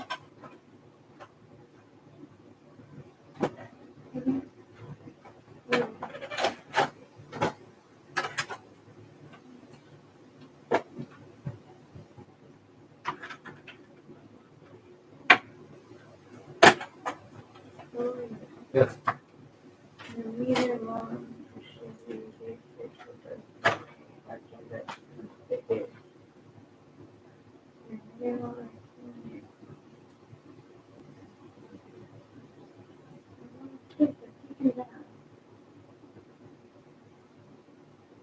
you can keep it.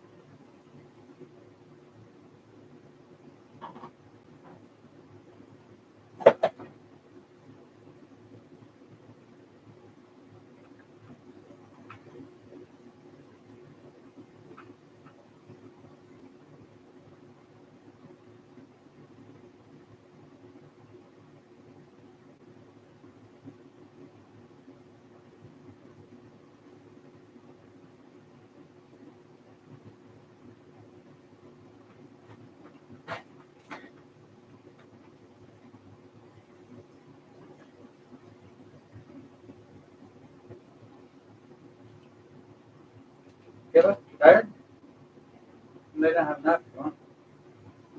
I won't tickle you while you sleep. I swear. I'll try not.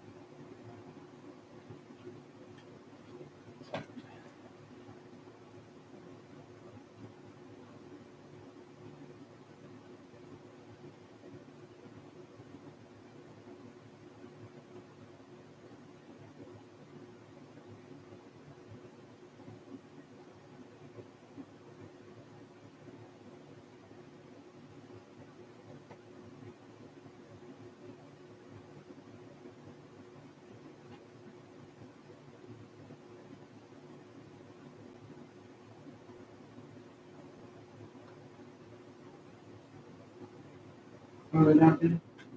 You tired? You lay down if you want. Don't worry.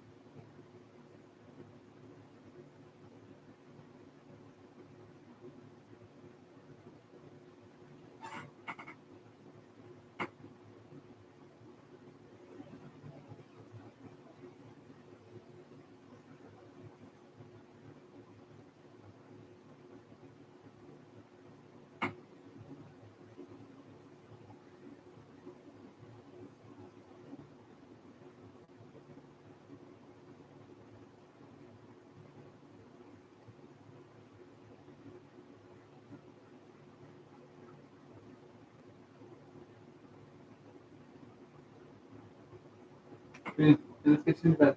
You want to lay down? Can we get in bed? Come on. Come on. Okay, let's go on and sleep in the chair.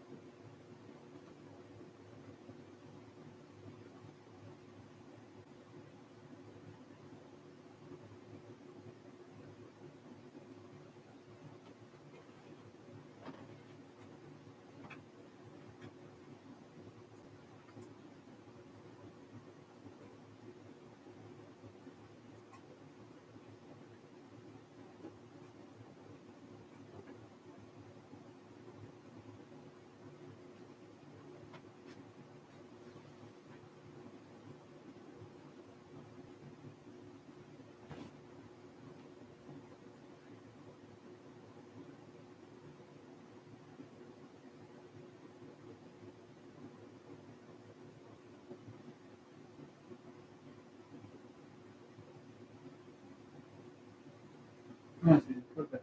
Lay down. You want to come lay down? Okay. Just fall asleep on me. I'm fair.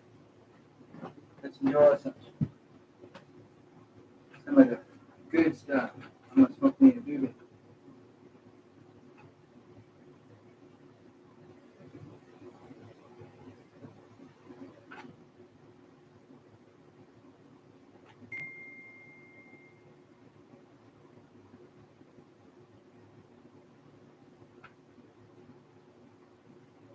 Sweetie, quit falling asleep on me.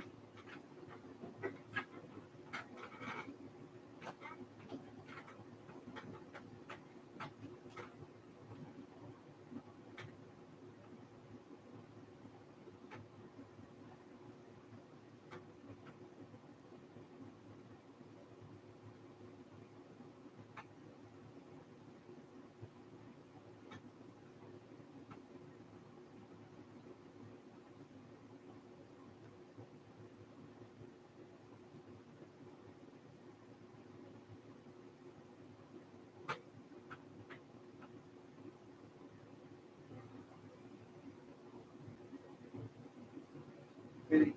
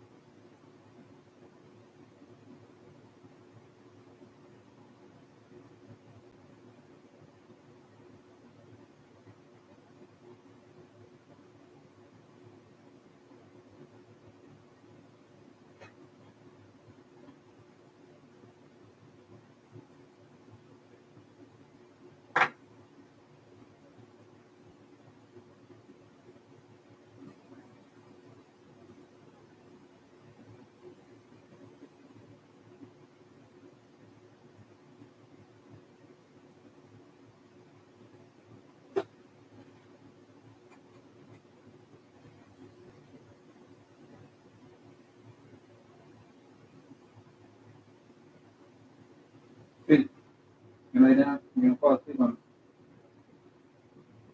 Anywho, what do you do when you live at the zoo? You wish the best. You hope the best. Some people just don't understand it. They trust the wrong person once. Things happen. You realize it. It's unbelievable. Get over it. Do what you can. Not get in any more trouble. Or get anybody who you care for in trouble.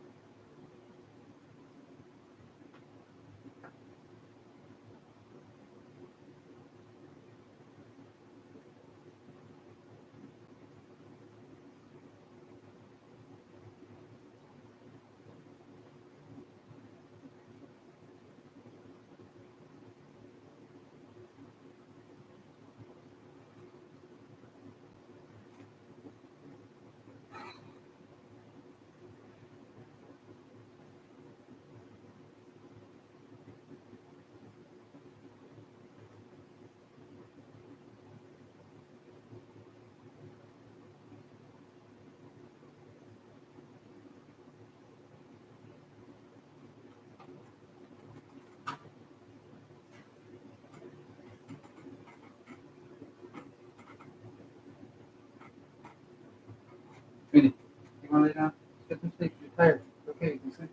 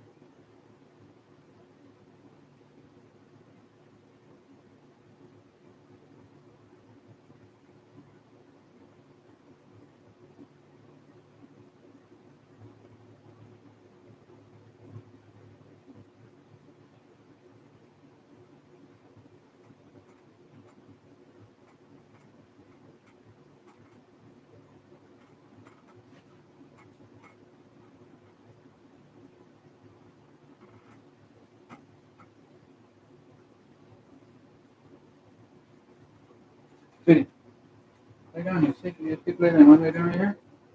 Keep falling asleep.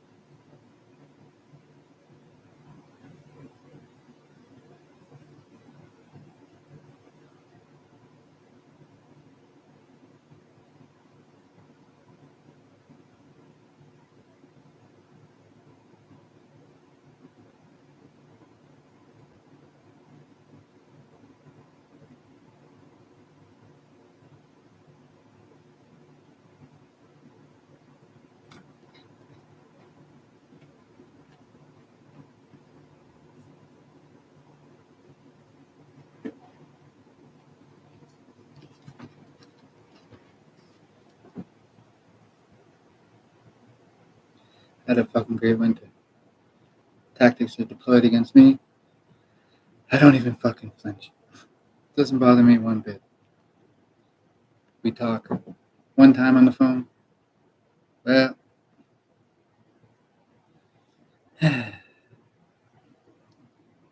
nephew knows how to play the game too.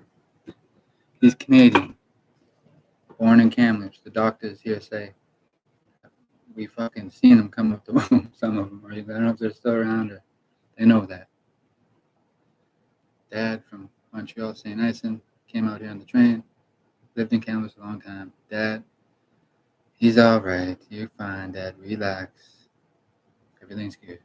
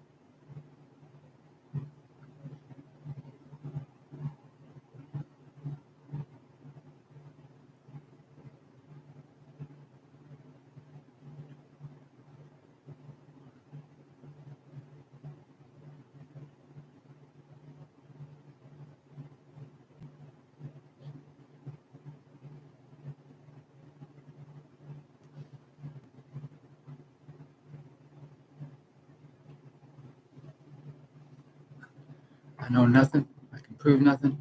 I say nothing. Because talking gets you killed in this business. Period. I know that. The oldest of men, retired judges know that. I know nothing because I don't. I guess. And it's fictitious. Me and Unc V, we're neutralizing our love-hate relationship. It's all good. Hopefully, the young men, 45, no, 50, one of them just turned 50 and down. Figure it out. Figure it out. Law courts need evidence. Me, I get intuition and I write fictitiously for a reason. I get a little bit imagination is for writers and things like that. It don't pertain to any real life stuff.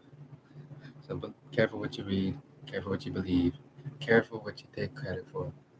When it ain't your work, leave it alone. After that, well, she's fine. That's it.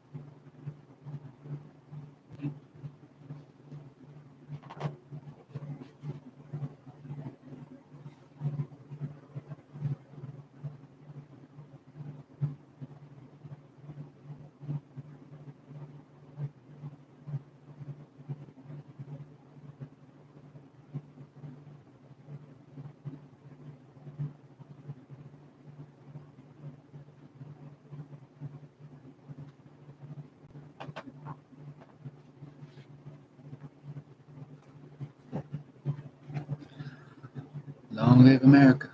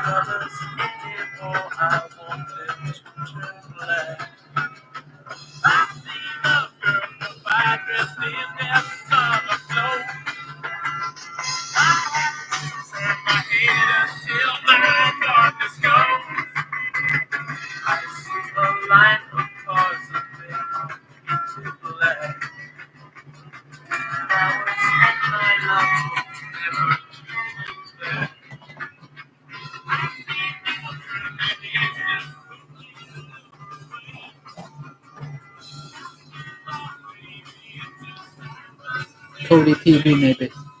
Hayden. CCTV, go. 610.5 radio. Mob Radio 666. Or Mob Radio 999. Where's Montana's idea? 999. It was. I shit you not. She's giggling. She's tired. She's resting. She's sleepy. Don't worry. I won't tickle her while she's asleep. The rumor. She's safe and sound. Riley should take that back. Because you lie for revenge. And I know you do. There's a man that can tell you lying when you tell a story. They shake their fucking head at you. And well, when you make a pass at a married one, shake my fucking head. The cameras are on, Cindy.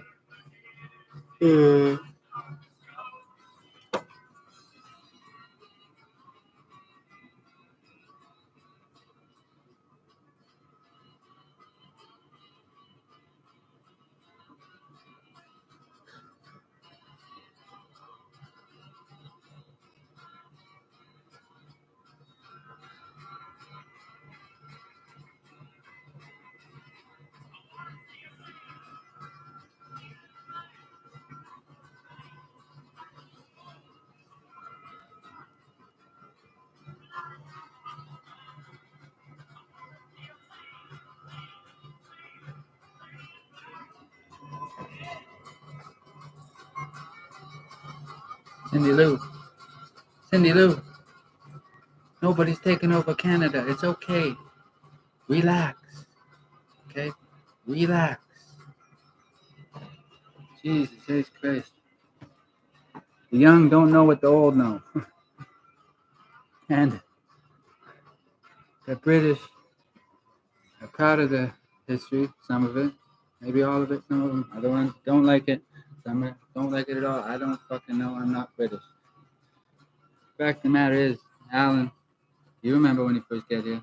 Well, we, at one time, they were best they could before internet, modern radio, modern anything.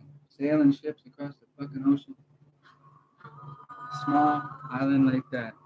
Well, it's not small, but UK, United Kingdom, produced as many men as it did to somehow have a say over the world. I don't know.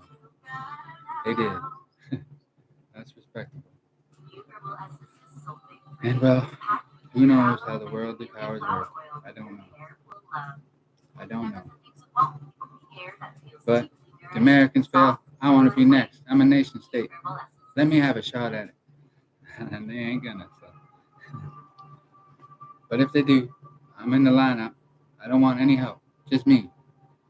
I do my best. I can't live hundreds of years, but I can help shine up that American reputation. I won't even try and steal Alaska or Washington State. I'll leave it for the generals to take in retirement. They don't. I'm kidding. Nobody taking a state in retirement.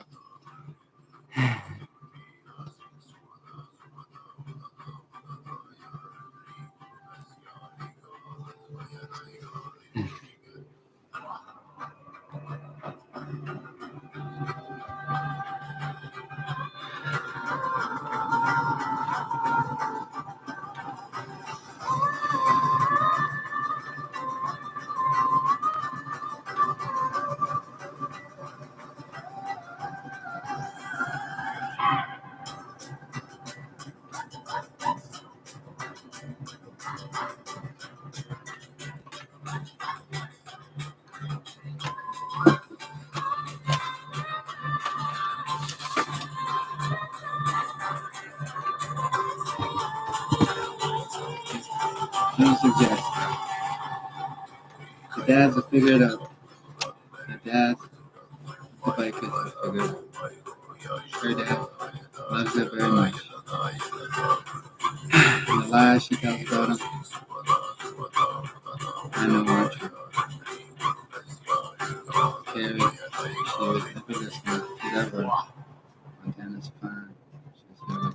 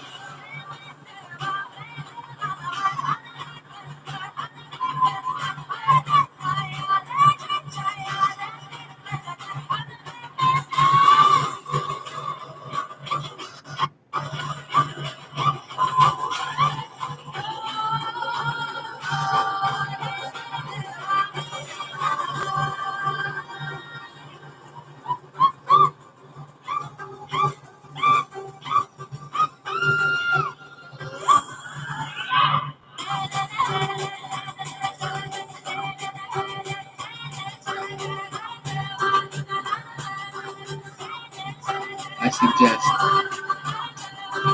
this certain three-letter worded name from a lake, a body of water. I could look anytime around that area and get all about a certain phoenix, all about her altogether. When she's young, she can figure it out most of the time, where she gets her stuff. She can call me for weed.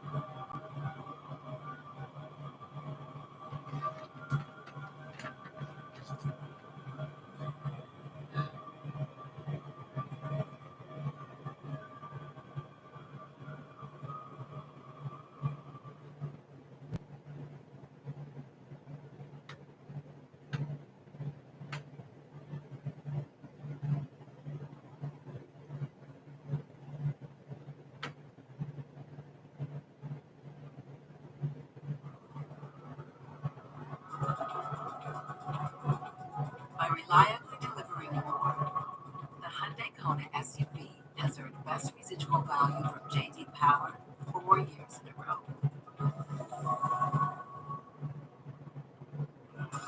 From its advanced technology to its durability, we took the best-selling subcompact SUV in Canada and made it more.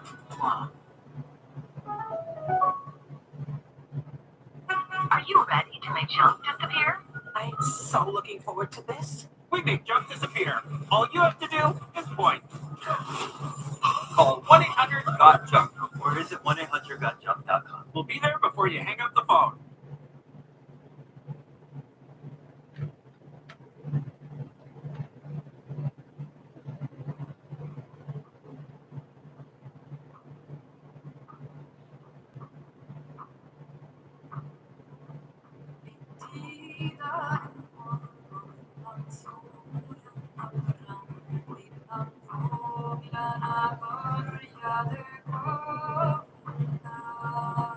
Bergatrollet friade till fager under snön.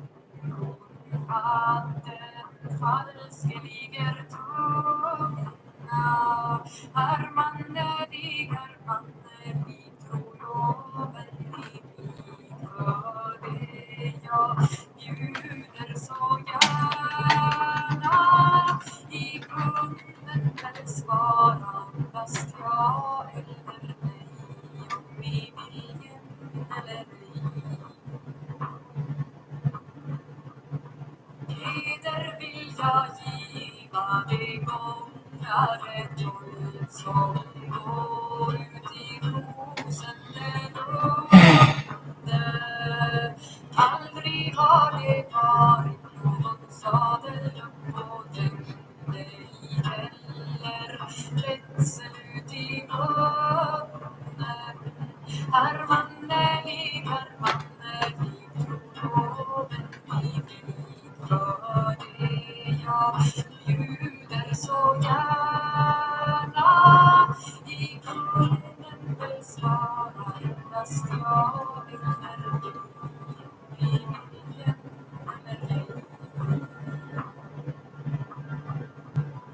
Heder vill jag giva de kvarnarna tolv som står mellan Tidö och Tärnö.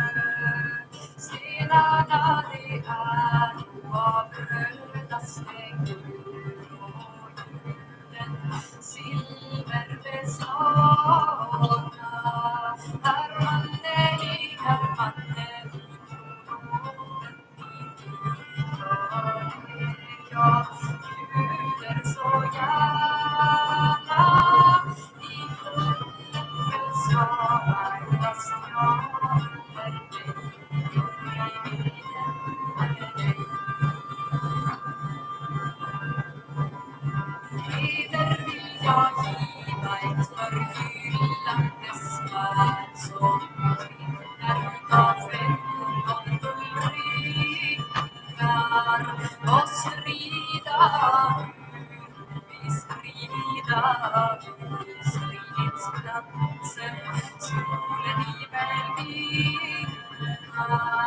Hermanne, vi tror loven i mig hörde jag bjuder så gärna. I grunden väl svara endast jag eller dig, jag vill eller ej. Heder vill jag giva en goda som lider nästa i lysten att slita. Inte är hon sömnad av bråd eller tåg, virkad av silke vita. Är manlig, tråden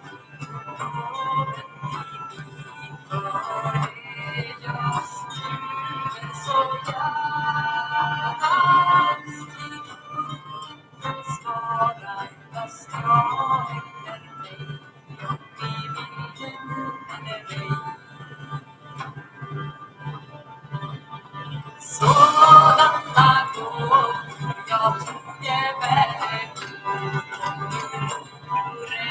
kristelig kvinna, men nu så är det värsta bärgat av bäcken så djävulen stämma.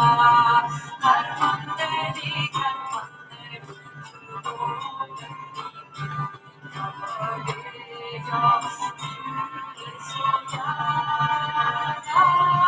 I kunden svarar endast jag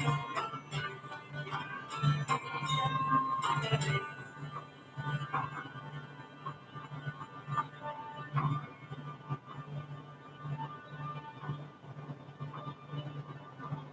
Varga trollet ut på dörrens brand, brister och jämrar sig svåra. Hade jag fått den fagerungersvän så hade jag mistat min plåga. Herr Mannervik, tror loven i mig för det jag bjuder så gärna. I kunden vill svara endast ja eller nej, om vi viljen eller ej.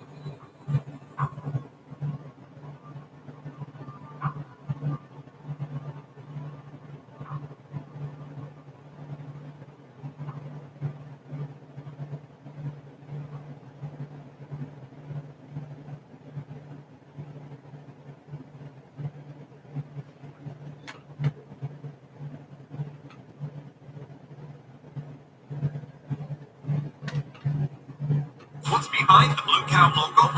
It's high Canadian standards. Take all your projects from do to done this season. The Home Depot. Outdoors get more done.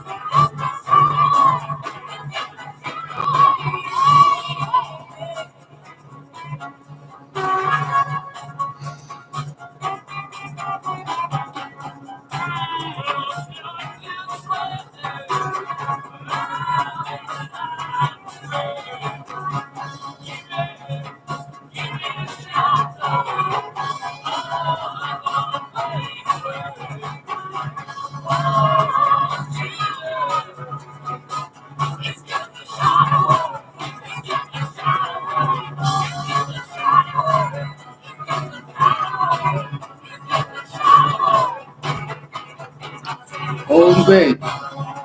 What can I say? I do pray, because one day I just may get a lay. Not today.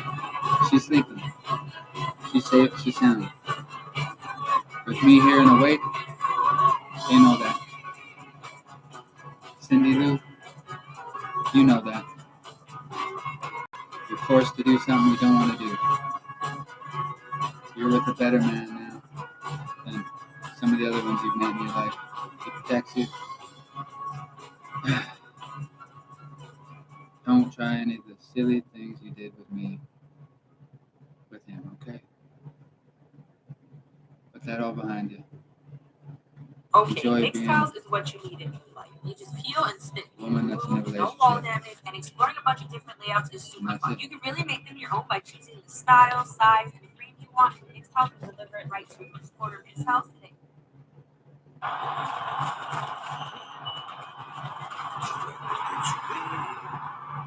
Yes, sir.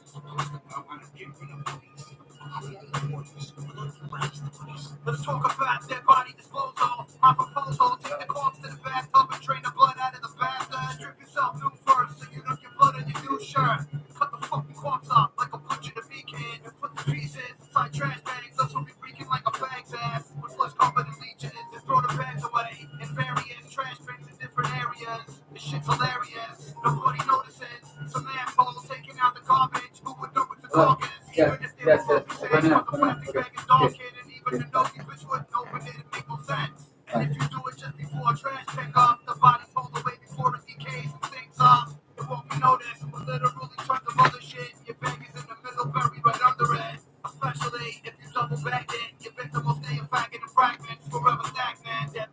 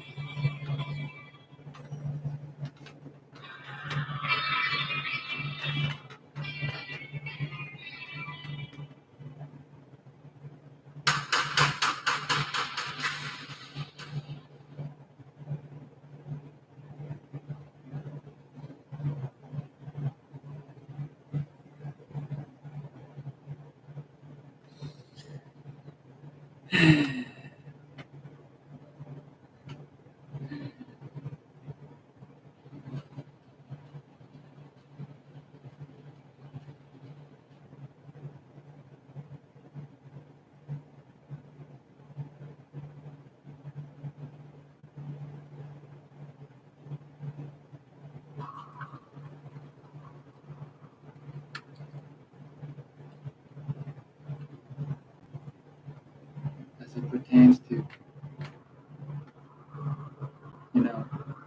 anything to do with a book from Orwell. Well, in my case, right now, they might exist. So I'll just shut up, sit down, and mind my own business. I don't know a goddamn thing. And I don't know a goddamn thing. Now, maybe I am. Well, it's a funny story, this one. If it isn't a story, it should be. If, say, I have some Jewish heritage in me, maybe I do, maybe I don't. Rumored and not proven. I say maybe. Goes all the way back to the Holy Land. Maybe before the Holy Land, before was even called Israel. I don't know how long it's been called Israel. I don't know if all Jewish blood implies that they come from that part of the world. I don't know. I'll talk my way out of a lot of things I can't.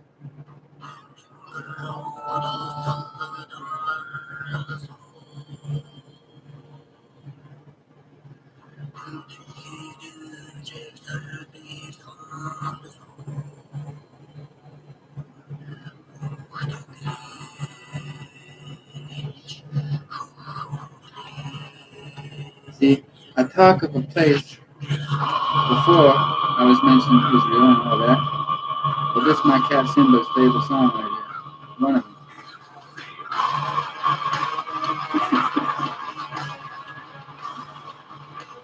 I don't know nothing. Because I didn't say nothing, and I don't know nothing. I know one thing, yin and yang, white and black. These things, I know I heard a story from an old fisherman down by a dock in the river somewhere near here. He's telling me about way back in the day, I think caveman days, even way back, we're all cavemen, prehistoric. White guy and a black guy. I don't know what you consider them anymore. I don't know, I don't care. White man, black man, white man. Now they got together and I heard this story and they started talking real well. They're buddies. This is a story. I don't know if it's true. They ended up being buddies. This is way back. And they figured out they both like to fight. They really like to fight. Both of them. They didn't fight each other then, but they figured out something. They like to fight. They knew that. Some of them did. Other ones didn't like fighting sometimes. Some of them did it because they had to protect the families and all that. This old fisherman, he got a little confused. He said, "It's just a story, son." And, well, I don't know anything more than that. Then they decided, maybe if we pretend we hate each other. And some of them really believe this stuff, and some of them had reason for it. These two, some of them never really did. They figured in the beginning, it's like when I met the Chinese Canadian, Indian Canadian, Canadian Indian, Indo Canadian. I'm not sure what people call people. I keep talking, problems go away.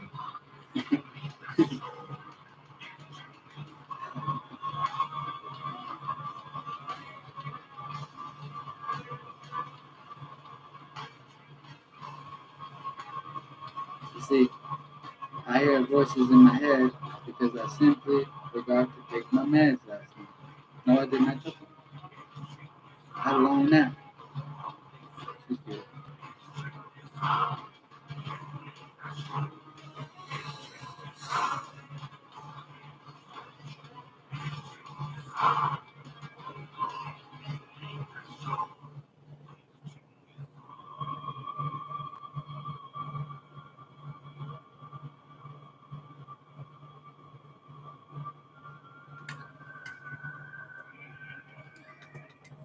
This wasn't a song that Simba really liked, but this is one of them. There's one he really liked. I mean, this cat, like he heard it before, I swear. This cat is from the village. I mean, I don't know if anybody can trace a cat's bloodline back, but this cat is from the same village where Genghis Khan came from. Maybe he is, maybe he isn't. Now, as far as history goes, he wasn't the kindest man. I know that. And I have little knowledge of the real history behind that. I know of Conor Goulding's books. I read those. I read one on the way up from Vancouver to get to Monte Carlo. I read the whole goddamn thing. I sat in the back and read. I said hi to my mother, maybe, maybe not. I can't remember. I was just still upset with her.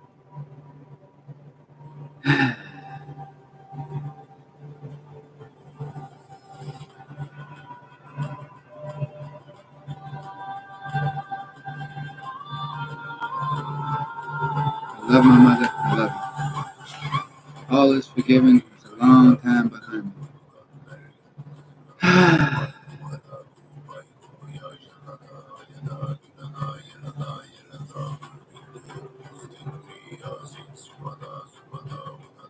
But I sit in the back of a Mazda 3 and I read a book.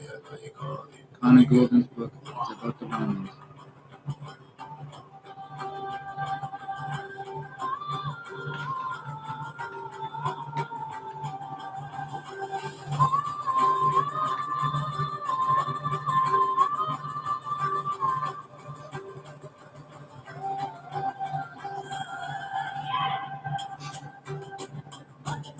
Well, I found a quote. Can't remember if it was that Connor Goulden book. I think that's the only one about the Romans I read. Seems like there's another one. I read it at RV, I think. I did read it in RV, a different one. Maybe it wasn't Connor Goulden at all. I can't remember. But he has a quote. Well, there's a Roman general there, or the legion commander. I don't think he's a general. He's in the legion. It's a novel. It's fiction. And he says something like, "It ain't worth the steam on my face. Steam off my face." In reference to something. I always thought in those days, Roman days, legion days, on a cold war, a war that's cold out, in those days, whether they're probably closer to the Germania, that type of area in the book, I can't remember where they're at and seeing or whatever, but that quote stuck with me. And Big Cole knew that one was coming, or he felt it.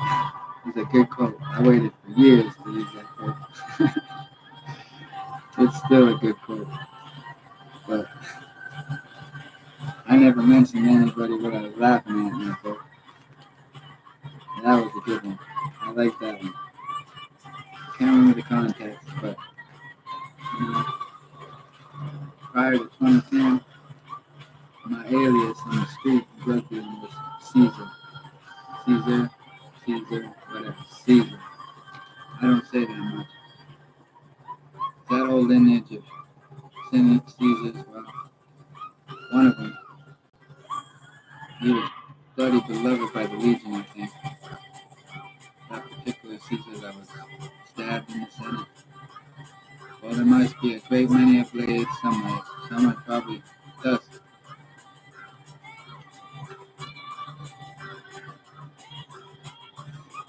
But now some might have been kept.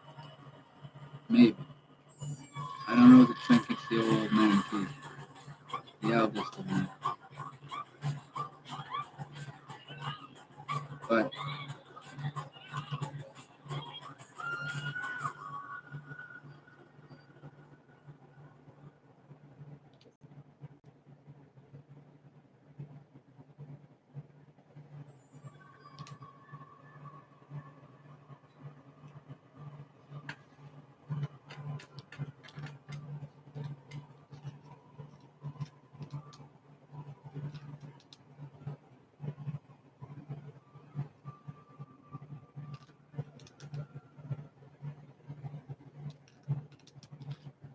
I don't look at too many names on the internet. I noticed one in a video outside of a building, a very, very important building. And the man was walking, and another man is there. This man did not look impressed. I didn't think anything of the scene. Not my business. I remember him. And I think, reminds me of Grandpa Harold Hayes. Grandpa Wayne too. Grandpa Wayne was a Canadian. And boy, he was ever a Canadian. Proud Canadian. He liked the Americans. He liked the Americans, but he liked Canada more, I think. A proud Canadian. Merry old England. His lines were drawn. He loved the American way, and he think it pretty good, but he was of the Commonwealth, and that's that. Merry old England. He said that. I think my stepmother was there, and he meant that. He's proud of that. He'd take care of, Catherine when he lived there, best he could as grandpa. He's too smart to be fooled by any young woman. But he was somehow involved. This briefcase now, This briefcase, this thing has got, it came back to me because it magically did. And the young lady and her mother, thank you to her, the young lady. Well, she's older than me. Well, who knows? You just never know. But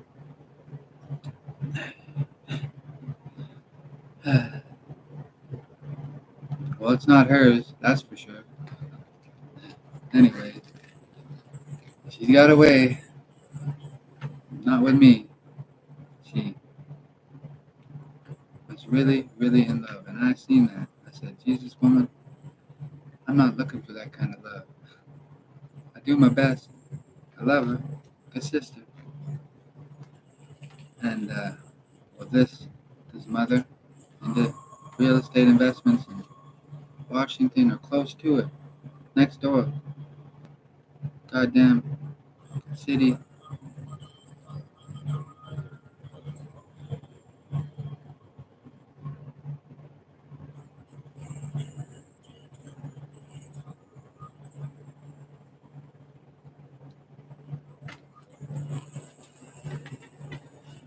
If I get off course from my mind, I philosophize. But this woman, young lady, she's older than me, and her mother, they handle the belongings of my grandparents.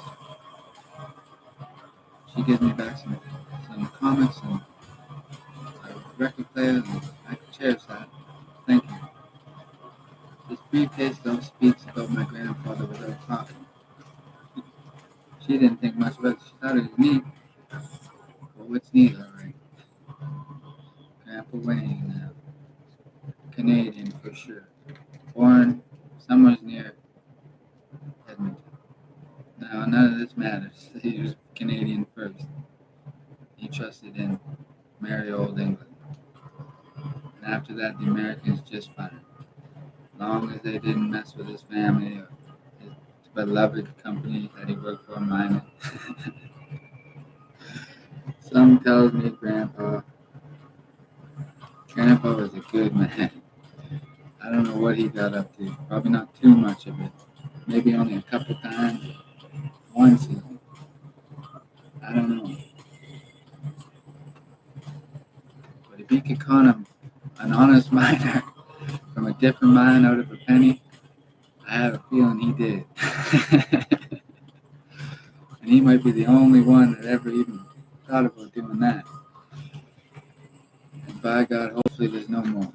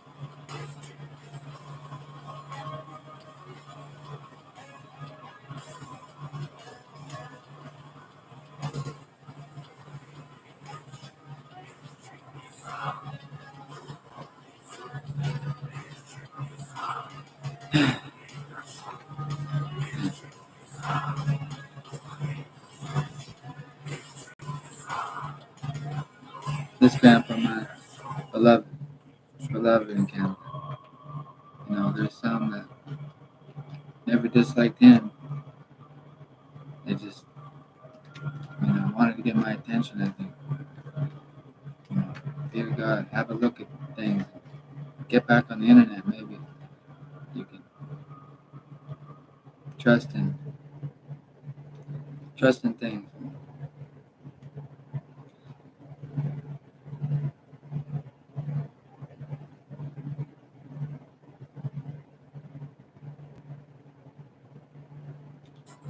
Savory sweet barbecue perfection. Easy, no contents.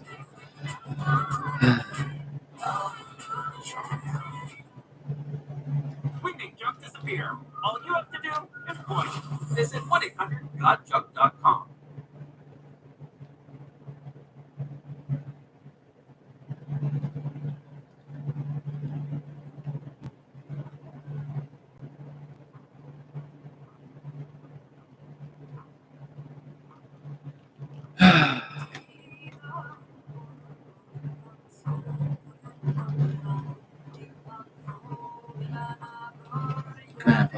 Grandpa Wayne, brave man, loved riding motorcycle.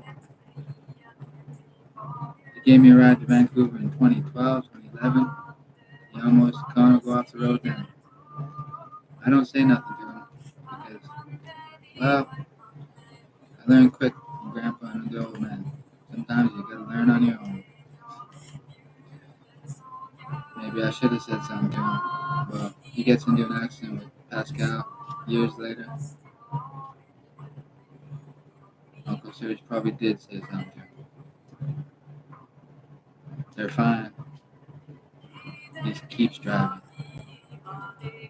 Proud Canadian, this man. And just his vision went on him. Cataracts, he had surgery, he had shingles, he fought through that. And he's diabetic, in a bad case, he had to watch what he ate, but he loved the sweets once in a while. I see him at McDonald's and someone mentions his driving. I know. He don't care. I know that by then. He doesn't give a shit. He's driving whether he likes it or not. He's my grandfather, and well, he's charged up off that.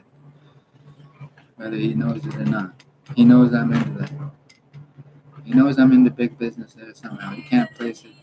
Nobody around him really tell him what they think. They're bullshitting.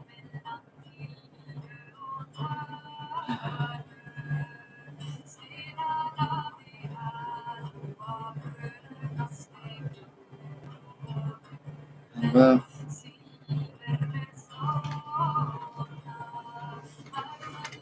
Grandpa Wayne, I love him. He's a good man, a very smart man. And I listen to both my grandpas. Grandpa Harold there, he went early. The cancer got him. He drank a lot. His whole life.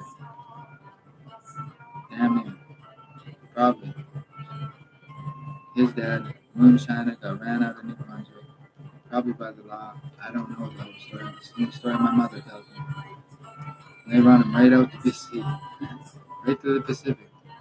In Vancouver. I don't know what kind of moonshiner business he was into, but I seen a picture of him. I think a little heavy-handed. Maybe he's selling moonshine to anybody he wants, and without paying anybody.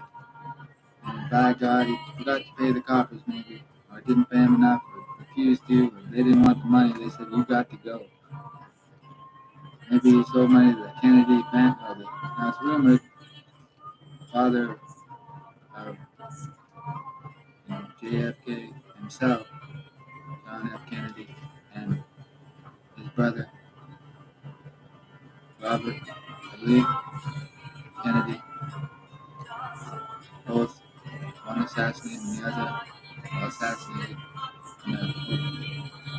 in LA, I think, Hotel Lobby, I believe, and his older brother in Dallas, long range, unsolved.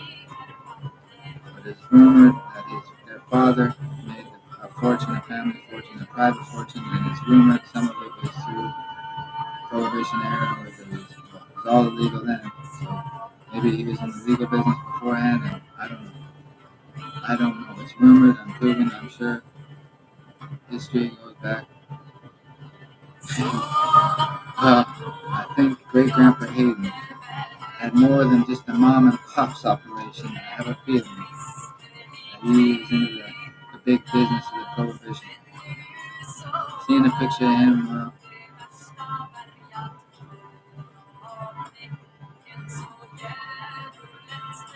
I'm not sure. I don't think he paid anybody for his. Well, he must have. Maybe he was helping. I don't know. He was involved somehow. There was a fortune, he never left any for me. But, well, there was a fortune maybe. Well, I'm not sure. Great Grandpa Hayden on one side, on Harold Hayden's side of the family. I've seen a picture of him. That's about all I know of him. He's married to a shorter French woman. She didn't speak a lick of goddamn English that my mother remembers. And Great Grandpa Hayden, he's an Irishman. And they found a way to love each other, those two. I don't know how that happened.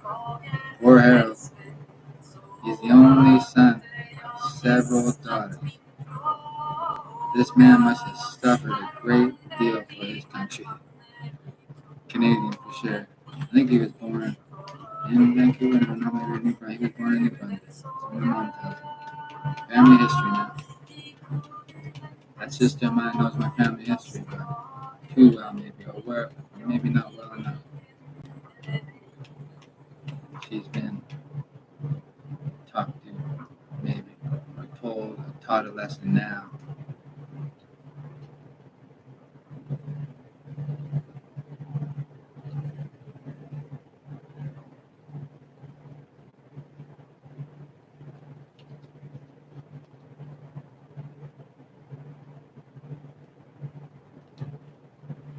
And you know, Grandma Hayden, she worked hard for years at the glass factory. She don't say a goddamn thing. Harold there, Grandpa Harold, he stay around and drink. He sips his beer and he teaches me how to play dice. I remember a little bit about that. He taught me how to play dice. I like dice. I couldn't wait to play dice with Grandpa. It was either dice or horror documentary. I mean, he got me into the working shop maybe one time. And I said, I didn't want to be in there much. I wanted to be playing dice or watching World War II documentary. That's it. And I want to be at Grandpa's every goddamn day. We got along just fine.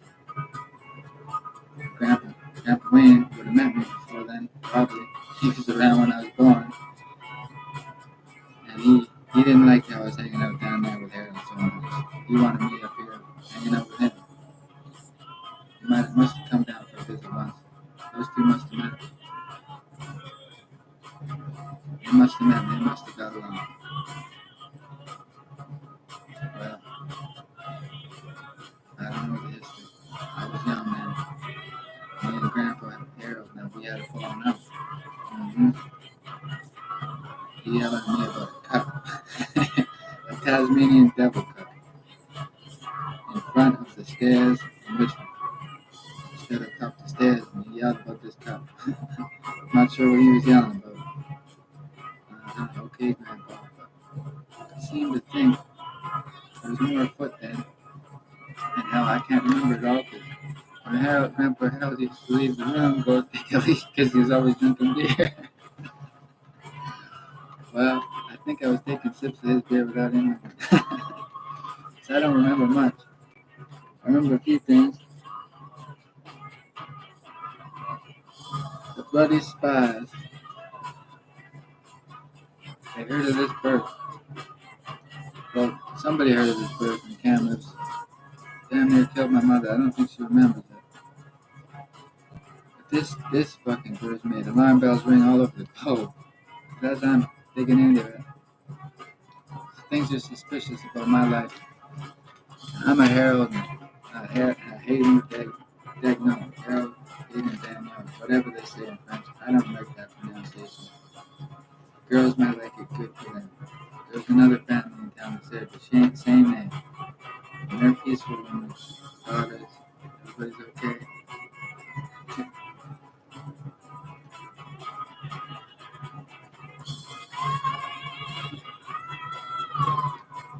They're in the private business.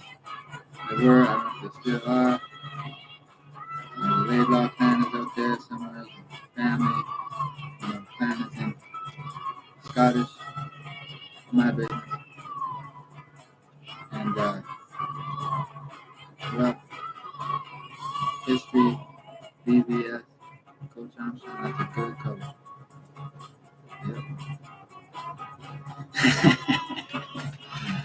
And well, cold war tactics.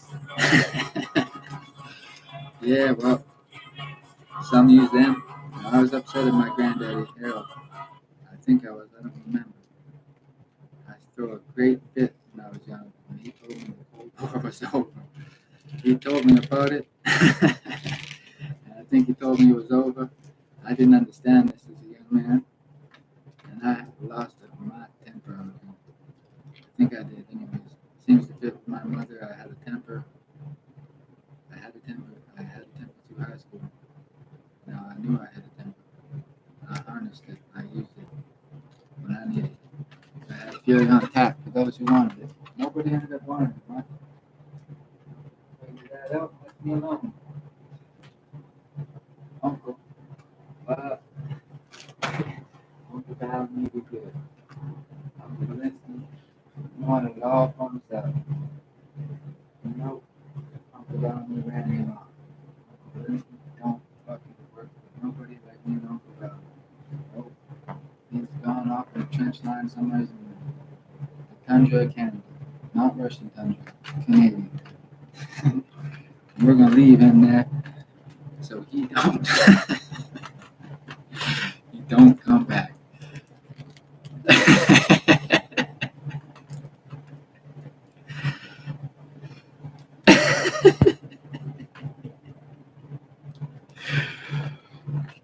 Because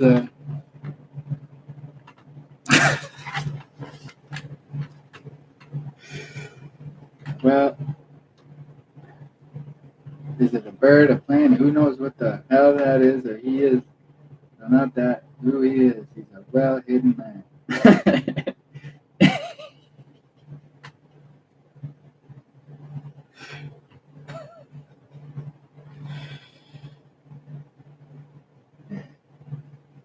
See, I've been through a lot. What might not be funny to some.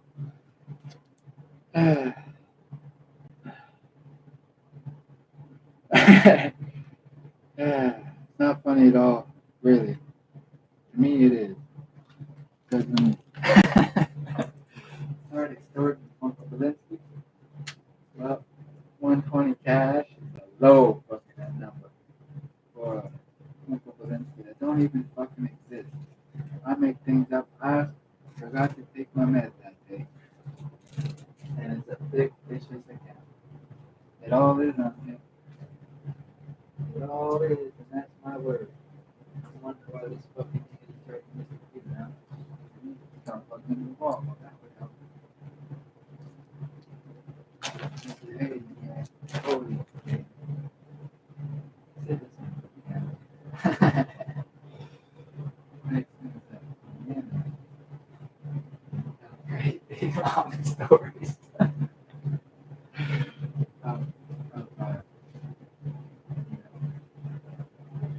Wait the fucking story. This Uncle Valinsky. Uncle Valinsky. And Uncle Valinsky got ran off. He gone. Period.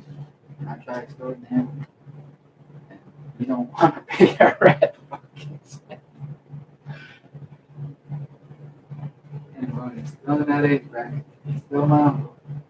Valinsky, unfortunately, is, but he ran off. Go to the Canadian Times in the trench line. You can stay there. And now it's him with Uncle Jack. Talk about, you know.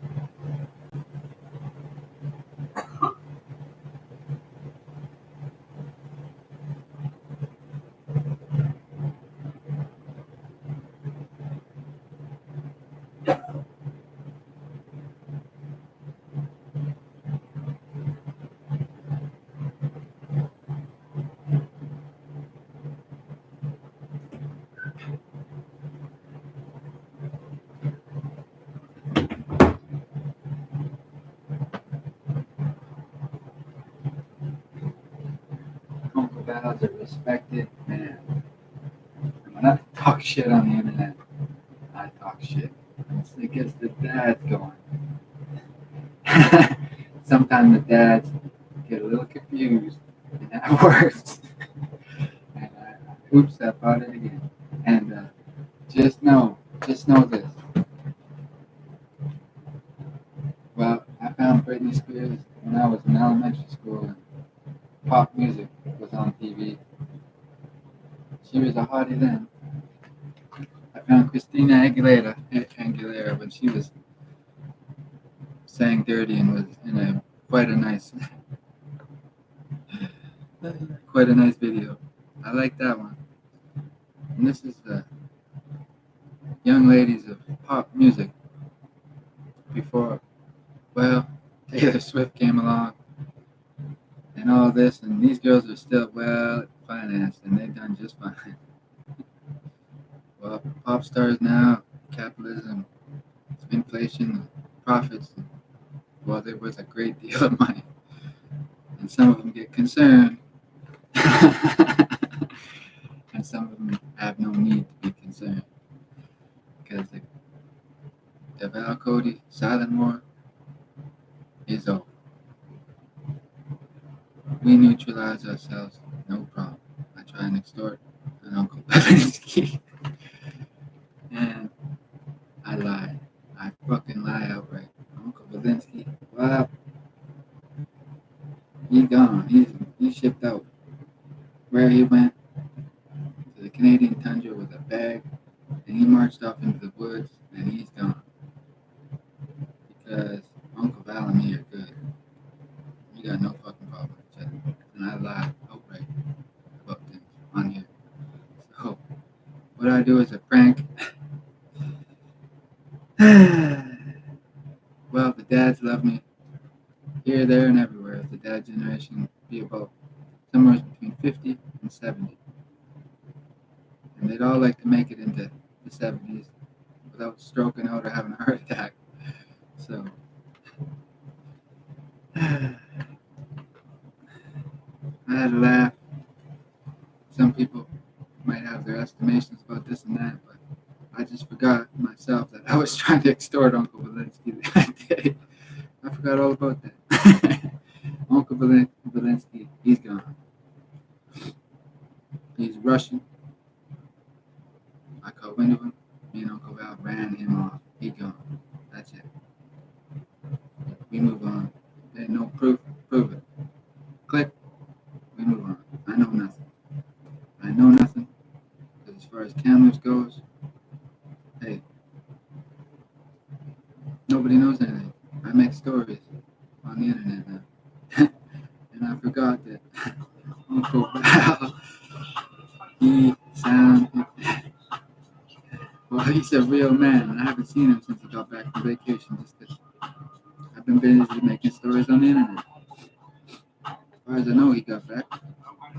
I talked to him on the phone, and I'm fucking with him. Because he sells the house. He doesn't tell me. Him and Ellie sell the house. They don't tell me. They don't call. He don't call. My number hasn't changed. So, I forget, but I'm in character most of the time because I'm on the internet 247. Silent. Entertainer. They don't want to pay me the big bucks. I don't want it. Somebody else deal with it. Just internet traffic. Washington, D.C. can figure out how to deal with that. Not my fucking business. I lie. Uncle Belinsky, a no good man. But he tried to trick me. I take. I learn. And I go on the offensive against Uncle Val. I don't mean to. I was in character. I forget. Uncle Belinsky ran him off. I watched him into the trench line. We yelled at him. He walked into the bush, deep forest, somewhere north of Yellowknife there, and he's gone in the bush. He ain't come back. He got a bag, and he's gone. And we have a sane, happy, healthy, and whole Val. Sane, happy. He gets going on watching me. He's just not sure it's even me because I'm acting so well. He hears me on the telephone, and I get nephew with the prank. I get uncle with the prank. The camera hears all these things. You can hear something and it not be true. So everything's good. And there's 3 wonderful young ladies that shares my father's last name, different bloodline. I'm pretty sure. Okay. I never asked. I noticed his name. I never tell anybody about my dad's last name. Hayden from my mother. Daniel is from my dad. Dagno, I call it Dagno. I like that. Sounds nice. But whatever you prefer as a French speaking, province, Quebecois, as long as you don't want to separate. Now, that's going to be a problem for us British Columbians, me in general. Because once I say something in private, in a private environment,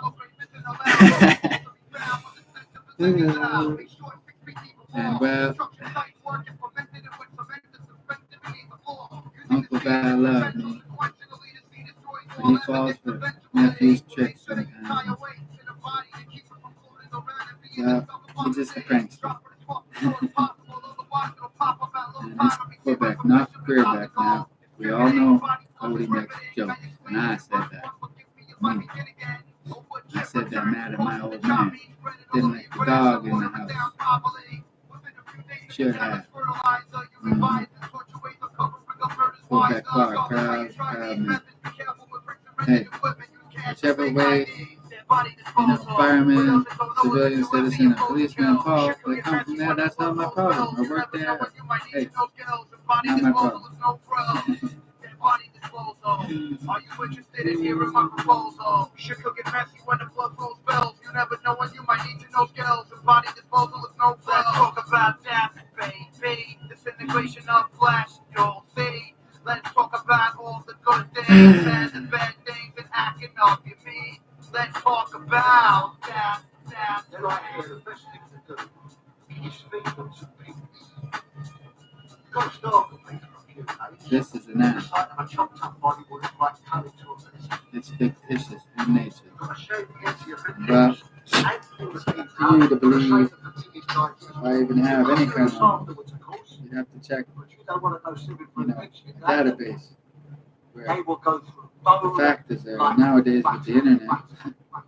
I mean, if these databases are secure, I mean, when did they, pay for their hardware? And who got their hands on that? And is it on Windows software or Apple software? Is it binary code or is it something else? Zeros and ones. Now, I don't know anything about coding or program computing or anything about human race. I don't know anything about that. Handshake deals are made, sometimes never, but a young man, a very young man, understands something about World War II documentaries. We don't want the third one. No. That one could end the existence of mankind. We don't want that. Nobody does. Cody make jokes. Only the spies here, if they even exist. And well, everyone's up for good entertainment. I simply ask that you leave your television on the cable to a program that you like. These people keep busy making stuff, and sports wonderful. I don't watch the crap no more. You hear the announcers talking. And I say, I've heard enough of this shit. I don't want to be made fun of or poked at anymore. And I say to myself, well, you're going to have to enjoy it without me. I can't remember the last time I watched a sports game. I get rid of internet I keep. watch American sports, and I love American sports. And I think to myself, I can't remember the last time I watched a game in Mexico, Raptors. I was a fan then. I went there by myself, rode the bus, paid for it, bus change. I was goddamn. Hey, I was cheap. I didn't want to pay for the cash. Puerto Vallarta. No security detail. I go by myself. That's how I handle my business. Still same as this day. Old timers and grandpas and men in high ranking positions all over. They call ahead. And in regards to me, everybody seemed to get along. Here, there, and everywhere. You figure? No problem. No problem. And this is a great deal of honesty and proud to do anything in regards to helping out keep me safe. I have a way of knowing when I'm being watched. And well,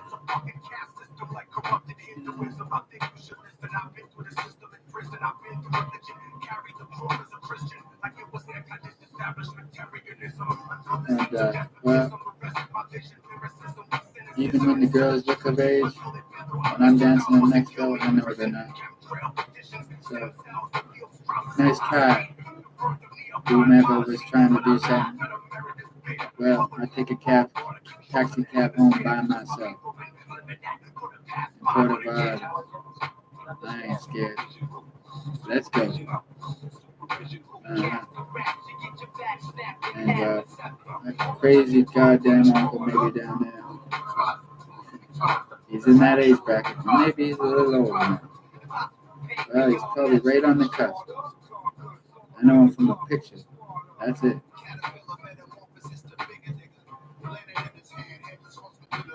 And he knows one thing. I need some time. Maybe he thinks he hears things. And he knows one thing. I need some time away from my wife. Period. The rest of it, well, don't seem to bother him much. This one, Katie, she's a special woman. Fierce, stubborn, very smart, highly intelligent, quiet, book reading type of girl, likes to read books, travel the world with her family, well known amongst families of high regard and powerful families in their own right in the banking industry for sure, some in the industry of politics. What the hell is that thing called when you're in a country and you go looking for help? Passport, you get that. There's one in every country. Consulate, I think. She even tells me, friends in the fucking consulates, different stories. She tells me these stories in confidence. Nothing top secret, I don't think. I remember these stories. She might not. Well, I think she did remember those stories. I'm not sure. But she's Kathleen of Winchester. She was born there. Her middle name was after a woman, the Iron Lady, I think. Can't remember her name right now. I tell somebody that.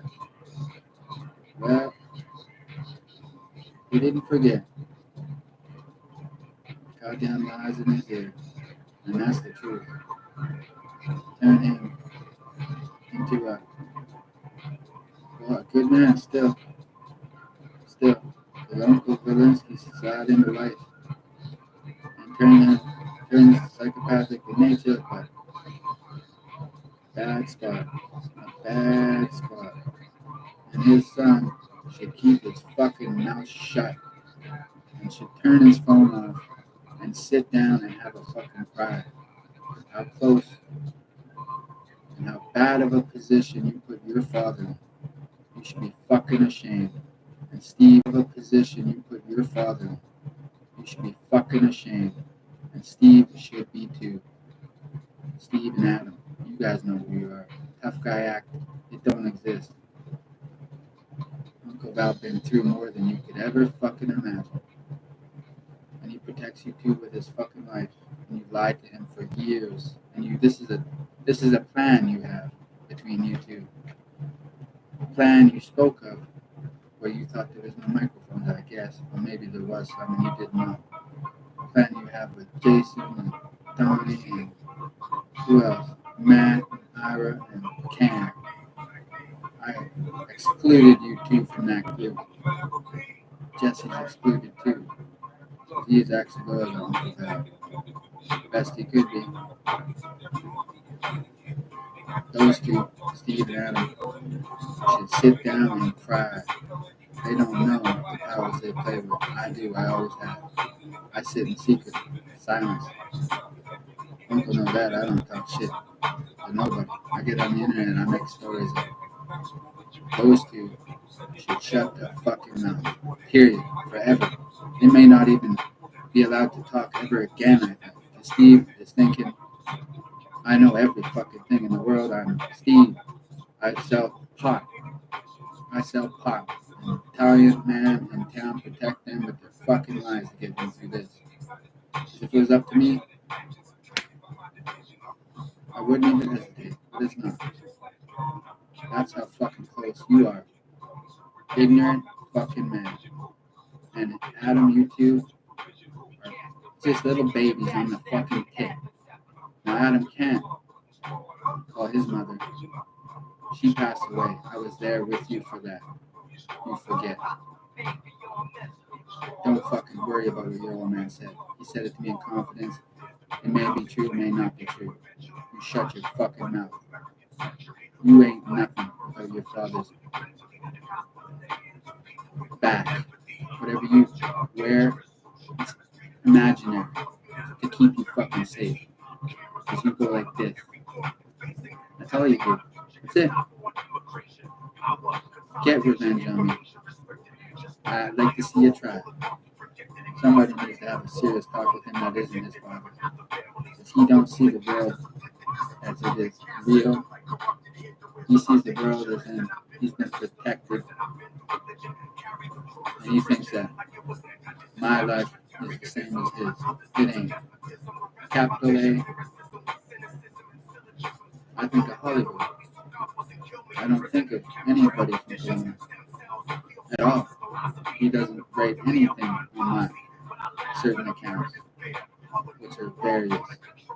All on my computer's IP address that's completely fucking connected to me. I bought them legitimately, and they are my IP addresses, and I take full fucking responsibility for that writing. He goes like this. He wants responsibility. It's all fictitious. It's in fiction. You think something that is wrong. You should cry and shut up. You don't know how close to getting your old man into serious fucking trouble. You don't understand it because you don't care about him. You want money. I don't give a fuck about money. I never did. I meet your dad about once, first time, and I'm not sure of him at first. I get to know him. He protects me best he fucking can.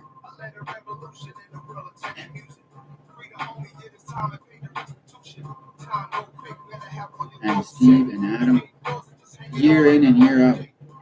Steve, he's a great big fucking steroid addict, is all I see. I don't see a man with sense. You ain't into organized crime at all. You're popular. You tell people off and fucking yell at people and do all sorts of different things. And Uncle Val protects you best he can. And your father protects you best he can. Because the sons in this province, short of me, are down there all on fucking brainwash. Hey, some of it came from me. Allah.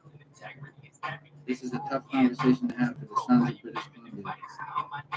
Who their fathers are maybe bikers, maybe not. Maybe connected to this syndicate or that syndicate, maybe connected to, mafia or that mafia. Who knows? The old men, the dads, they don't talk about it. The sons, then, short of me, so I'm squeaky fucking clean. Period. My track record is, it's like fucking so pure that, well, I haven't done anything wrong as far as violence goes. Personal violence. In 09, 08, when I was a teenager.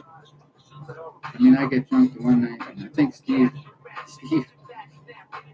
straightened me out. I was drunk. I think I maybe ran into him. I don't know. I don't remember. All I remember was bear mace in my eyes. I went to Craig's. I found my way to Craig's as I yelled for help in the street. And,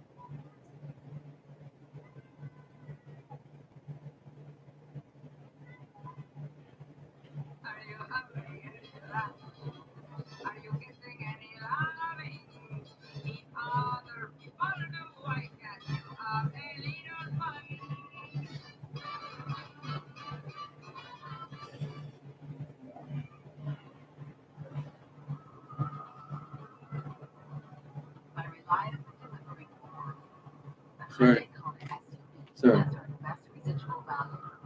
I poked a man in the eye. A buddy of mine. At the same house, I'm told it's a man's job. I see him. I don't know if he notices me out of the corner of his eye. Well, there's another man up front to make sure I get, I don't know what he wants to make sure.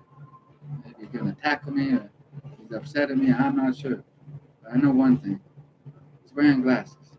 And I know this man, or I don't know this man. I can't remember. But I know his brother. Maybe, maybe not. I knew I recognized him. And I throw that ring in the river. It's a nice ring, that ring, with the rubies on it. I shit my pants at the same time because I'm laughing so hard. That house takes me in.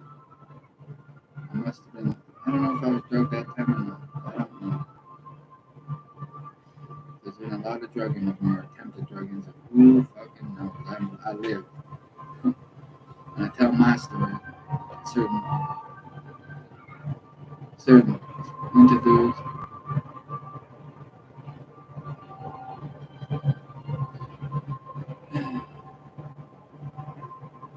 And the signs of British Columbia, American capitalism worked up here. It did. There's money falling from the goddamn sky for some of them. And it's constant. And they just don't respect their old man. Their dad. Steve and Adam. You guys a secret truce with whoever the fuck it was, with Jesse maybe. Whatever it was, you don't know what the fuck you're doing.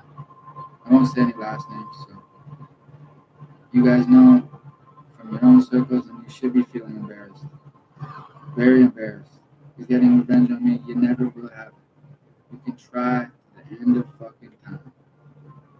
I'm 100 fucking years ahead of you three in your respective class of your respective fucking area of the dope business. Some of you three are respected, but not as much as you think amongst the hardened man in the dope business. Not me, others. Your fathers protect you. One has a stepfather that loved him dearly. He has a dad still that loved him dearly, I think.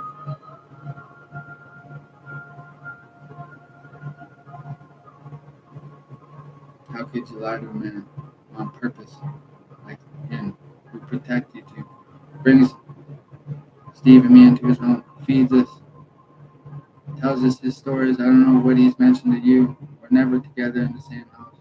He keeps us separated. I'm there with Adam once. Well, Val's every couple times. Sorry, no last names. You gotta hear this one.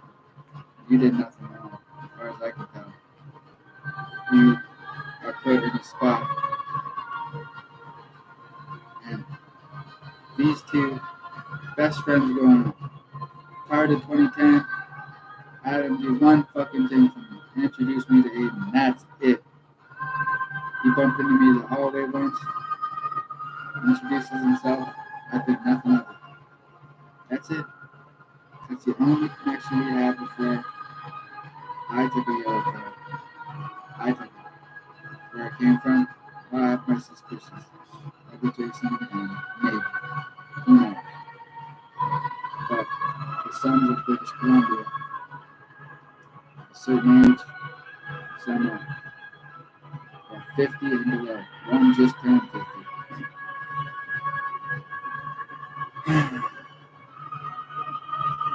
Get so far out of line,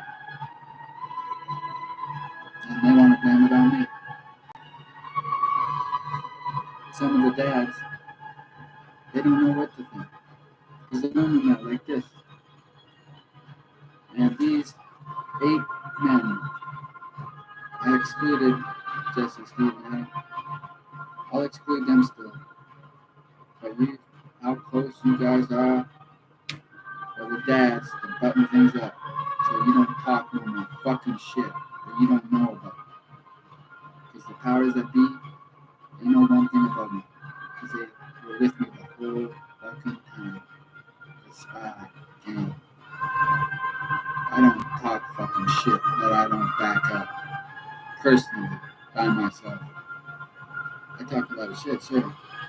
Tactically fucking deploy it in certain places, certain people. Yeah, Steve's competition. Hey, Adam, well, hey, he quit his corporate job, went to work for Dad. Dad make a boatload of money. Uncle Val knocked him dead.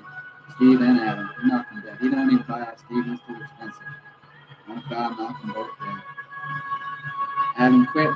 Well, he threw me about $750 in a bag once. And big ones, small ones.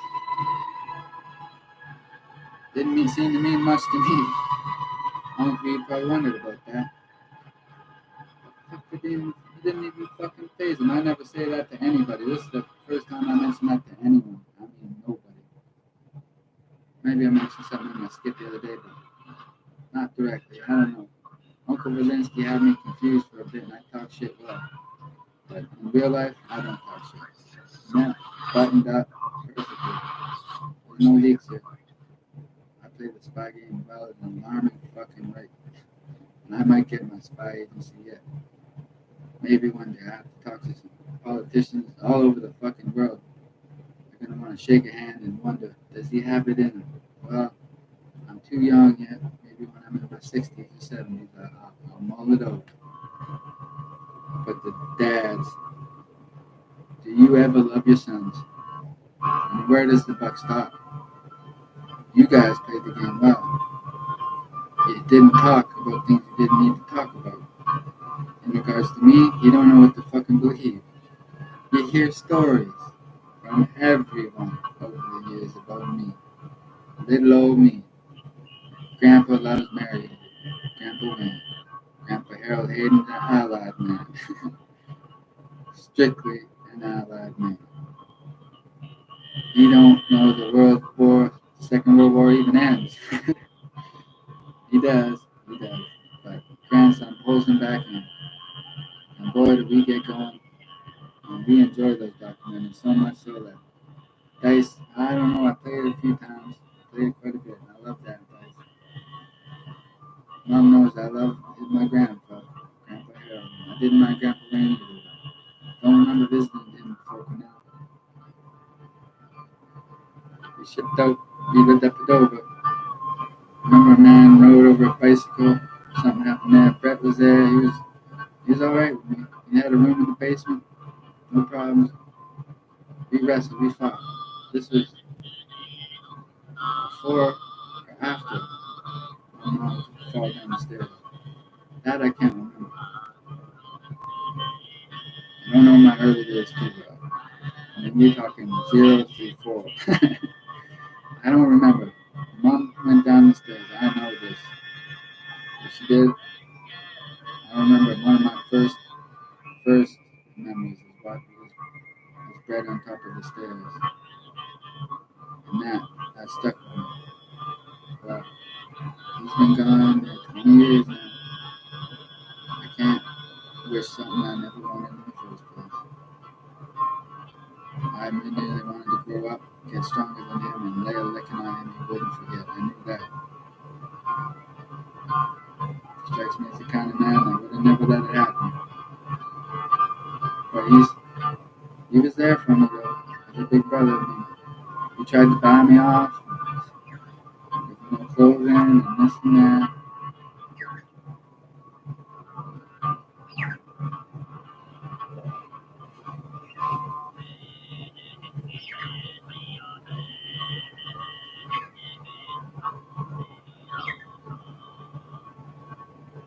And Randy Trost knows this. My other father, 'cause he was like a father figure to me when he was around. Randy, he talked a whole lot. He's funny. He's always good to me. And I stole one thing from your house. One thing. A porno video. I remember that one. I got my uses out of that. Wayne was around. Wayne stealing from him. I didn't steal a fucking thing out of your room. Ever. I never went in there. Never went in there once. I had respect.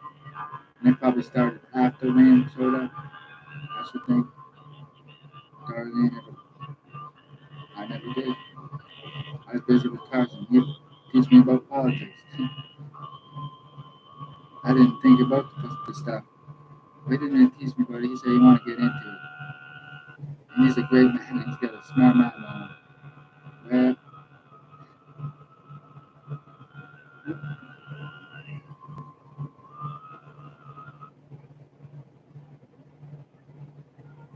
This is your idea of a perfect Sunday? Nestled in the sweet embrace of Gary's thighs. What for? For the glory of sports. Be ready with high protein factor. Ready to make junk disappear? So looking forward to this. We make junk disappear. All you have to do is you do nothing wrong, Randy. Carson, you do. 1-800-GOT-JUNK. He doesn't. Or visit I love him. 1-800-GOT-JUNK.com. We'll be there before you hang up the phone. Just as this woman can give me shit, I respect that. No problem. Never ever again. I respect that now. This that day till then, I learned my lessons.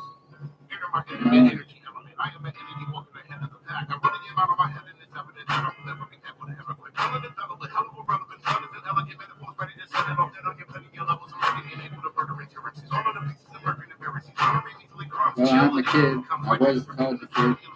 Don't go label me that. Take it from me, but I don't know for sure. Okay.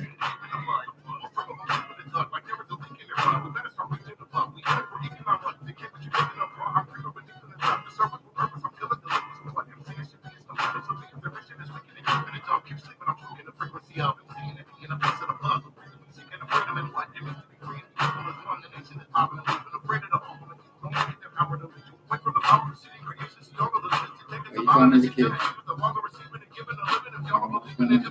Ask him to do that. Mentioned it.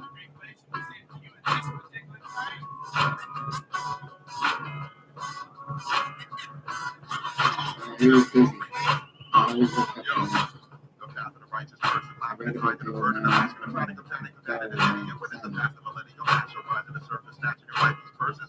One thing, pictures. He was a serious man. And I saw him on a TV show, Sons of Anarchy. I haven't seen him since. And then he confirmed the book I read, I wore. He's a man. I read about it. Says something about him that that's one of the men that Montreal and back in like the war. There's a couple things there that I don't understand. You know, one in Montreal, some in Arizona,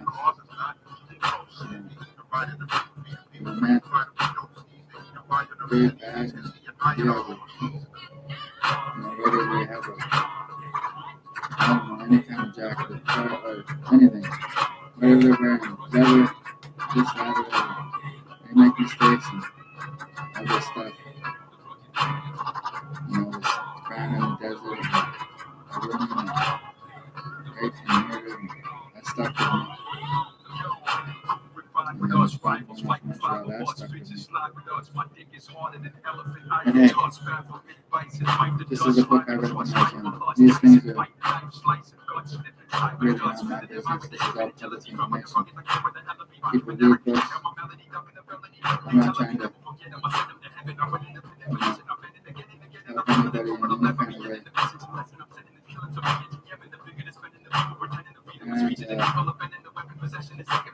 And I found that book, chapters, I never looked back. Not, I was in it, not even close. I never, ever hung around officially. Never did. I have my suspicions about Uncle D. I don't know. He never showed me. I have my suspicions. I figure he is. Well, I can't know for sure because I don't know. I don't know.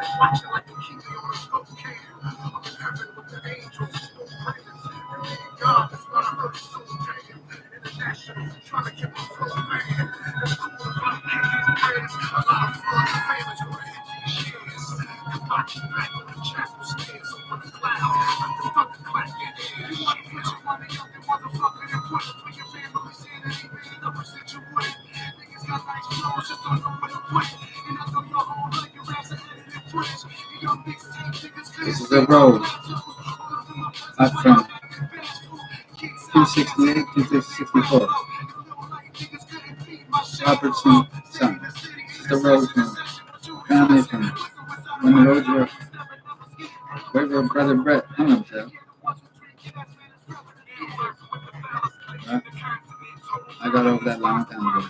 My mother's still here. Mother's never truly get over the son aspect. Don't worry, Ma. I got the winning lottery ticket right here. That's what I like to tell my mother. We had a laugh that day. The problem. I don't know if you've seen the article. I said, I can't help myself. I turned into my real self there for a minute. And that's my fucking battle plan he's running with. And I had a good laugh about that as I laughed about it. Now Burton has been up on the hill. Cameron, the hill, Aberdeen, the hill. Up on the hill, not Capitol Hill. That's a different hill. But I laugh about that. I get tied around up in that thing one time. I take my first rental car over to Alberta. I'm picking up peanuts, cash, cake, one guy calls it. He calls it cake out of Chaminade. Hey, when he was around me, he was well behaved. He get a right away from me. He thinks he's running the fucking world. I'm sorry. I have this way with people. I get them motivated and spun up. I like to think of it like this. I twist them out like a little, twist, and send them off in their own direction. Hey, some of them learn from me in the early days. They respect me. They talk and talk and talk. They tell every fucking detail about my youth, my teenage years to a man that they trust. They don't even get forced to do it. They do it for, well, brownie points. Try and get them in. They see money in dollar signs. Well, welcome to the chain of fucking command. And I ain't in yours. I'm a associate, an independent, period. And I am well connected. Yeah. Pretty good. Some of them love me like a son they had in the house. Close to their sons, loved them. Tried to steer the right ones the right way. The ones that got into spying early, well, they figure they're all right. But business is a hell of a thing. And when you're youthful, things sound like a good idea and you trust in it and you love it. I suggest don't be cheating on your fucking girlfriend. If she's your wife, where's my invite? We had a great deal of fun not inviting me. Yeah, you men I grew up with. It's a great badge of honor not having me at your wedding. I had one man at my wedding. It's a sign of respect. There's a sign of respect I had in someone's house. Now, the price was right. I can't lie. I'm a cheap son of a bitch. But the right people are there and everything's good. And I have a weed edible. First one I've had in maybe ever. I say, Uncle, let me have one of those. And I know as I'm eating it, lights out. I drink some vodka, strong shit. That was real vodka. There ain't no. I bought this for Uncle as respect. I had my nephew buy it, and I searched around for it as a sign of respect, and it was true.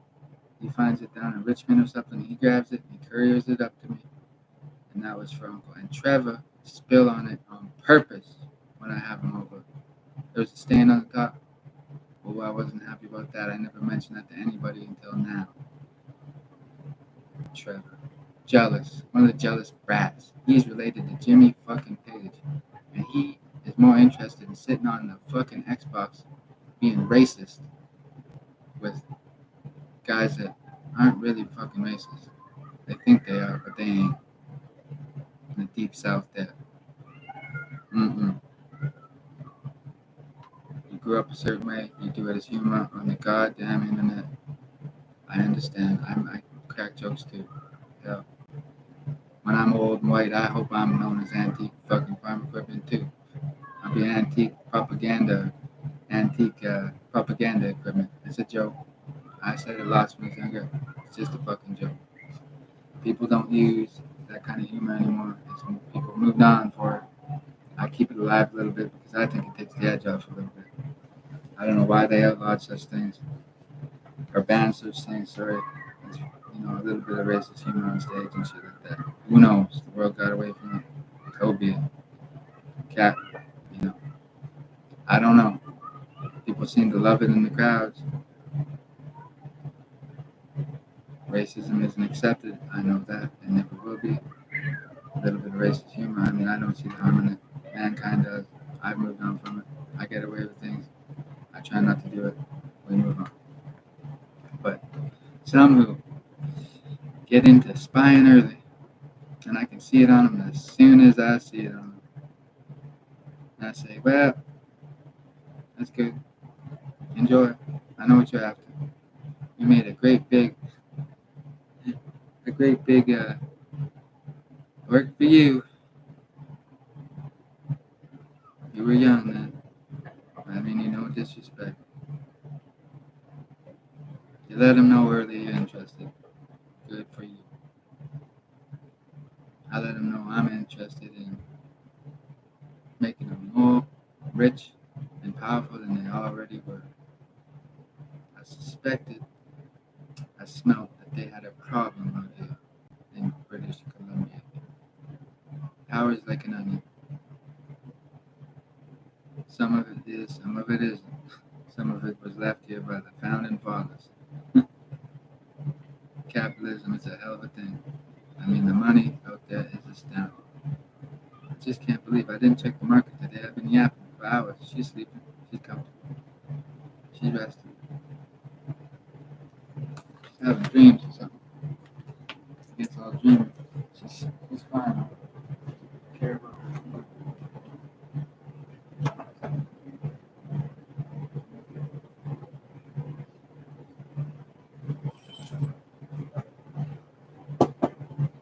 On the fire. Sleeping? You good? Happy? I'm just talking for the stream. Huh? What? She's sleeping. She's tired. Huh? She's smiling. That's good. She made it through. She's fine. She could have got in my car. She said she did.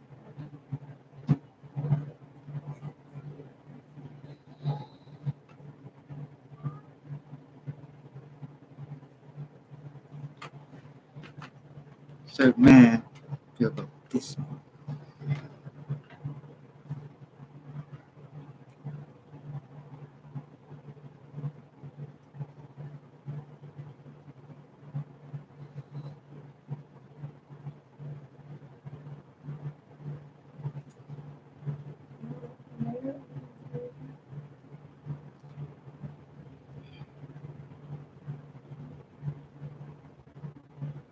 He says he don't care about hell, that one up by Ball Lake. He not scared of him.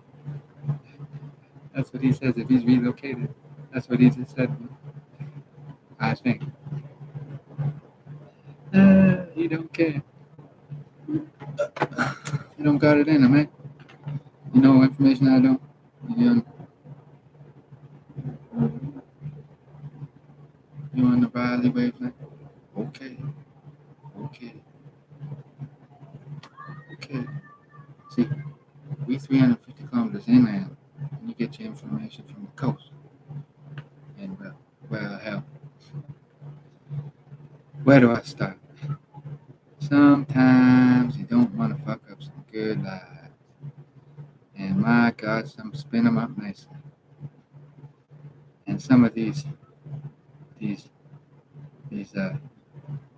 brats sons, men and women that are beloved and they worked hard their whole life. The sons got into gang culture, crime. They just don't see the picture right. They're told something, or they see certain men do certain things, and they hear it's okay. They think it's okay, and they just don't know. Certain things aren't okay. Raping a woman is never okay, anywhere in the world. It isn't. It happens. It's going to happen today, probably somewhere. It'll happen tomorrow, probably somewhere. Several billion people. The world ain't going to be perfect. I don't know any of it. She didn't receive any of it last night. I believe that. She was scared. Didn't happen. Certain people might have wanted it to happen. I don't know for sure.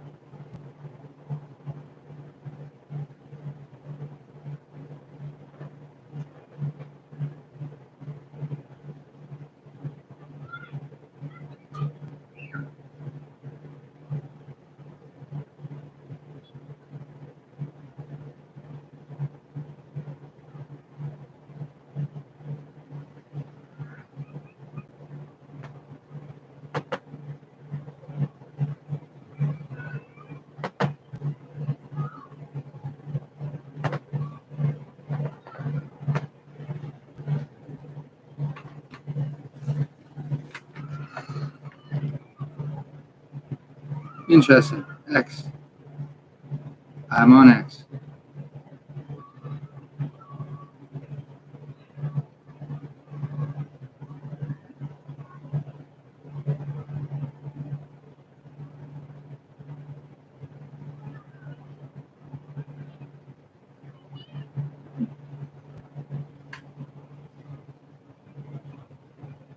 This is on X. Anybody's access to this information.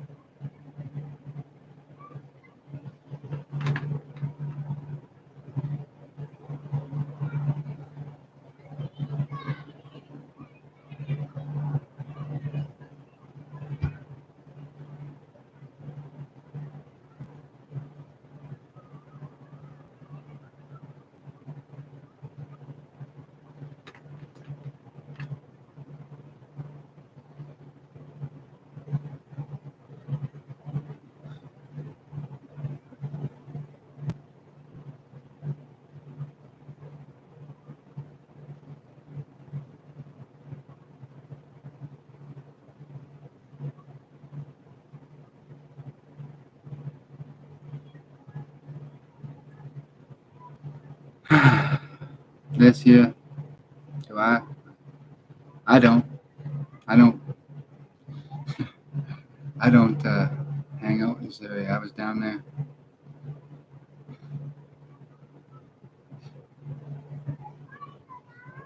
This is public information. As you see, it says follow. I don't follow. It pops up. And a good man that I met, you know, he don't tell nobody. I know. Because I know. He's waiting for a beautiful thing to happen in his life. And this is a very, I don't know if it's happening or it's on the way. It's happening soon. I'm late to check my text. I'm getting through the tough part of my life now. Just moving day tomorrow. Rent's paid for that month regardless. I move in, or maybe not. Rent's paid for sure. No problem. No problem. You know, I've never had a problem at home in my life. Now, people get, sorry, what's it?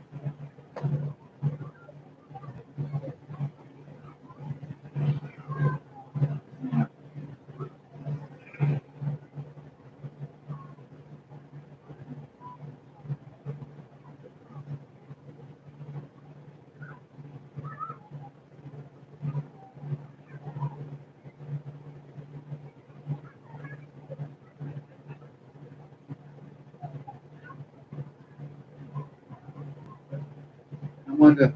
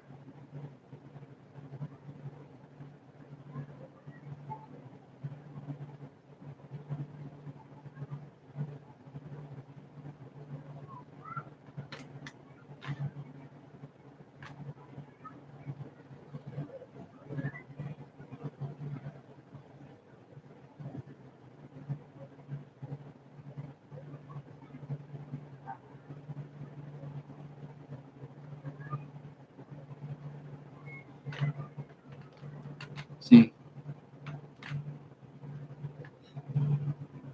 where do I start? Well, I've been talking, telling you my life story.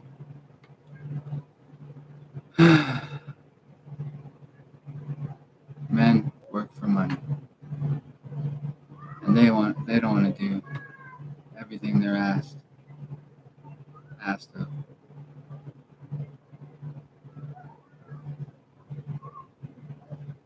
And been a green light on me for certain men since 05, 06. New York knows this. Certain men have been neutralized since. It's not funny to anybody else. It's funny to me. Because I walk, well, not through the shadow, the valley of what's that? The valley of the shadow of death. Because I am not evil. I ain't the evilest. This is a good tattoo. I get a kick out of that one from down under. From a book. Years ago. And I've never had that problem at home. Never. And I don't suspect the man that he would never.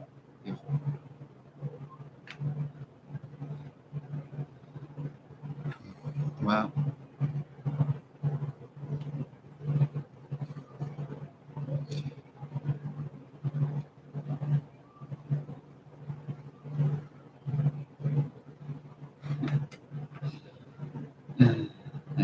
I don't have any fucking idea. This stuff in the big cities, it happens. I mean, I'm not in the big city. I don't wish it upon anybody. Some really, really would like to with some, but their father's reputation is pristine and they wouldn't dare. He don't sit with the weight anyways, I'm sure. So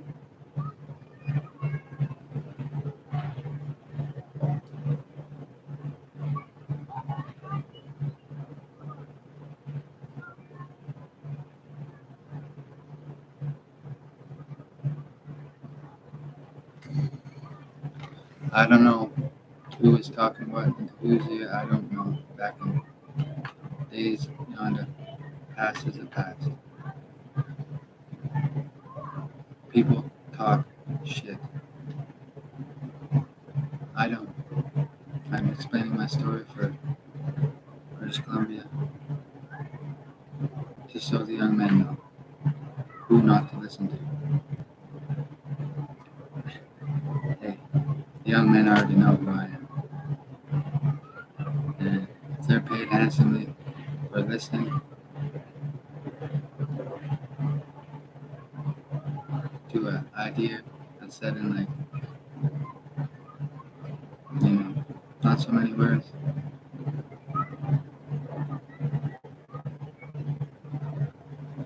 then hey, if you're pink, blue, or purple, take it. You already know.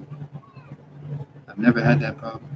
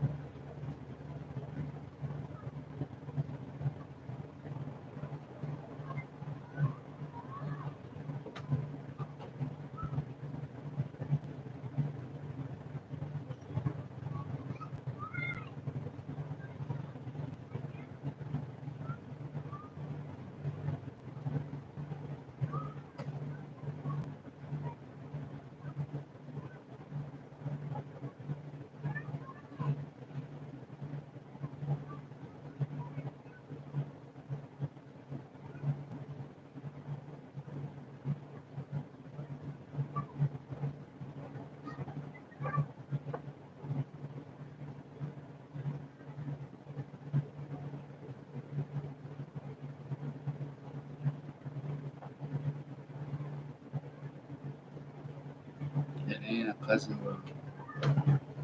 What happens in Vancouver stays in Vancouver. I'm from Kamloops. What happens up here? Well, me, I'm buttoned up. It'd be like having the young Pope movement, literally. And I ain't Roman Catholic. I mean, I know, hey, payday's a payday. We do what we can. And not spend it all in one place.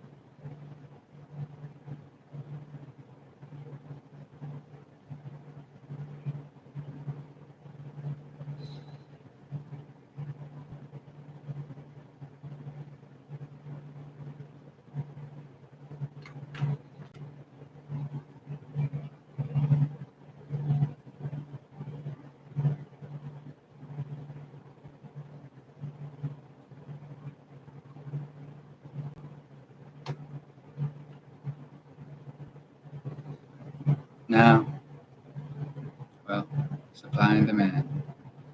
People prefer the BC stamp in some parts of the world. Well, it's interesting why. All sorts of different reasons. The young man through old know I put my work in for this province. And the new landlord comes a friend. I mean, we're already brothers from another mothers in a way. You know, he's waiting now, and any day where it's happening, I don't know. I can't. I'm not a goddamn. I'm not. I don't see into the future. But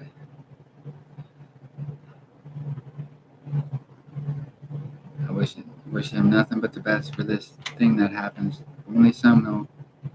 It's a very, very special part of a man and woman's life. I joke. I got ahead of it. I don't think I actually did.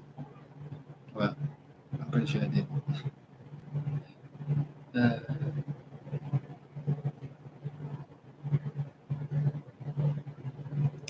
anyways, maybe I don't know what happens in well different places stays in different places.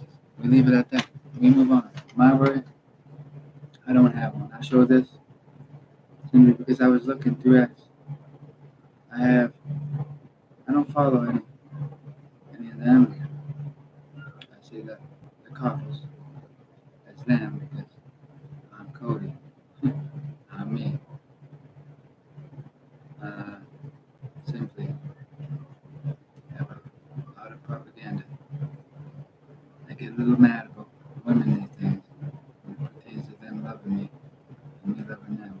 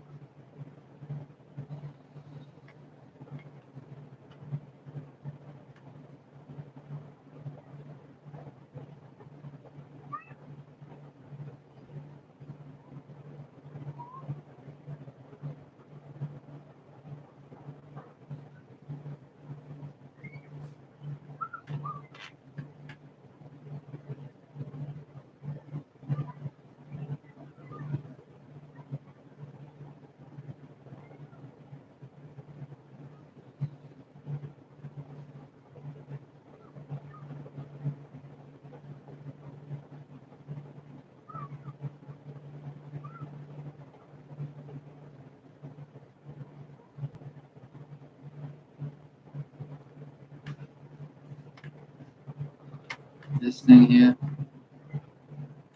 I always carried it since I was 13. Well, my first phone was a flip phone.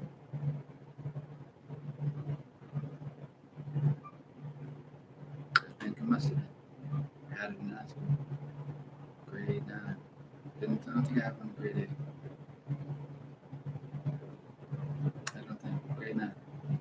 I know it was a microphone the day I got it. I mean, I knew it, on or off. I couldn't prove it, but I knew one thing. Enemy of the State is a good movie, and I watched it closely. And at child's age, I just pretended. Wouldn't it be neat? I mean, I never look up.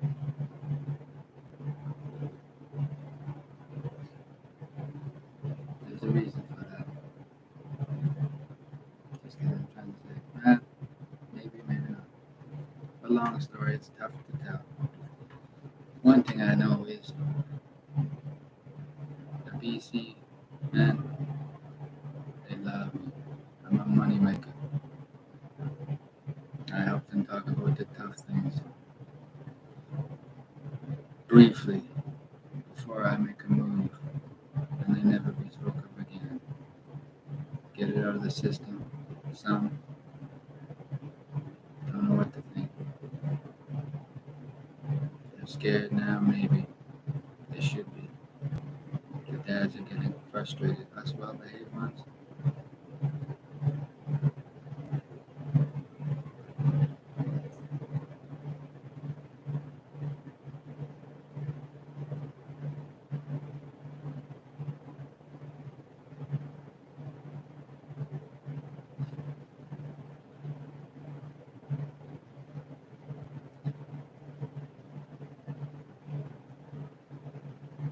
I'd rather be busy at work. I would, but this is important stuff for British Columbia because I don't do any business elsewhere. I mean, a little bit out there in Alberta for a bit. Fanny Rebel still hooked me up. My brother from another mother. He invited me. We work well. I see the Royal Estate or Royal the real estate company there. The magnet on the fridge. I say, rep, good for Kamloops. Giddy up. Young guys now. People lie and people lie and people lie, all in different ways. Great Uncle Johnny would say, well, we're family. I mean, I'm pretty sure he's through marriage now. I can't be sure. I don't know.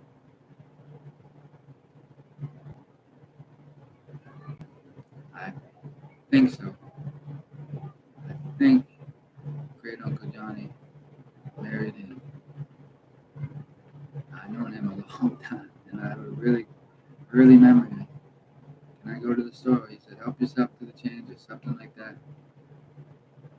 I helped myself. I damn near emptied that thing, I think. I'm not quite. I took a couple. I can't remember. I know he said, go ahead. Took some Goonies, as I remember, and I went to the store, and I remember that about him. The generous man that a Great Uncle Johnny. At the time, he wasn't Great Uncle yet.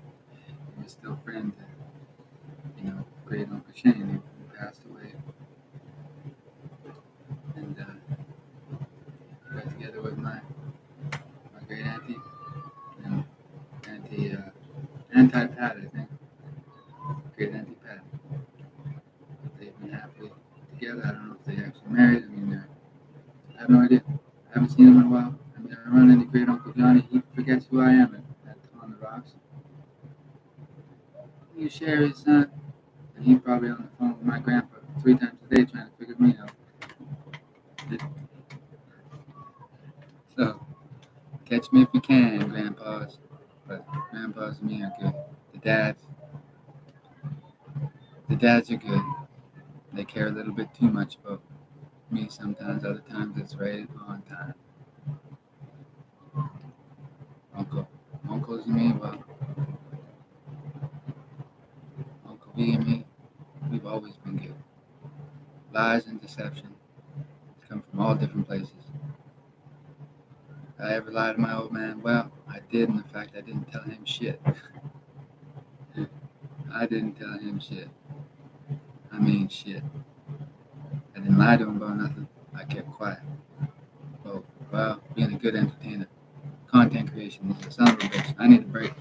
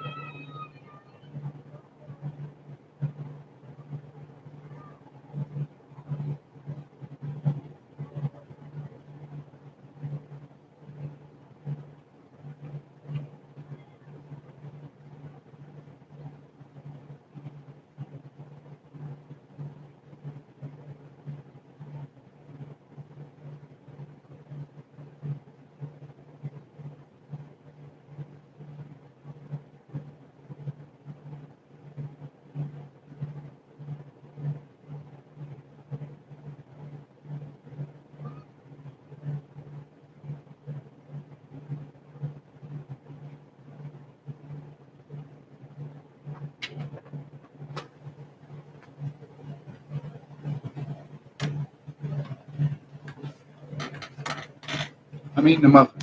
Leave me alone. None of your fucking business.